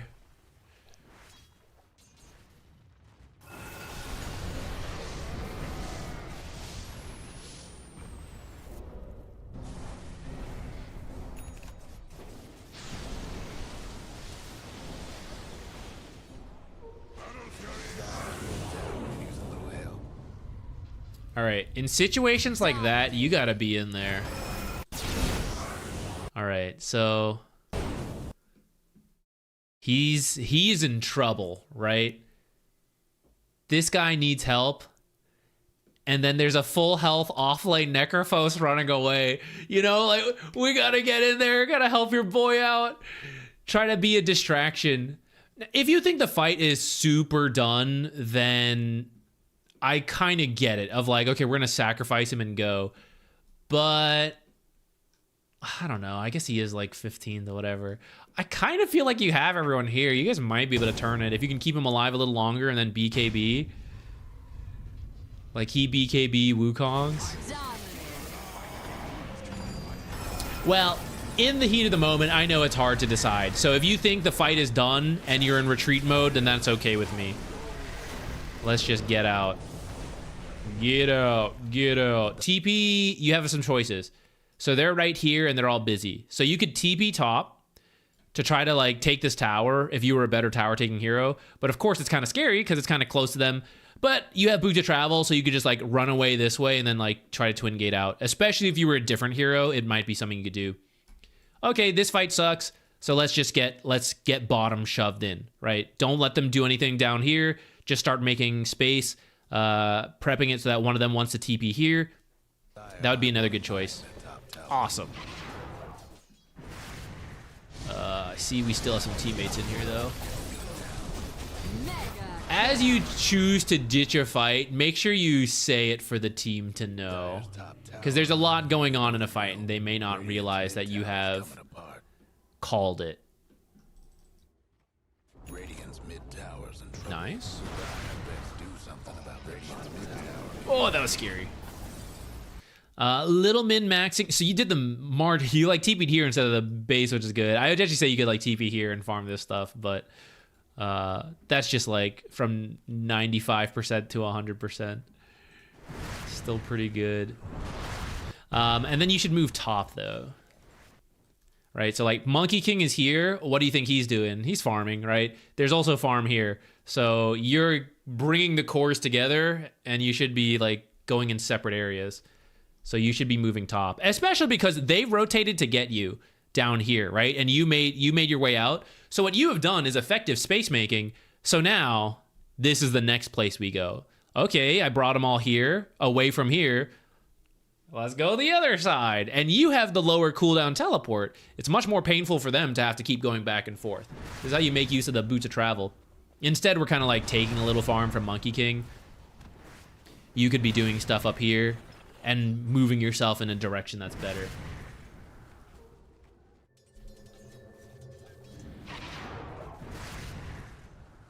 Should I box the wave when getting out?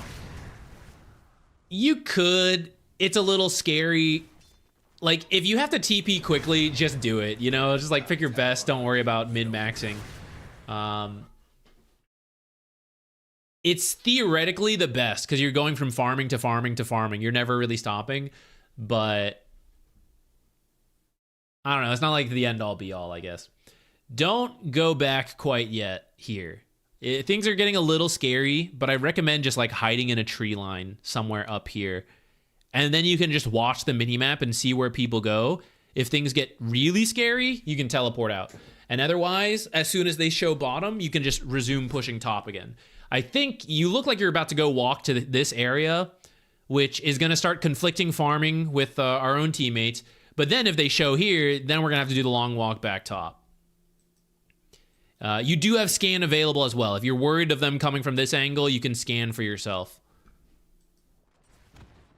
In the end, it looks like they're coming through top, and they actually went through observer, so actually you would have been fine to like step back out, farm a little. Like right now, I'd feel okay farming this area and then running away. but we kind of already retreated. And now here's Monkey King, right? So now we're overlapping a little bit.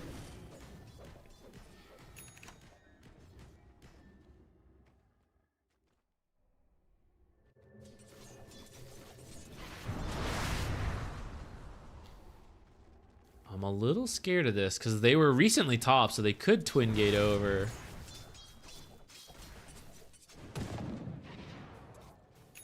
A lot of heroes showing here. All right, so when heroes show like this, we don't want to jungle. We want to like keep going. You want to like force them to come over here, or they're gonna kill your team. Then we better be doing some tower damage.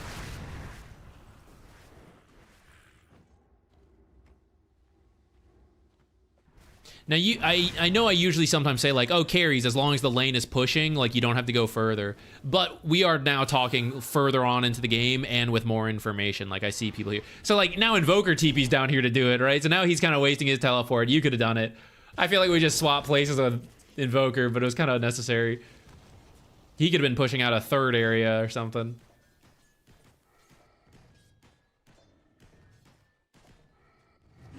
Passing by the Monkey King again, which means all this area is kind of going empty. Now we're TPing down here too. Okay, so here's the thing with the Boots of Travel.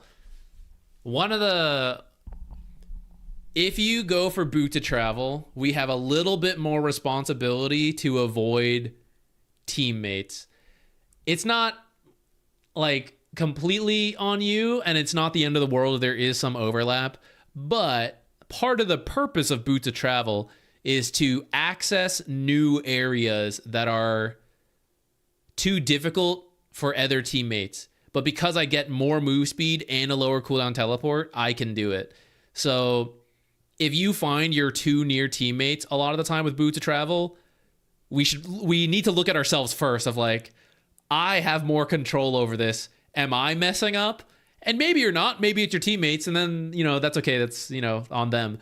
But I do notice in a lot of replays we look at, for people who buy Boot to Travel, they're not really maximizing it, of like picking areas that no one else wants to be in.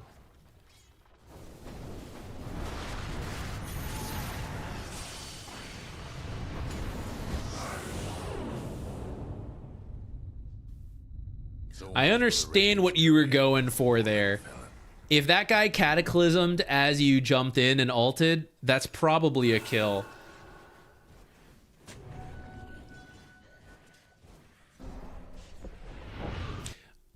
But now you guys don't want to fight, and you guys are all here. So speaking of the Boots of Travel usage and what my team should be doing, we didn't see everybody, but off of something like that, they're probably here now, right? And we no longer have Necrophos ult nor global. I suppose we could say there's no BKB on OD as well. I don't think that's the biggest issue for him compared to like what we need from our abilities, especially the global being down. So I actually think you guys should be avoiding and like pushing other lanes. Looks like Invoker's now on that page, but Monkey King came all over already. So he should have been pushing mid. Now we're pushing mid, which is fine because, like, you know, we're adjusting to what happened, but I don't know. I am starting to understand why this Monkey King is a little poor.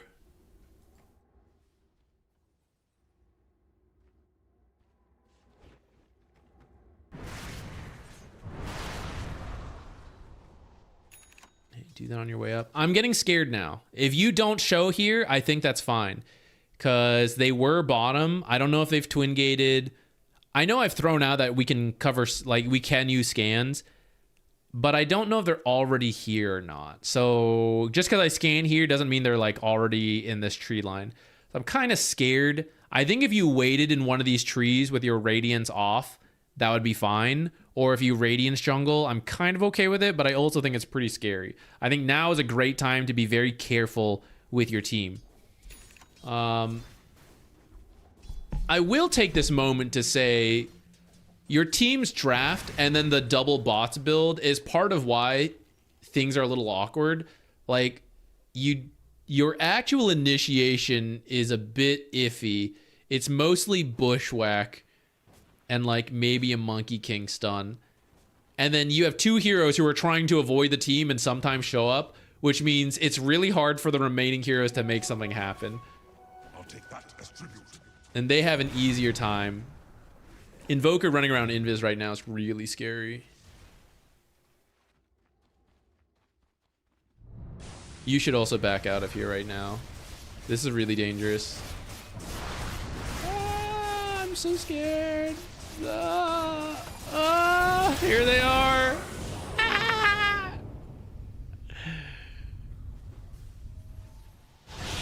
Oh, he actually got him. Oh shit, maybe it's working. Keep going, keep going. Get him, get him, get him. Ah, swap this in. Ah! Damn. The Lich. All right, I cannot believe this fight worked out. You guys had some really good spells land there. Okay, that worked out, but I just want us to revisit why that was really scary, because I think that's the bigger thing. Heroes have been missing in the last... I just saw this guy, like, go this way. So this area is really dangerous to me. And then still nothing is showing, right? Looking at the whole map, no one is pushing mid. Invoker moving in like this, also really scary, because they could have been smoked and he could have ran right into it and then they kill him.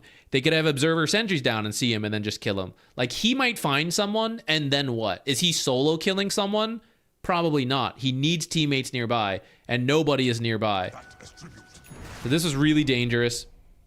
He has the haste, so it's like a little safer, but they also have a lot of abilities that would deal with that. So it was really very risky. So OD's here and Juggernaut's here, and I'm still missing the other 3 heroes. Nobody is pushing in bot.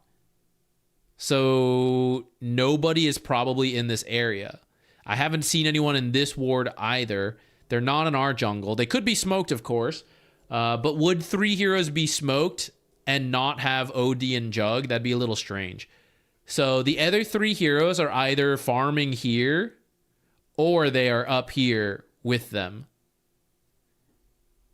And if they're here, it's maybe fine to do what we do. And if they're here, it's really not fine. I would have said, and then apparently it'll work out. But strategically, I don't think we should have taken the risk.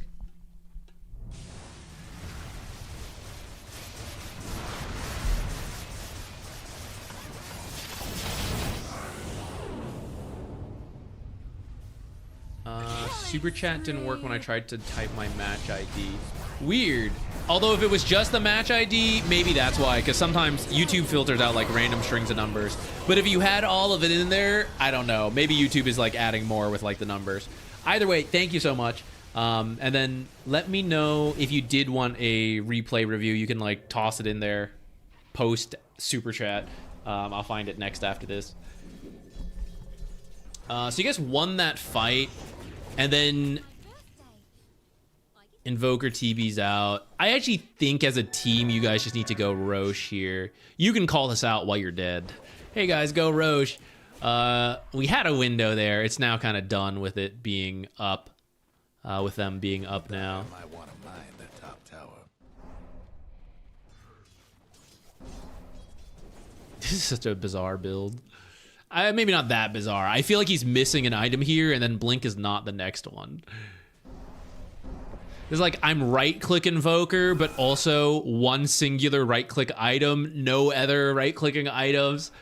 Now I'm gonna Blink Hex initiate to right-click with my one right-clicking item, which is a very weak right-click item. I don't know. This is a strange build.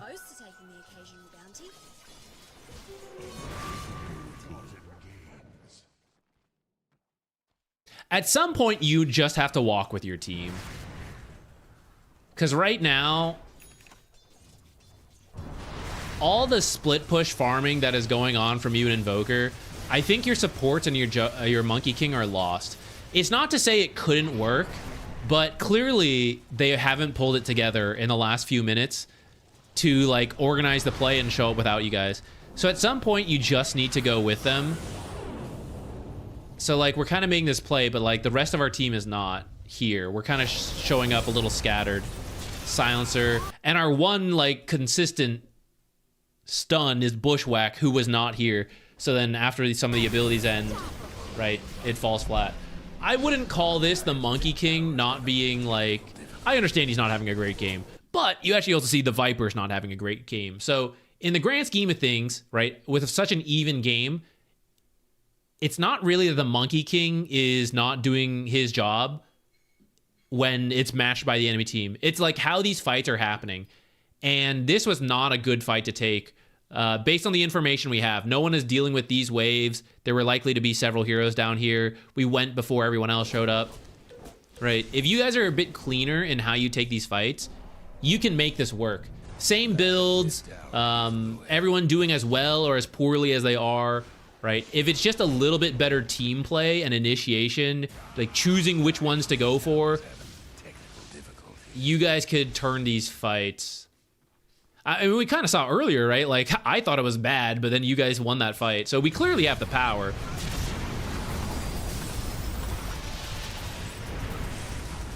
Like, what is this? What is this? That's got nothing to do about the Monkey King. And there's not much you're going to be able to do about that either. Omni slash me, I dare you. You should keep well, I don't know if it matters. I would probably keep dragging him back, but it maybe doesn't mean all that much. But like maybe your Monkey King, like maybe he's back here and then your Monkey King TP's in and can cut him off. At the same time, this is the fight. I don't think you should continue without the Invoker. And Monkey King definitely shouldn't even teleport here. He should just like walk to go farm somewhere else.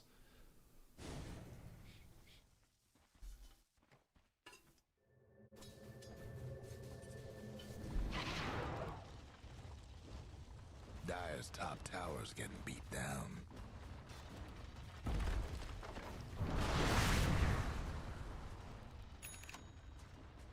And then here's where you decide to get hard. Looking I think if you did BKB here, it would feel better. Again, going back to like how many heroes you can ignore with the BKB, I think you'll be able to like stay in the fight longer. The heart, especially if you know you want the Ags, I get it, is tempting. I will say, I think Juggernaut Healing Ward is essentially the anti-Necro Ags. Which we could also say, I'm countering Healing Ward, I guess. But that's a weird thing to build two items to counter. Dire's top tower, you know the drill. And we have to live, so if we get killed, I guess you're tanky, but OD does a lot if you don't have a BKB.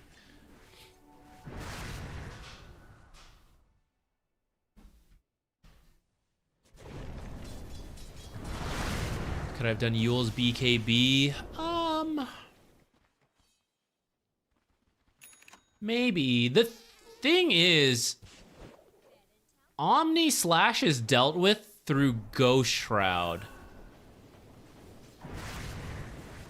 Okay, I know there was that change, so like now you can't BKB Ghost Shroud, so I guess that is a little trickier. But he doesn't have a nullifier. I don't know. I guess I'm okay. Like, if we're talking about changing the Lotus to a Yule's and then do BKB, I'm fine with that. I also think this Lotus is good, right? There's several things it's good against. I think I just still want the BKB in here.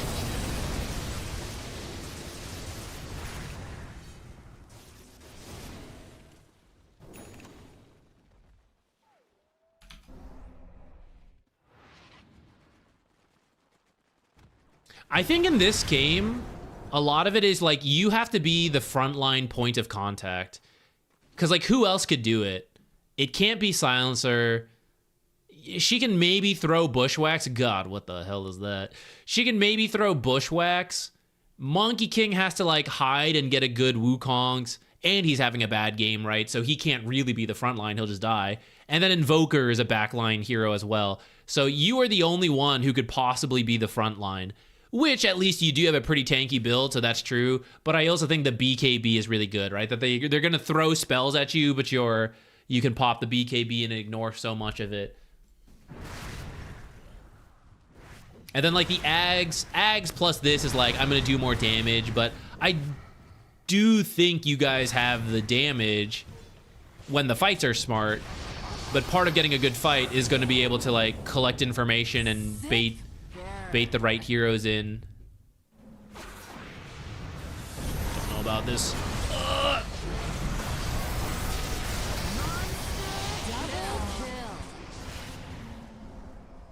Yeah, Monkey King could be farming better, but I will say with 2 heroes having Boots of Travels, I also am not that surprised he is struggling too. Like, given the rank. A higher MMR bracket, I think the players could all make it work. But I think his usual farming patterns are not adjusting well enough. And then sometimes you guys are also not doing the best Boots of Travel.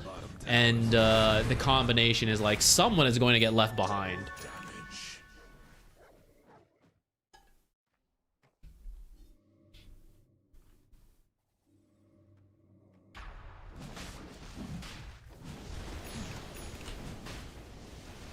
Okay, I think we're gonna move on to our last one. We did a little less today, started late and then taking time to ramble on these late game stuff. Hopefully they've still been helpful. Looks like we're gonna end with another Divine game. We did a lot of high rank games today.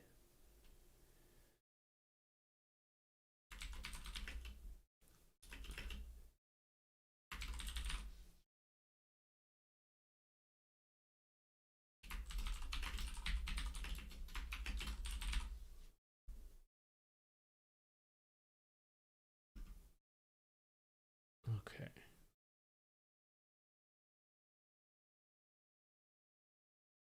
Walked away with a win after the review. Instant dividends. It's working. Nice. Nice, nice.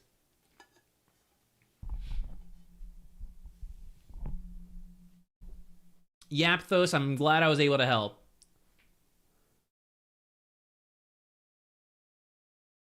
Bots usage is a little tricky.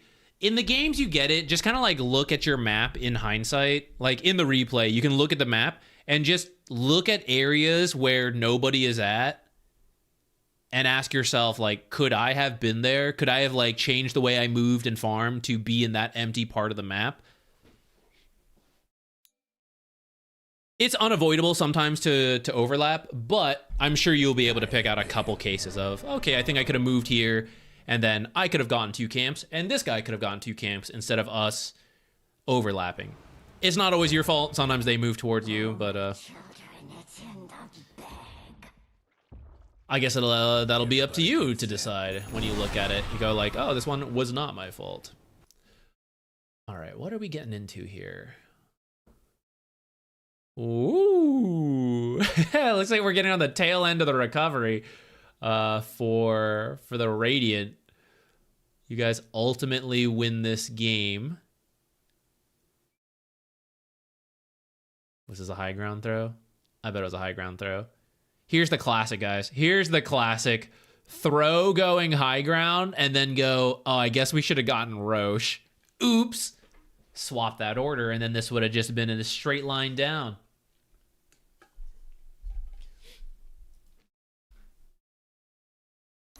Oh, oops, forgot to actually send that timestamp. Oh, well, we haven't really gotten into it. Okay.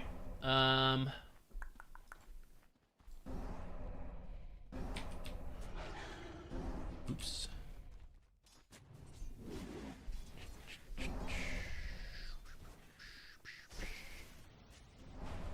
What's your job this game? Save people that get roared. Ult people that your team is trying to focus. Those are like the big 2. Don't disrupt someone in chrono. Probably. I guess we'll see. I think you just save that ult, because your team is about to respawn and then you're not going to have it. I don't think you need to use it there.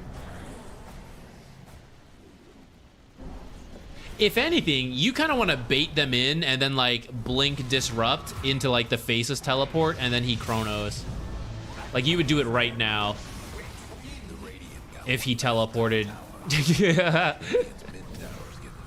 And then here's where you would ult in case Pugna's over here and then he comes in for the save, which things are looking very chaotic here at the end, is what I would recommend. Oh yeah, I was gonna say, this is our late game comeback, is the Chrono Cataclysm. All right, so we're hopping in a tough-ass game. Aw, he came in to help and you ditched him. So sad. A sacrifice. Okay, in these kind of situations, we gotta min-max whenever we have space. Clinks is a rat. This is our healthiest barracks lane left. It's gonna be the most tempting for him to go for. This one is almost dead. We could try to protect it, but it would be really hard. Like, any lapse, it's gone. We need some kind of ward observer sentry combo down this lane. I have to know Clinks is coming and then catch him. So this one's like, okay, something on this left side next and in the lane could be good. So something like here, for example.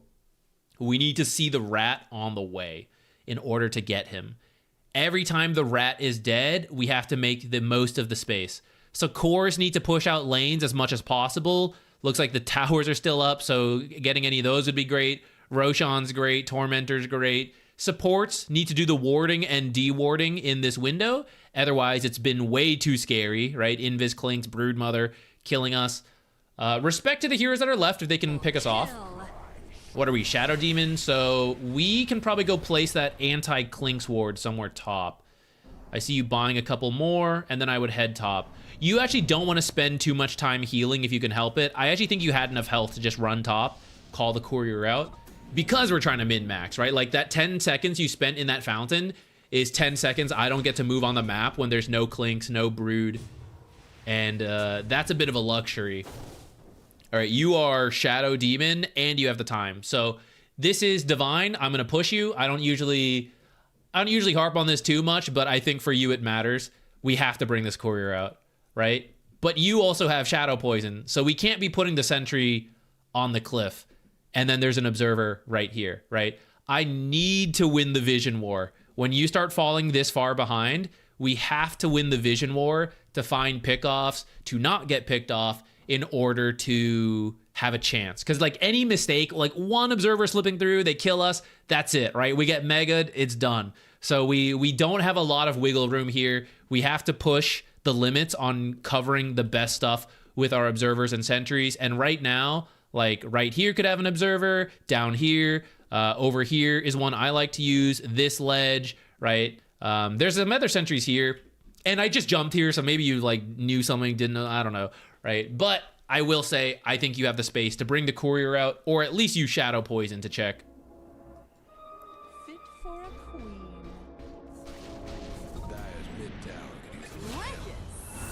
Oh, so your team got Queen of Pain and the tower. All right, where are you gonna place your observers? One deep, one looking for Clinks would be best.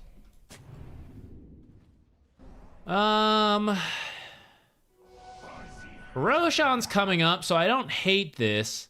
The downside is you put the sentry here earlier, and now you're actually out of sentries, if you notice.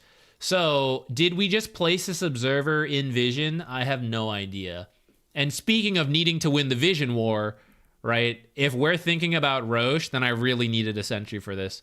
And when I placed this, there was no way they were pushing, because, like, we'd already done it. So this is actually one you should have placed later, and save it. Or I don't know how many sentries are in. You guys might be out because you're verse what's his name. Yeah, okay. We need to buy this gem then. If there's enough sentries, we can do that. If you're trying to save up for buyback, also understandable. But we need to get that gem as our next item.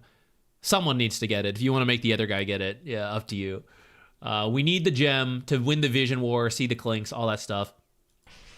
And then instead of this one, I would at least push it out here, which is a little harder to find. And then this spot or this spot can also be good. A little harder to see. We need observers that will live. Oh. Maybe he just put an observer down. Monster What? kill. Oh, we got so lucky. He put his sentry too far back. That's so lucky. What's happening here?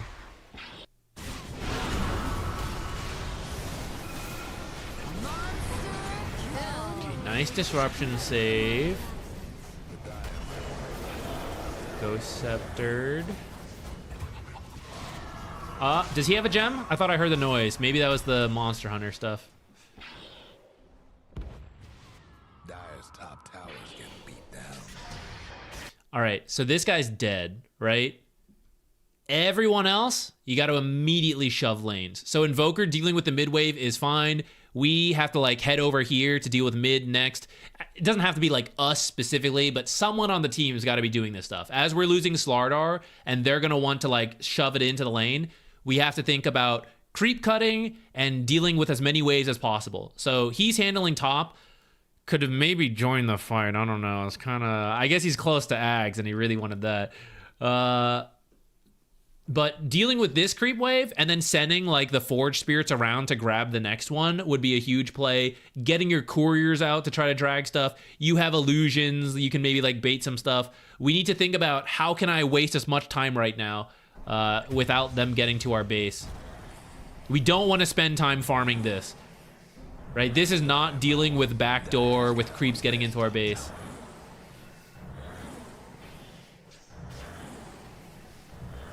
So we get this, but now they are in our base, and they have multiple lanes of creeps that are getting us.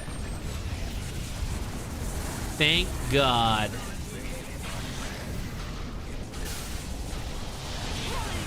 All right, this irritates me like so much, though. Hold on.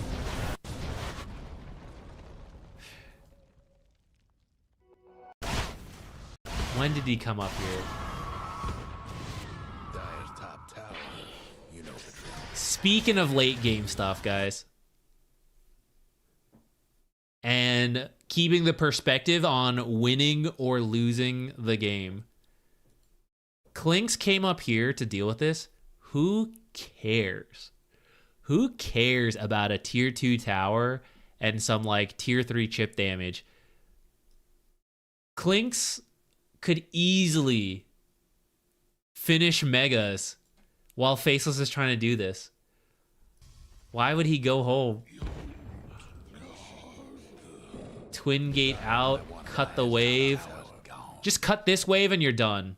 Cut the wave and run down. He like wants this Faceless Void.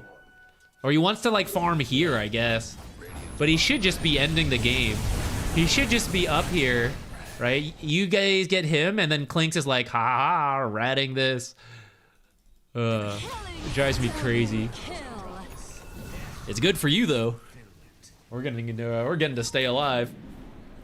Same deal, they're dead, move out. Except I'm scared of Clinks, I admit. Scared of Clinks right now.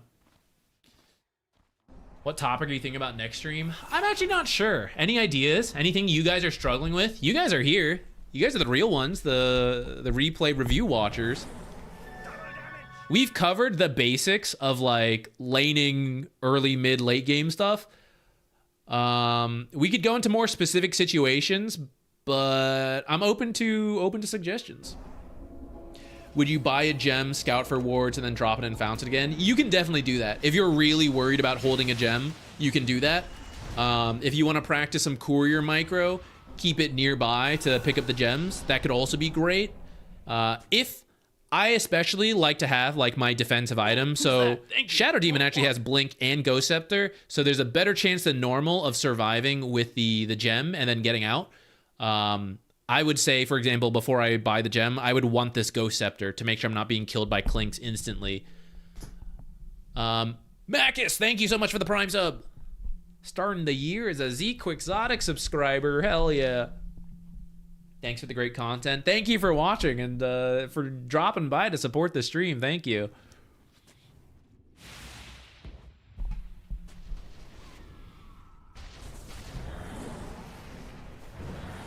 All right, you see how like there's a Brood is dead, and we're like as a team we're all kind of jungling on our half of the map.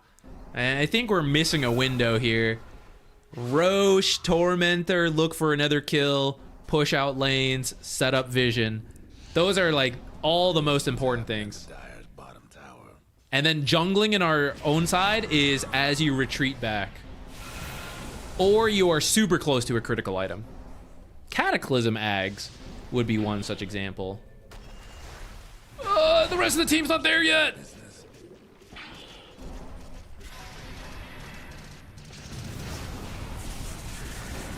Brother, those are illusions.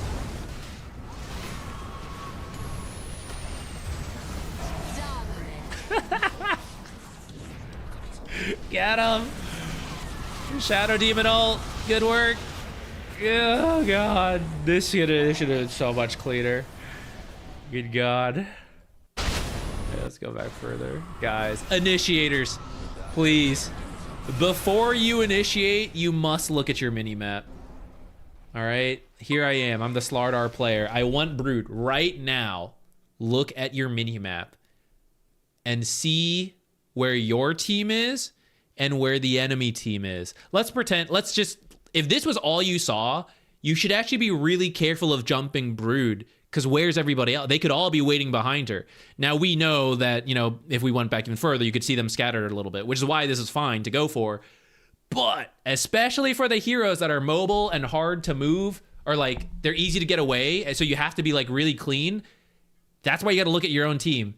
And you have to remember, I am a very fast fish who is blinking forward. So where is my team, right? Invoker with the follow-up hex is way back here. Faceless is TPing in. My supports are over here. I know there's a like, well, what if I don't jump now and then Brood gets away?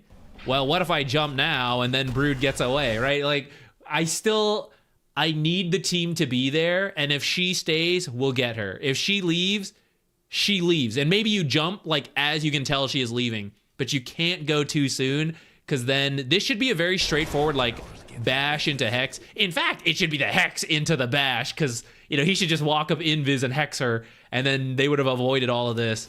Instead, all this extra time is the enemy team rotating over and making it, right? This should be Brood dead already. And these guys are like, oh, where did we go? Oh shit, they're going on Brood, run over here, right? And they're making in time to contribute in this fight.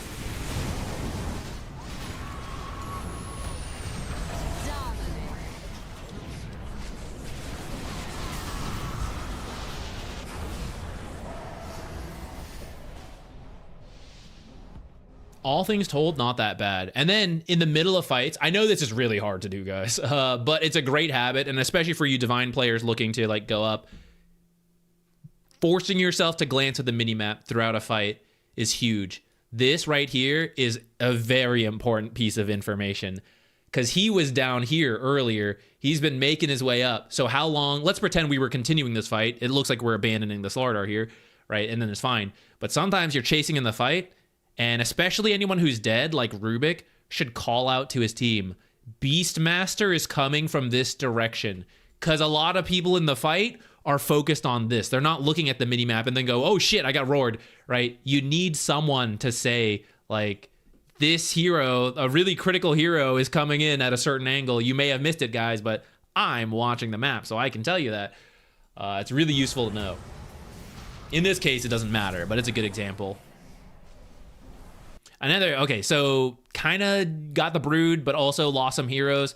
If you think you can hang around to contest Roche, you can do that. If we're in desperation mode, we should immediately ditch, shove mid, shove bottom, right? I can't be top. They're up here. So we got to like get down here and push out other lanes.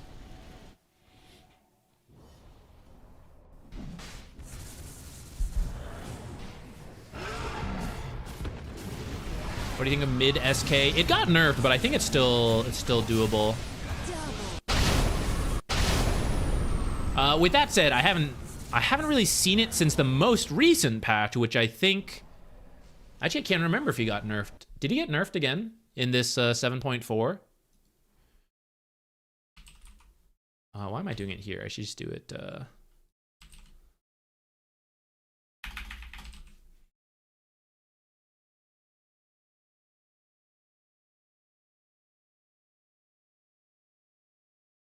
Hmm, 25 nerfed. Any item changes that affect him? He's probably okay.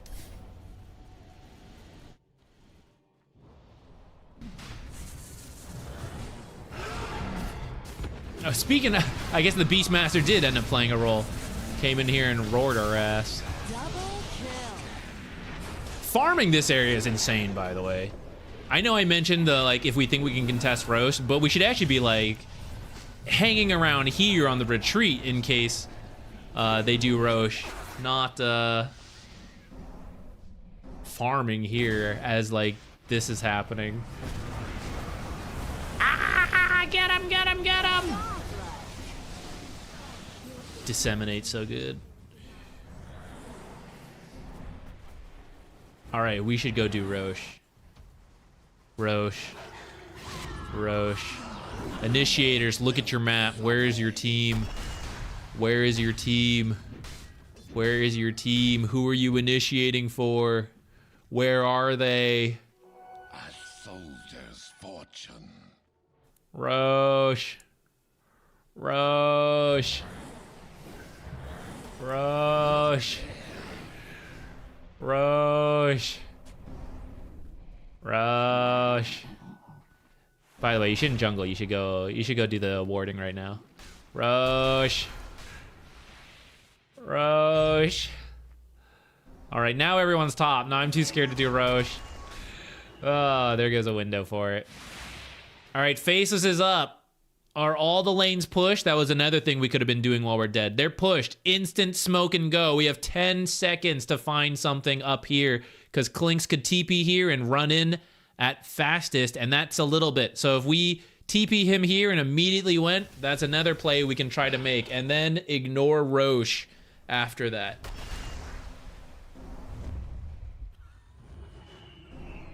Now we're having to fight out Roche. Show my chrono guy in the creep wave. Ah! What the heck? What the heck? What the... Okay. I gotta go back. Okay, this guy just sent it. Technically, I don't think you need to demonic purge him because you see Pugna up here. And I think that's the main thing your ultimate is for, is to make sure Decrepify can't save people from, like, Chrono and stuff. I think you might want to keep it here.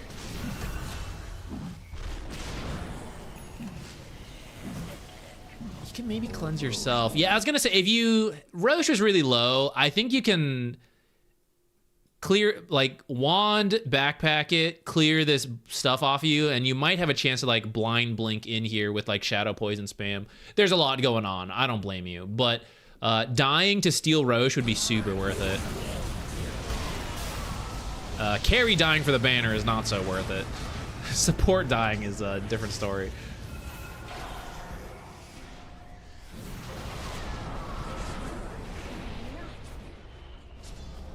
Mini-map.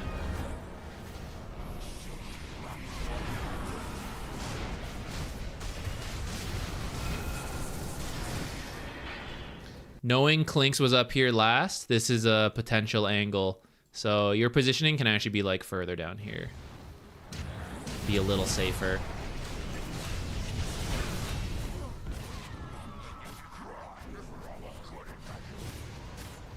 Double kill. Uh-oh.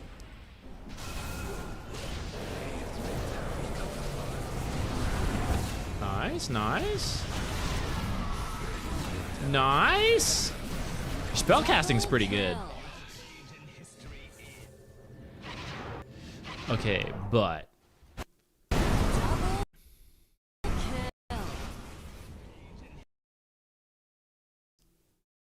I'm very torn here. I guess as long as you are the only one that goes back, I'm kind of okay with this. But this is a Boots of Travel Invoker. If anyone goes home, it should be him. Plus, he is missing a lot more health and mana than you. So he should be the one to go home, shove things out, and then Boots of Travel back to you guys. Everybody is dead. So you, like, well, everybody on your team should be trying to, like, make your way to the enemy's half the map ASAP. supports, you're probably the only ones who are carrying observers and sentries, right?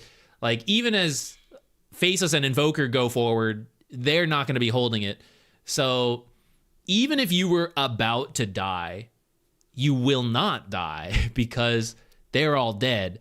So moving out to go place the observers and sentries in this time and then back your team up in case there's like some random buybacks and stuff is usually pretty good.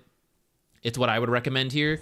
I think we're just like, we're kind of wasting time coming back here. And then, yeah, here's Invoker. So now the two of us together will defend, but it's not really necessary. Fortunately, the death timers are so long, you might still be able to make your way out to go do something. But the enemy now, you last showed like here, and they know you haven't really placed anything yet. So they can eliminate a lot of possibilities. If you had never showed after this fight, they could be anywhere on the map. They might have some vision down, of course. Supports. Don't do this. Don't do this. Whether it be Crusader, whether it be Divine, the solo tier 2 defense is not the play. Is not the play.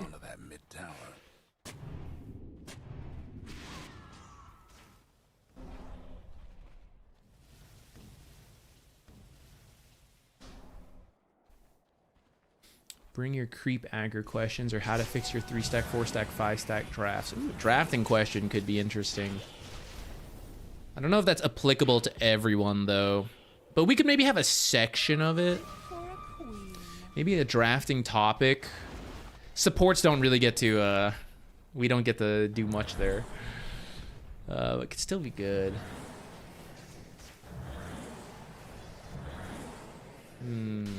What's a good topic for next time? Lol.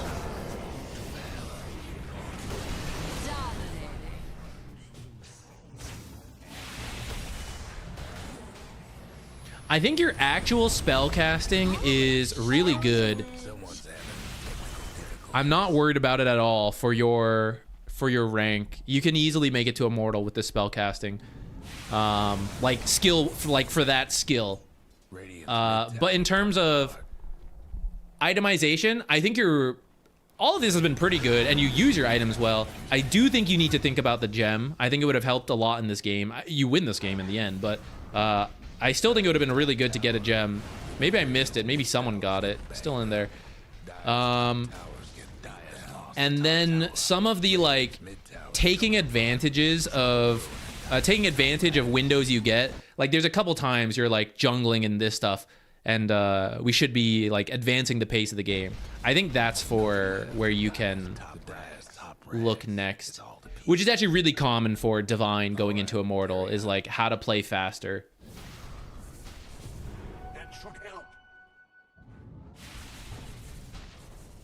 Next replay topic should be MLG skill shots.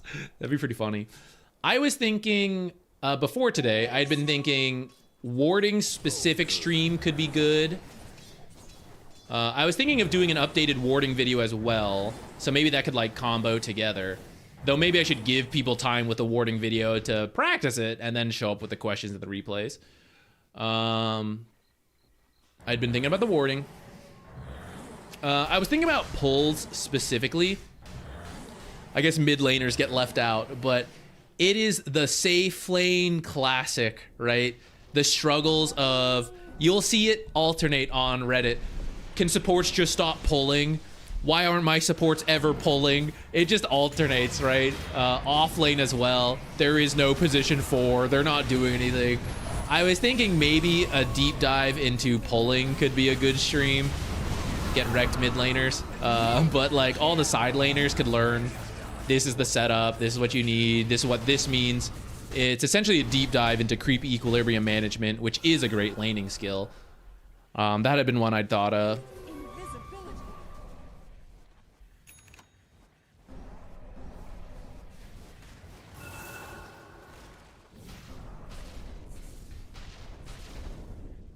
Personally, for drafting, I think you can make a case for every role having value to be picked at different phases. I would almost love... there would be so many complaints over this, but And people would just end up swapping heroes, I think. It's really difficult to enforce this. But I would kind of like it if Valve just randomly was like, hey, you have the first pick. It just made it like, hey, these two players have the first pick. And you have to take it mid. You can't swap or like whatever. I don't know, to like actually make it happen. But like this game, the mid and the 4 support must pick first. Both teams, you know? Or maybe it's different. You know, maybe one team is one way, the other team is another way. But I think that's where it's a little... we're just gonna get new conspiracy theories of like, I was about to make it to Ancient and then Valve forced my mid laner to pick first and the enemy both supports to pick first. And it's like, okay, well, yeah, I can understand why that might be, that might be bad. But you know, I have a pretty wide support pool. You might not believe it if you look at the stream. You might think I only play Largo. But I actually have quite a few supports that I can play because it's been so long. And I don't get to counterpick, like, ever, you know? There are so many games where it could be, like, amazing late-game Rubik picks, Undying picks, things like that. I just don't get to do, and neither do a lot of people here. I'm not just complaining for myself. It's for all of us. Off-lane, like, the carry's forced to pick first, off-lane counterpick, you know, stable mid-pick to allow a different side lane counter. There's all sorts of stuff that can happen in the drafting, but for pub games... I don't even know why Chorus won the last pick half the time, because they just pick some dog shit. They pick some dog shit pick that doesn't make any sense.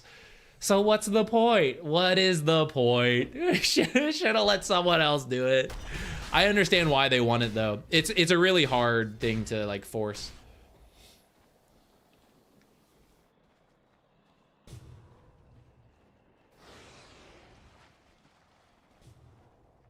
Reddit Rage would be legendary for real, right? The thing is, everybody, all players, and I'm gonna talk about this in a video later. By the way, I have not been absorbing what you've been doing on screen at all. I've been rambling. All players should have a hero that you can just first pick. In my opinion. It's really good for your own hero pool and for your understanding of the game, that like, here's what to do even though you're not having a great time, right? Something like that. It's very important to be able to pick a hero early and do stuff with it. So like, oh, I can't believe they made me Huskar first phase and I got countered. Well, holy shit, have you considered a hero that's not as hard countered at Huskar for your first pick? Wow, what a thought. Everyone should have a very stable first pick hero that cannot be countered easily, especially with like the bans, right? You look at the bans a little bit, and if you're like, these are the two worst matchups, oh, they're banned, then let me just pick Ember Spirit first phase, and like, I'll deal with it. I'll deal with the bad time, but I have picked someone who does something every game. I think it would be good for skill development, but I know people would really complain about it, and it's something really hard to enforce. But I want it. I've been thinking about stopping, but I see one more person donated, so we can do that real quick. I actually feel fine to do it, but no one else joined yet. Otherwise, I'll have to delay you till next time, because I'll probably stop after this one. Before we do it, though, I'll be right back. Give me 1 second.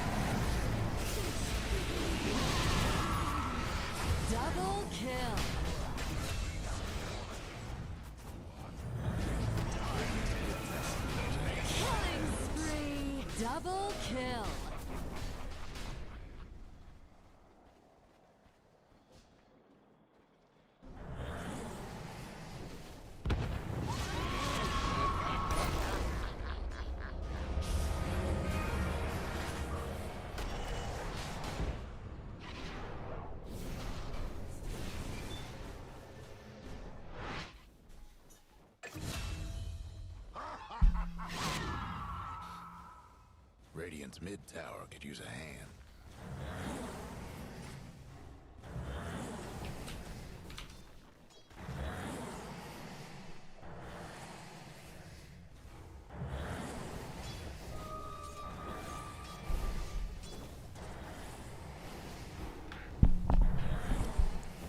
Dyer's mid tower could use a little help. They doing it? Oh, this game still goes. Jeez. You guys really had to work for this one. You guys really had to work on that one.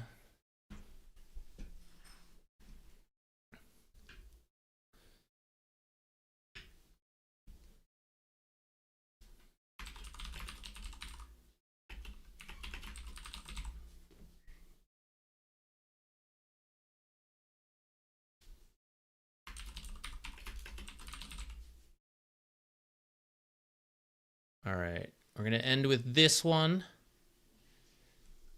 Oh, I should have double checked we can download this before I typed it in, maybe. I mean, whatever, I can just delete it. We're fine. All right, we're ending 2025 in Herald, and here with this review, 2026 begins the journey to Immortal.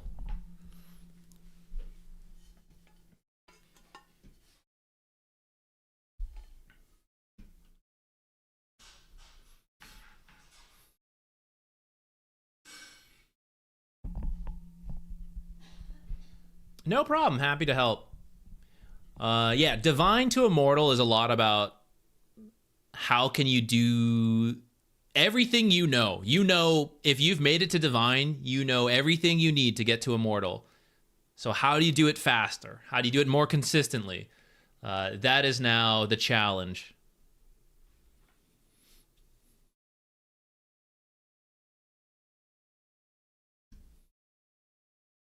Is Hoodwink still good in the new patch? I think she's okay. I don't really remember her. I'll be honest, guys. I've been real Largo pilled. I've only been thinking about Largo and then like a couple other heroes. I've not been keeping up to like the bigger picture beyond that. Her win rate looks okay. Looks okay. So I'm sure it's doable. Do you watch Jenkins? Occasionally, but most of his content, I'm like a real tryhard now. If I watch Dota stuff, it's usually tryhard, you know, educational stuff. I am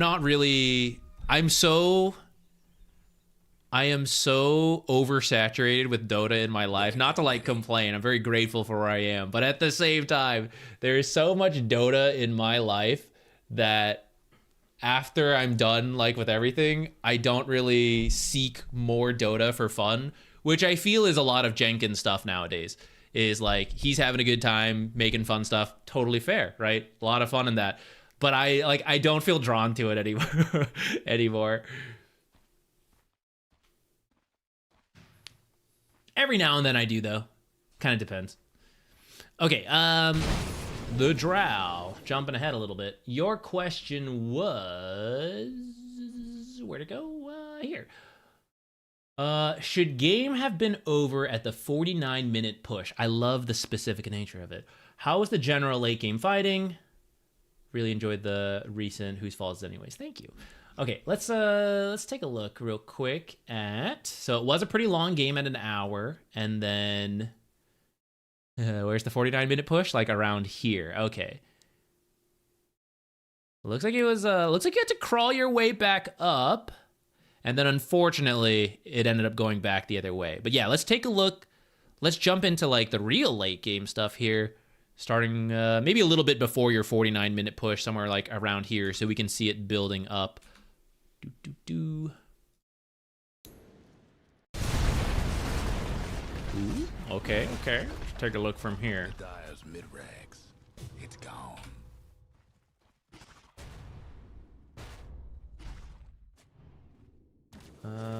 Okay. I think your build's pretty solid, actually. The Dyer best do something about that bottom tower. The Dyer went and fortified their structures. Okay. Ooh, amplify damage room. Don't mind if I do. What do you got here?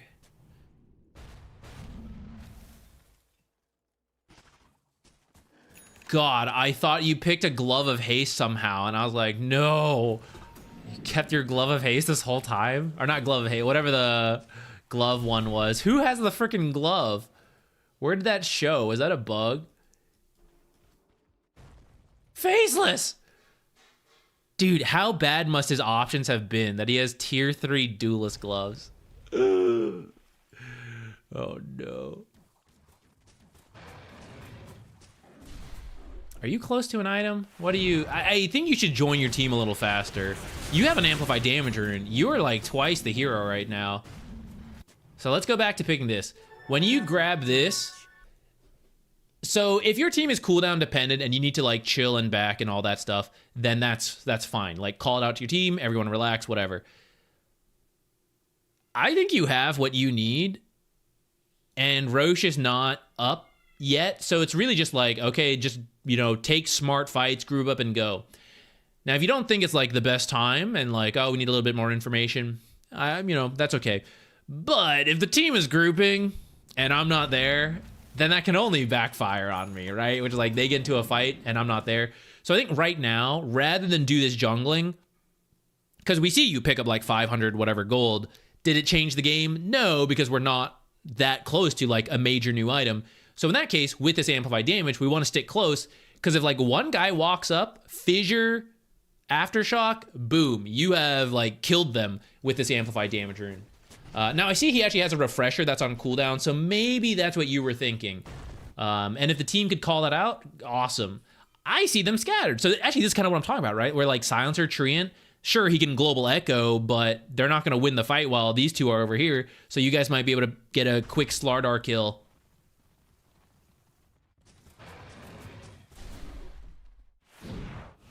They're starting. They're still missing these two heroes, though.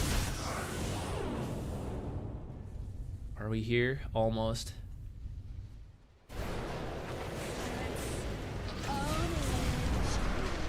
Oh, still got him though. Let's go. Hurricane! Hurricane! Ah! Damn. In the end, this is actually not that bad for you. Oh, you had to buy back earlier. That's too bad. But if you were with your team a little sooner, I think you might have been in a little bit nicer of a formation.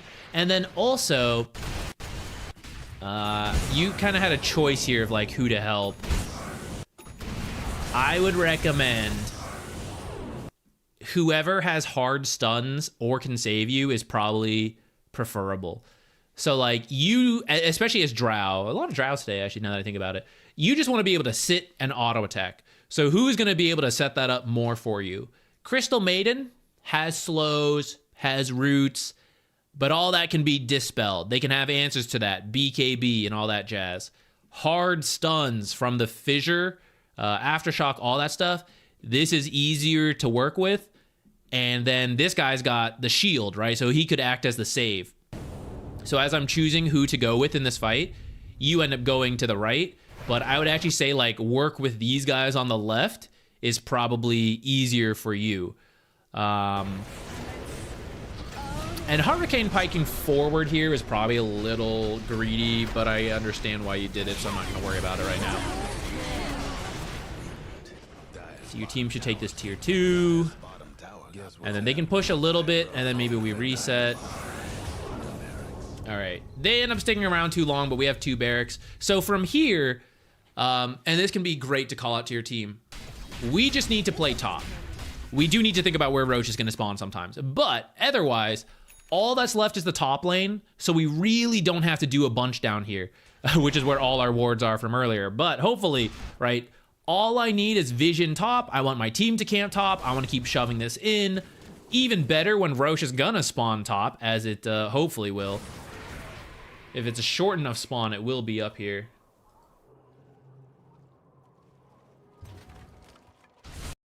Okay.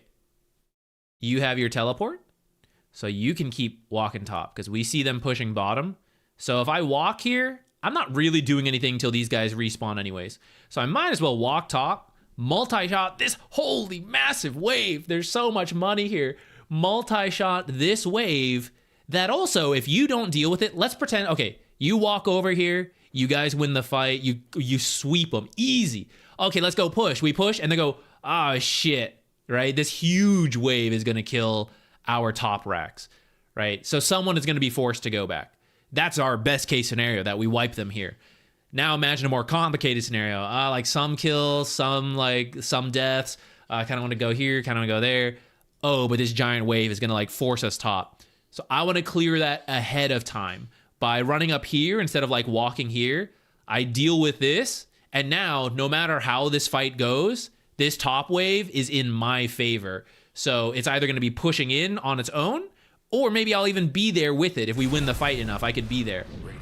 If you're super scared and you're not sure where they are, I do kind of get it. But I'm pretty sure I was zooming around a little bit, so maybe I'm a little doubtful of myself as well. But I'm pretty sure you saw most of them down there. Ooh, ooh, ah, ooh, yeah, don't go in, don't go in.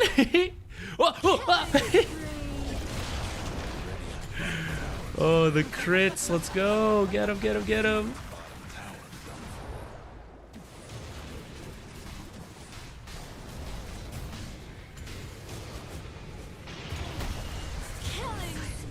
Ooh, that's a big hit on this guy. Radiant's bottom racks. Amazing double echo. Oh shit. I was not prepared. I don't blame you. I didn't know he was gonna go in either. Look how much of this tower we lost, by the way. So mostly healthy tower. I guess not mostly. It lost 500 health. But this is actually really good for them. When they have a wave pushing in elsewhere and then they push bottom, this fight ended up being relatively good for them to start, and then they got double echoed. The silencer shouldn't have been standing here. But part of the reason this is good is because if they had timed this better, while this fight is happening and you guys are having to posture all down here, top is going on like this, and then one of you goes, oh, top, you run up here, deal with this, and then suddenly it's a 5-on-4 down here, and they can win that fight. Look at that thing go. Oh, this guy's playing fast. Hell yeah. Get in there, Earthshaker. Get in there. See, this is where if you had done the top thing, Earthshaker maybe TP's top. He can clear this out, and then you guys can actually threaten megas. But because we never pushed in the top lane, this whole mega opportunity is not available to us. And now we must go for the end of the game. Maybe Roche if it was up, but you guys don't know. You have to check.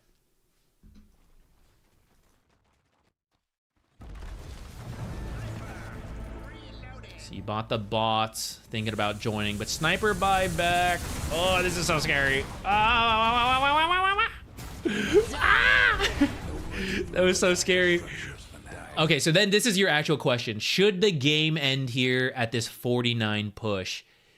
Two of you faceless respawning. I don't think you know their buybacks. Let me just double check real quick. Okay, you only know sniper bought back and you killed him. So do we end the game here? Maybe. You can try. The stepping back to one more time, nail it home. This is why it doesn't always have to be the carry, but supports whoever, right? Rather than just come back here and wait for people to push and to watch them push as you wait for people to respawn. This is why it is so important to go out and like try to push everything else out possible and then TP home at the final moment, because we would have another option here, which is we'll just get megas and we don't have to end the game here. We'll just feel a lot better with megas, right? So that's what this play is. It would have opened up this new option rather than have to think about ending the game, which is always a little scary. I think you could do it. But if you're ever uncertain of this guy's chrono cooldown, it would be a little scary. And if they have buybacks. Oh, who's that? Thank you. They don't. What? Happy New Year, everyone. But you don't know that. Vosser, thank you so much. Happy New Year to you as well. I almost like zoomed past that. That's the scary part for me, I think. You can poke a little bit, but if you see them buy back, like, here's the issue. You're hitting from here. They say, okay, get Drow. This guy jumps in, time dilation, bashes you once, and the people who have bought back are TPing like here and here, right? You are not a mobile hero who can get out of this at that point. And that's what's really scary. And then you die, and I think you bought back earlier. It looks like your cooldown is back up. So actually, if you got killed, you know, maybe it's acceptable. If you knew they didn't have buyback, I'd say you could go for this. But because you don't know, I think it's very understandable to back out, pray for a fast Roche spawn. Damn you, Gabe! And now we just have to, like, go from here. You actually do have enough time to prep yourselves, right? This is about a 30-second walk, and this guy's still dead. So you actually could get at least the tier 2. You might even be able to get the tier 3 while Sniper's dead, if, like, you guys had taken this option instead. Manta's down here. Okay, so a real quick high-level thing. Maybe you're too scared to do top for whatever reason. This Manta push down, so what is it going to do? This creep wave is going to spawn. You have barracks. They don't have the barracks, right? So this is going to push anyways, and your Mantas might pick you up some gold, so that's kind of nice. But in terms of map pressure, it doesn't change anything. It always would have been this way. Let's pretend you don't have barracks. Okay, so it maybe would have pushed out. The Manta guarantees it pushes in. Okay, fair enough. But the enemy could be here dealing with your Manta illusions. And even if the wave does push out, we're talking about creeps here, right? So this will eventually push out. And then when it gets here, it's starting, like around here, it's starting to give the enemy a lot of useful information.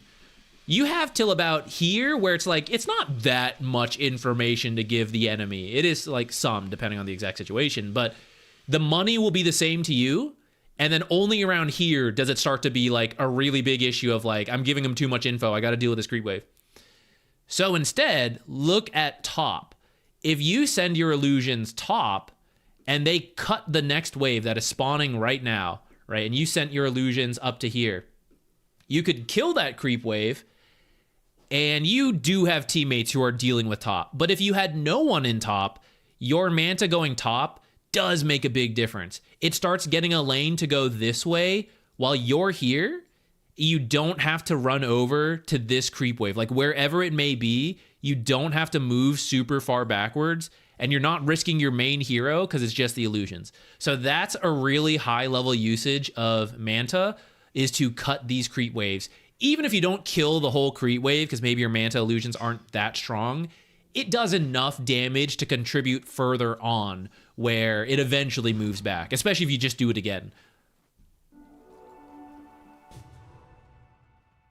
I mentioned all we have to do is play top, so we just like want to sit in this area. While you're down here, though, again, Manta push here if you need to. This is fine, though, because of the barracks. Waiting in here is a little scary. I might wait outside. And then, unfortunately, the timer does move. You guys got unlucky with the Roche spawn. All of them are missing. Save the sniper. This is where you do have enough time to be like pushing top, pushing this, and then fall back to Roche. If you guys had just committed to this top stuff, this is dead already, and you're maybe doing this stuff. Oh!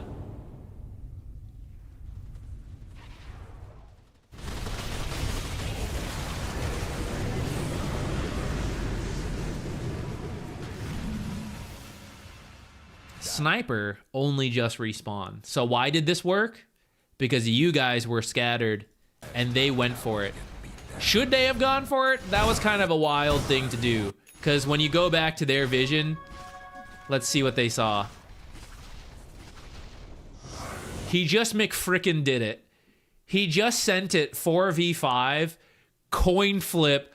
God, I hope all 5 of them aren't here and they don't punish me for this. And it worked because you two are over here and Earthshaker's over here. So this is one of those things where it's not a good play, but it sometimes pans out. And this is the mistake from us. Even though we are in a 5v4 situation, we are not playing like that. And we give them windows to end up doing something, especially because around their parts of the map, they can teleport in, and we can't do that. Yeah, the Treant Ags makes him real tanky.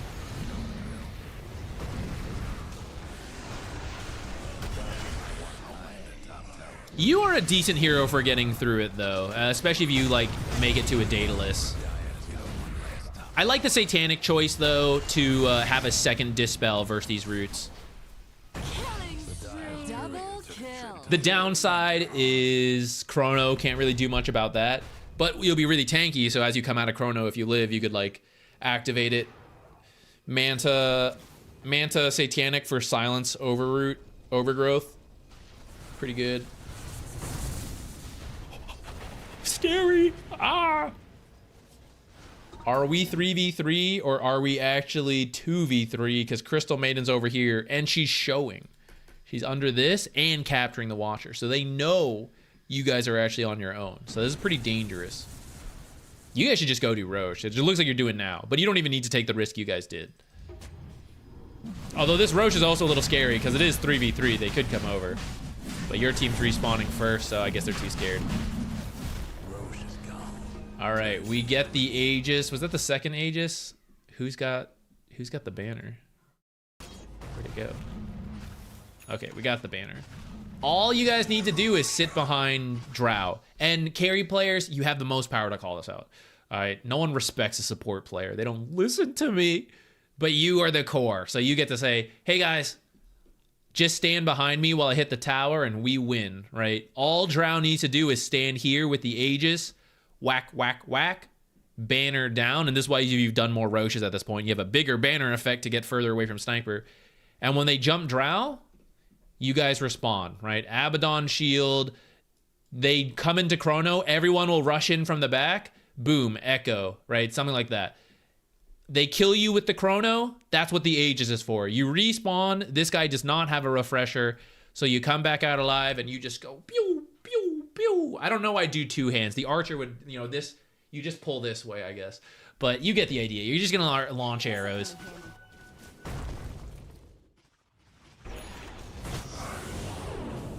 Ah, I see we did not stand behind the Drow. No breaking down the radiant structure. Let's go back.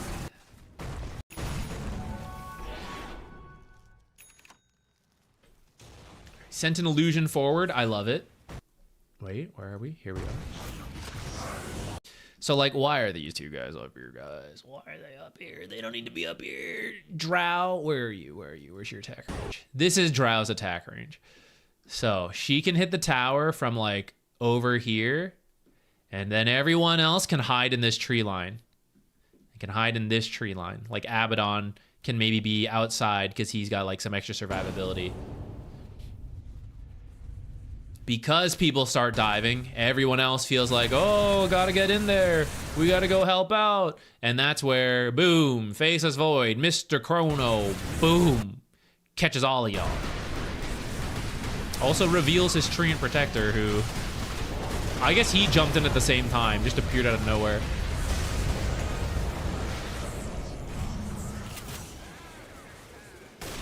Ah, lost sight, no. Double kill.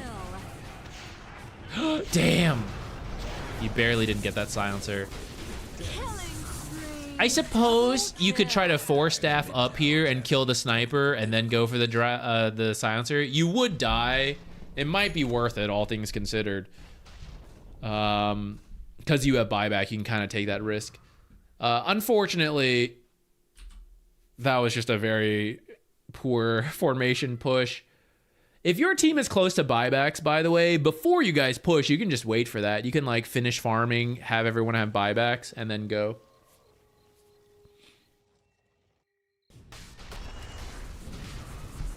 Disperser Drow versus Silencer would be kind of based. Could be cool. She's not the best defusal hero. Okay, right now you gotta be so careful. All you need to do is not lose the game. I love the Manta bait, by the way. We just need to be as far back as possible. So where you are is pretty good right now. Abaddon should actually be a little further back. 18 seconds. for Crystal Maiden, right? We just gotta hold on. Just gotta hold on. Chill, chill, chill. Chill, chill, chill. All right, Crystal Maiden back. This is a little scary, right? They're just no big deal. Losing barracks, we're even footing right now. If you had died, if Abaddon had died, 100% we'd lose the game. 10 seconds for Bristle. No, like, I'm willing to be mega'd. You can win versus megas. You can't win when you've lost the game. So we just gotta wait a little longer. 5 seconds for Bristle. 5 seconds. 5 seconds. All right, 4v5. 20 seconds for Earthshaker. Right? I'm willing to sacrifice this, but sometimes they goof. Oh my god, look, those guys over here. So maybe you could go now, 4v4. Of course, he has the global. It's fine. It's fine. Back out. Back out. 15 seconds and Earthshaker's back.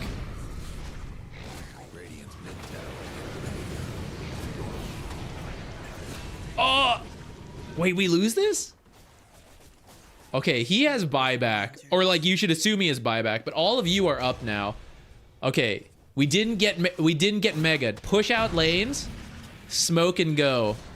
Manta other lanes as necessary. So right here, for example, Manta down. Send your Manta illusions down the mid lane. So no one on your team has to go mid, and then you guys can all go top together. No jungling! We have a timer. 76 seconds to win the game! Have the urgency. Go, go, go! Go, go, go!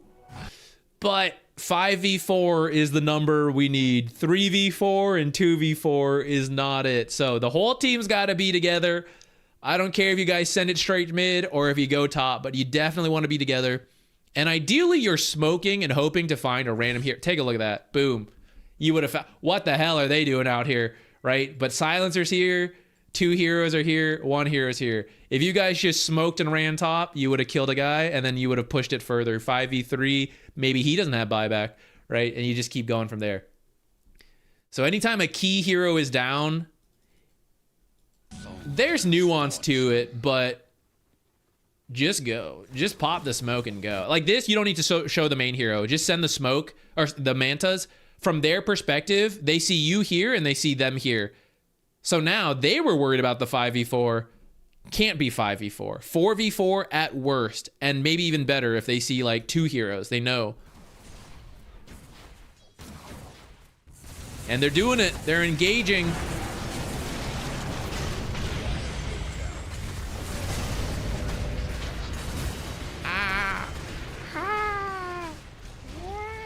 Get him, get him, get him, get him. Oh my god, the crits. Wait, this is kind of good.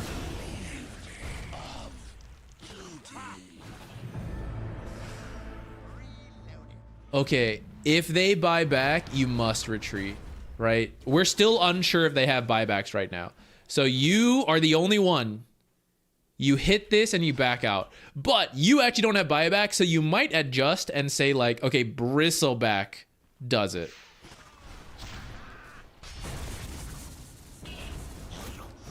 Remember, in late game... Okay, retreat, call it.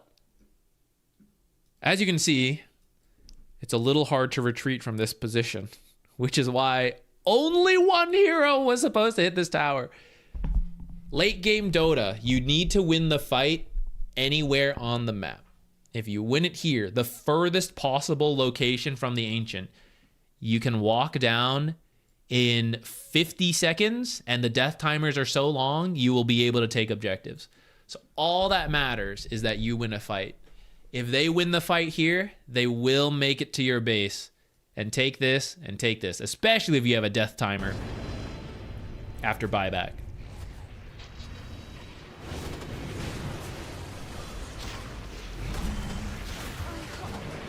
Time to run. Abandon all hope. Ah, damn. I think you got a little misclicked there. Ran in.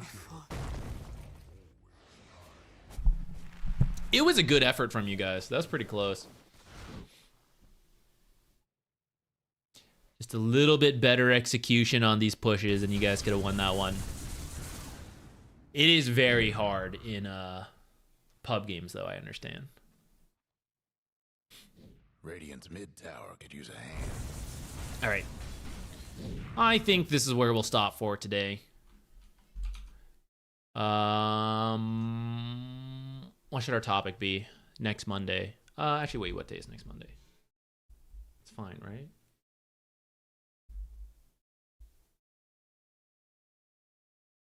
The 5th. Yeah, that's fine. What should our topic be?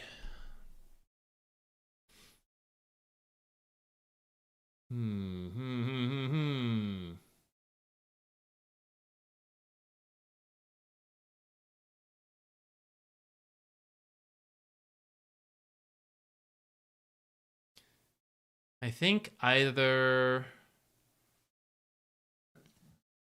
any new last minute thoughts on Largo so far? I'm working on the guide.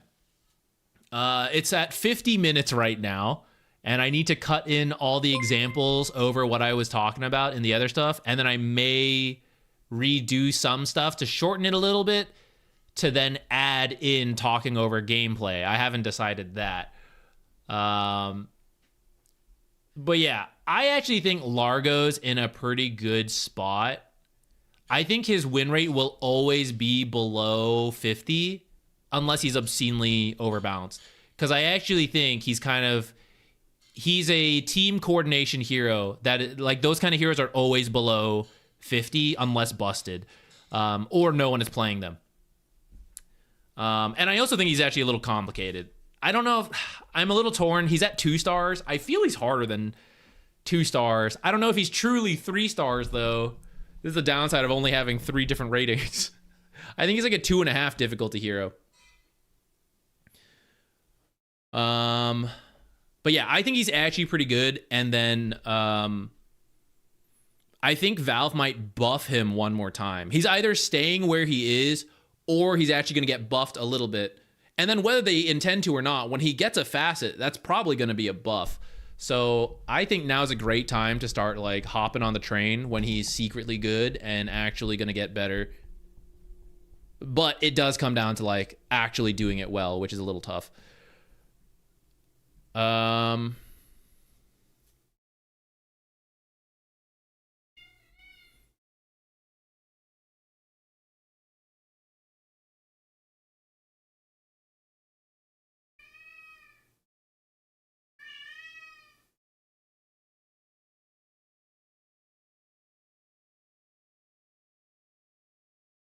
Yeah, we could always just, like, post on Discord later. I also think it's not that big of a deal if, like, on Monday we decide spur of the moment.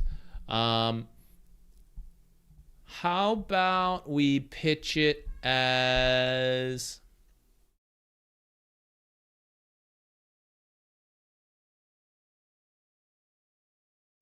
I'm deciding between pulling and warding. Let's do pulling first. I declare it. We'll do pulling. So it'll be in the like first 5-10 minutes side lanes, when you should pull, when you shouldn't, what everybody's job is in regards to it. I think that's a pretty important topic. And I think I don't really have a video planned for it, so I don't need to line it up with anything. I think I will make a warding video, which could then work out to time it with the replay analysis dedicated to it. So let's do pulling. I declare pulling. Yes. Ultra late game. I guess we could consider that, Mr. Randy. The like 60-minute plus type games. The downside is, or like not really downside, but part of the reason I didn't do it is it really isn't that different from the late game, which if you watch the mid game coaching, probably also felt quite reminiscent. It's almost all like, look at the map, read the map, try to find a numbers advantage, and it doesn't really change. Though, admittedly, ultra late game has stuff like buybacks and all that jazz, crazy items and all that. But I think pulling is probably even more important.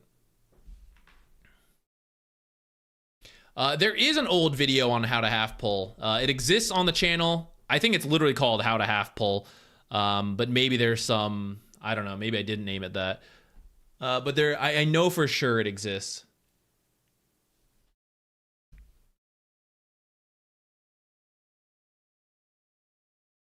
Okay. Okay, everybody. Happy New Year. Whether you've experienced it already or not, it's coming up. Thank you so much hanging around. Friday, I believe we'll be playing Largo to go with the guide, and then after that, I'll actually stop playing Largo, or like I'll reduce the amount of Largo. I'll let other people play Largo, but I'll probably do one more focused Largo session to go with the guide. I don't even, maybe he can be banned now, so maybe we won't even get to, but that'll probably be Friday, and then Monday we said we'll do pulling, and then we'll go forward from there. Okay, everybody. Thank you for hanging around. I hope you all have a good new year. I think I have some ideas for the new year, 2026 Dota content, all that stuff. So hopefully it'll be fun. Everybody, I'll see you next time. Goodbye.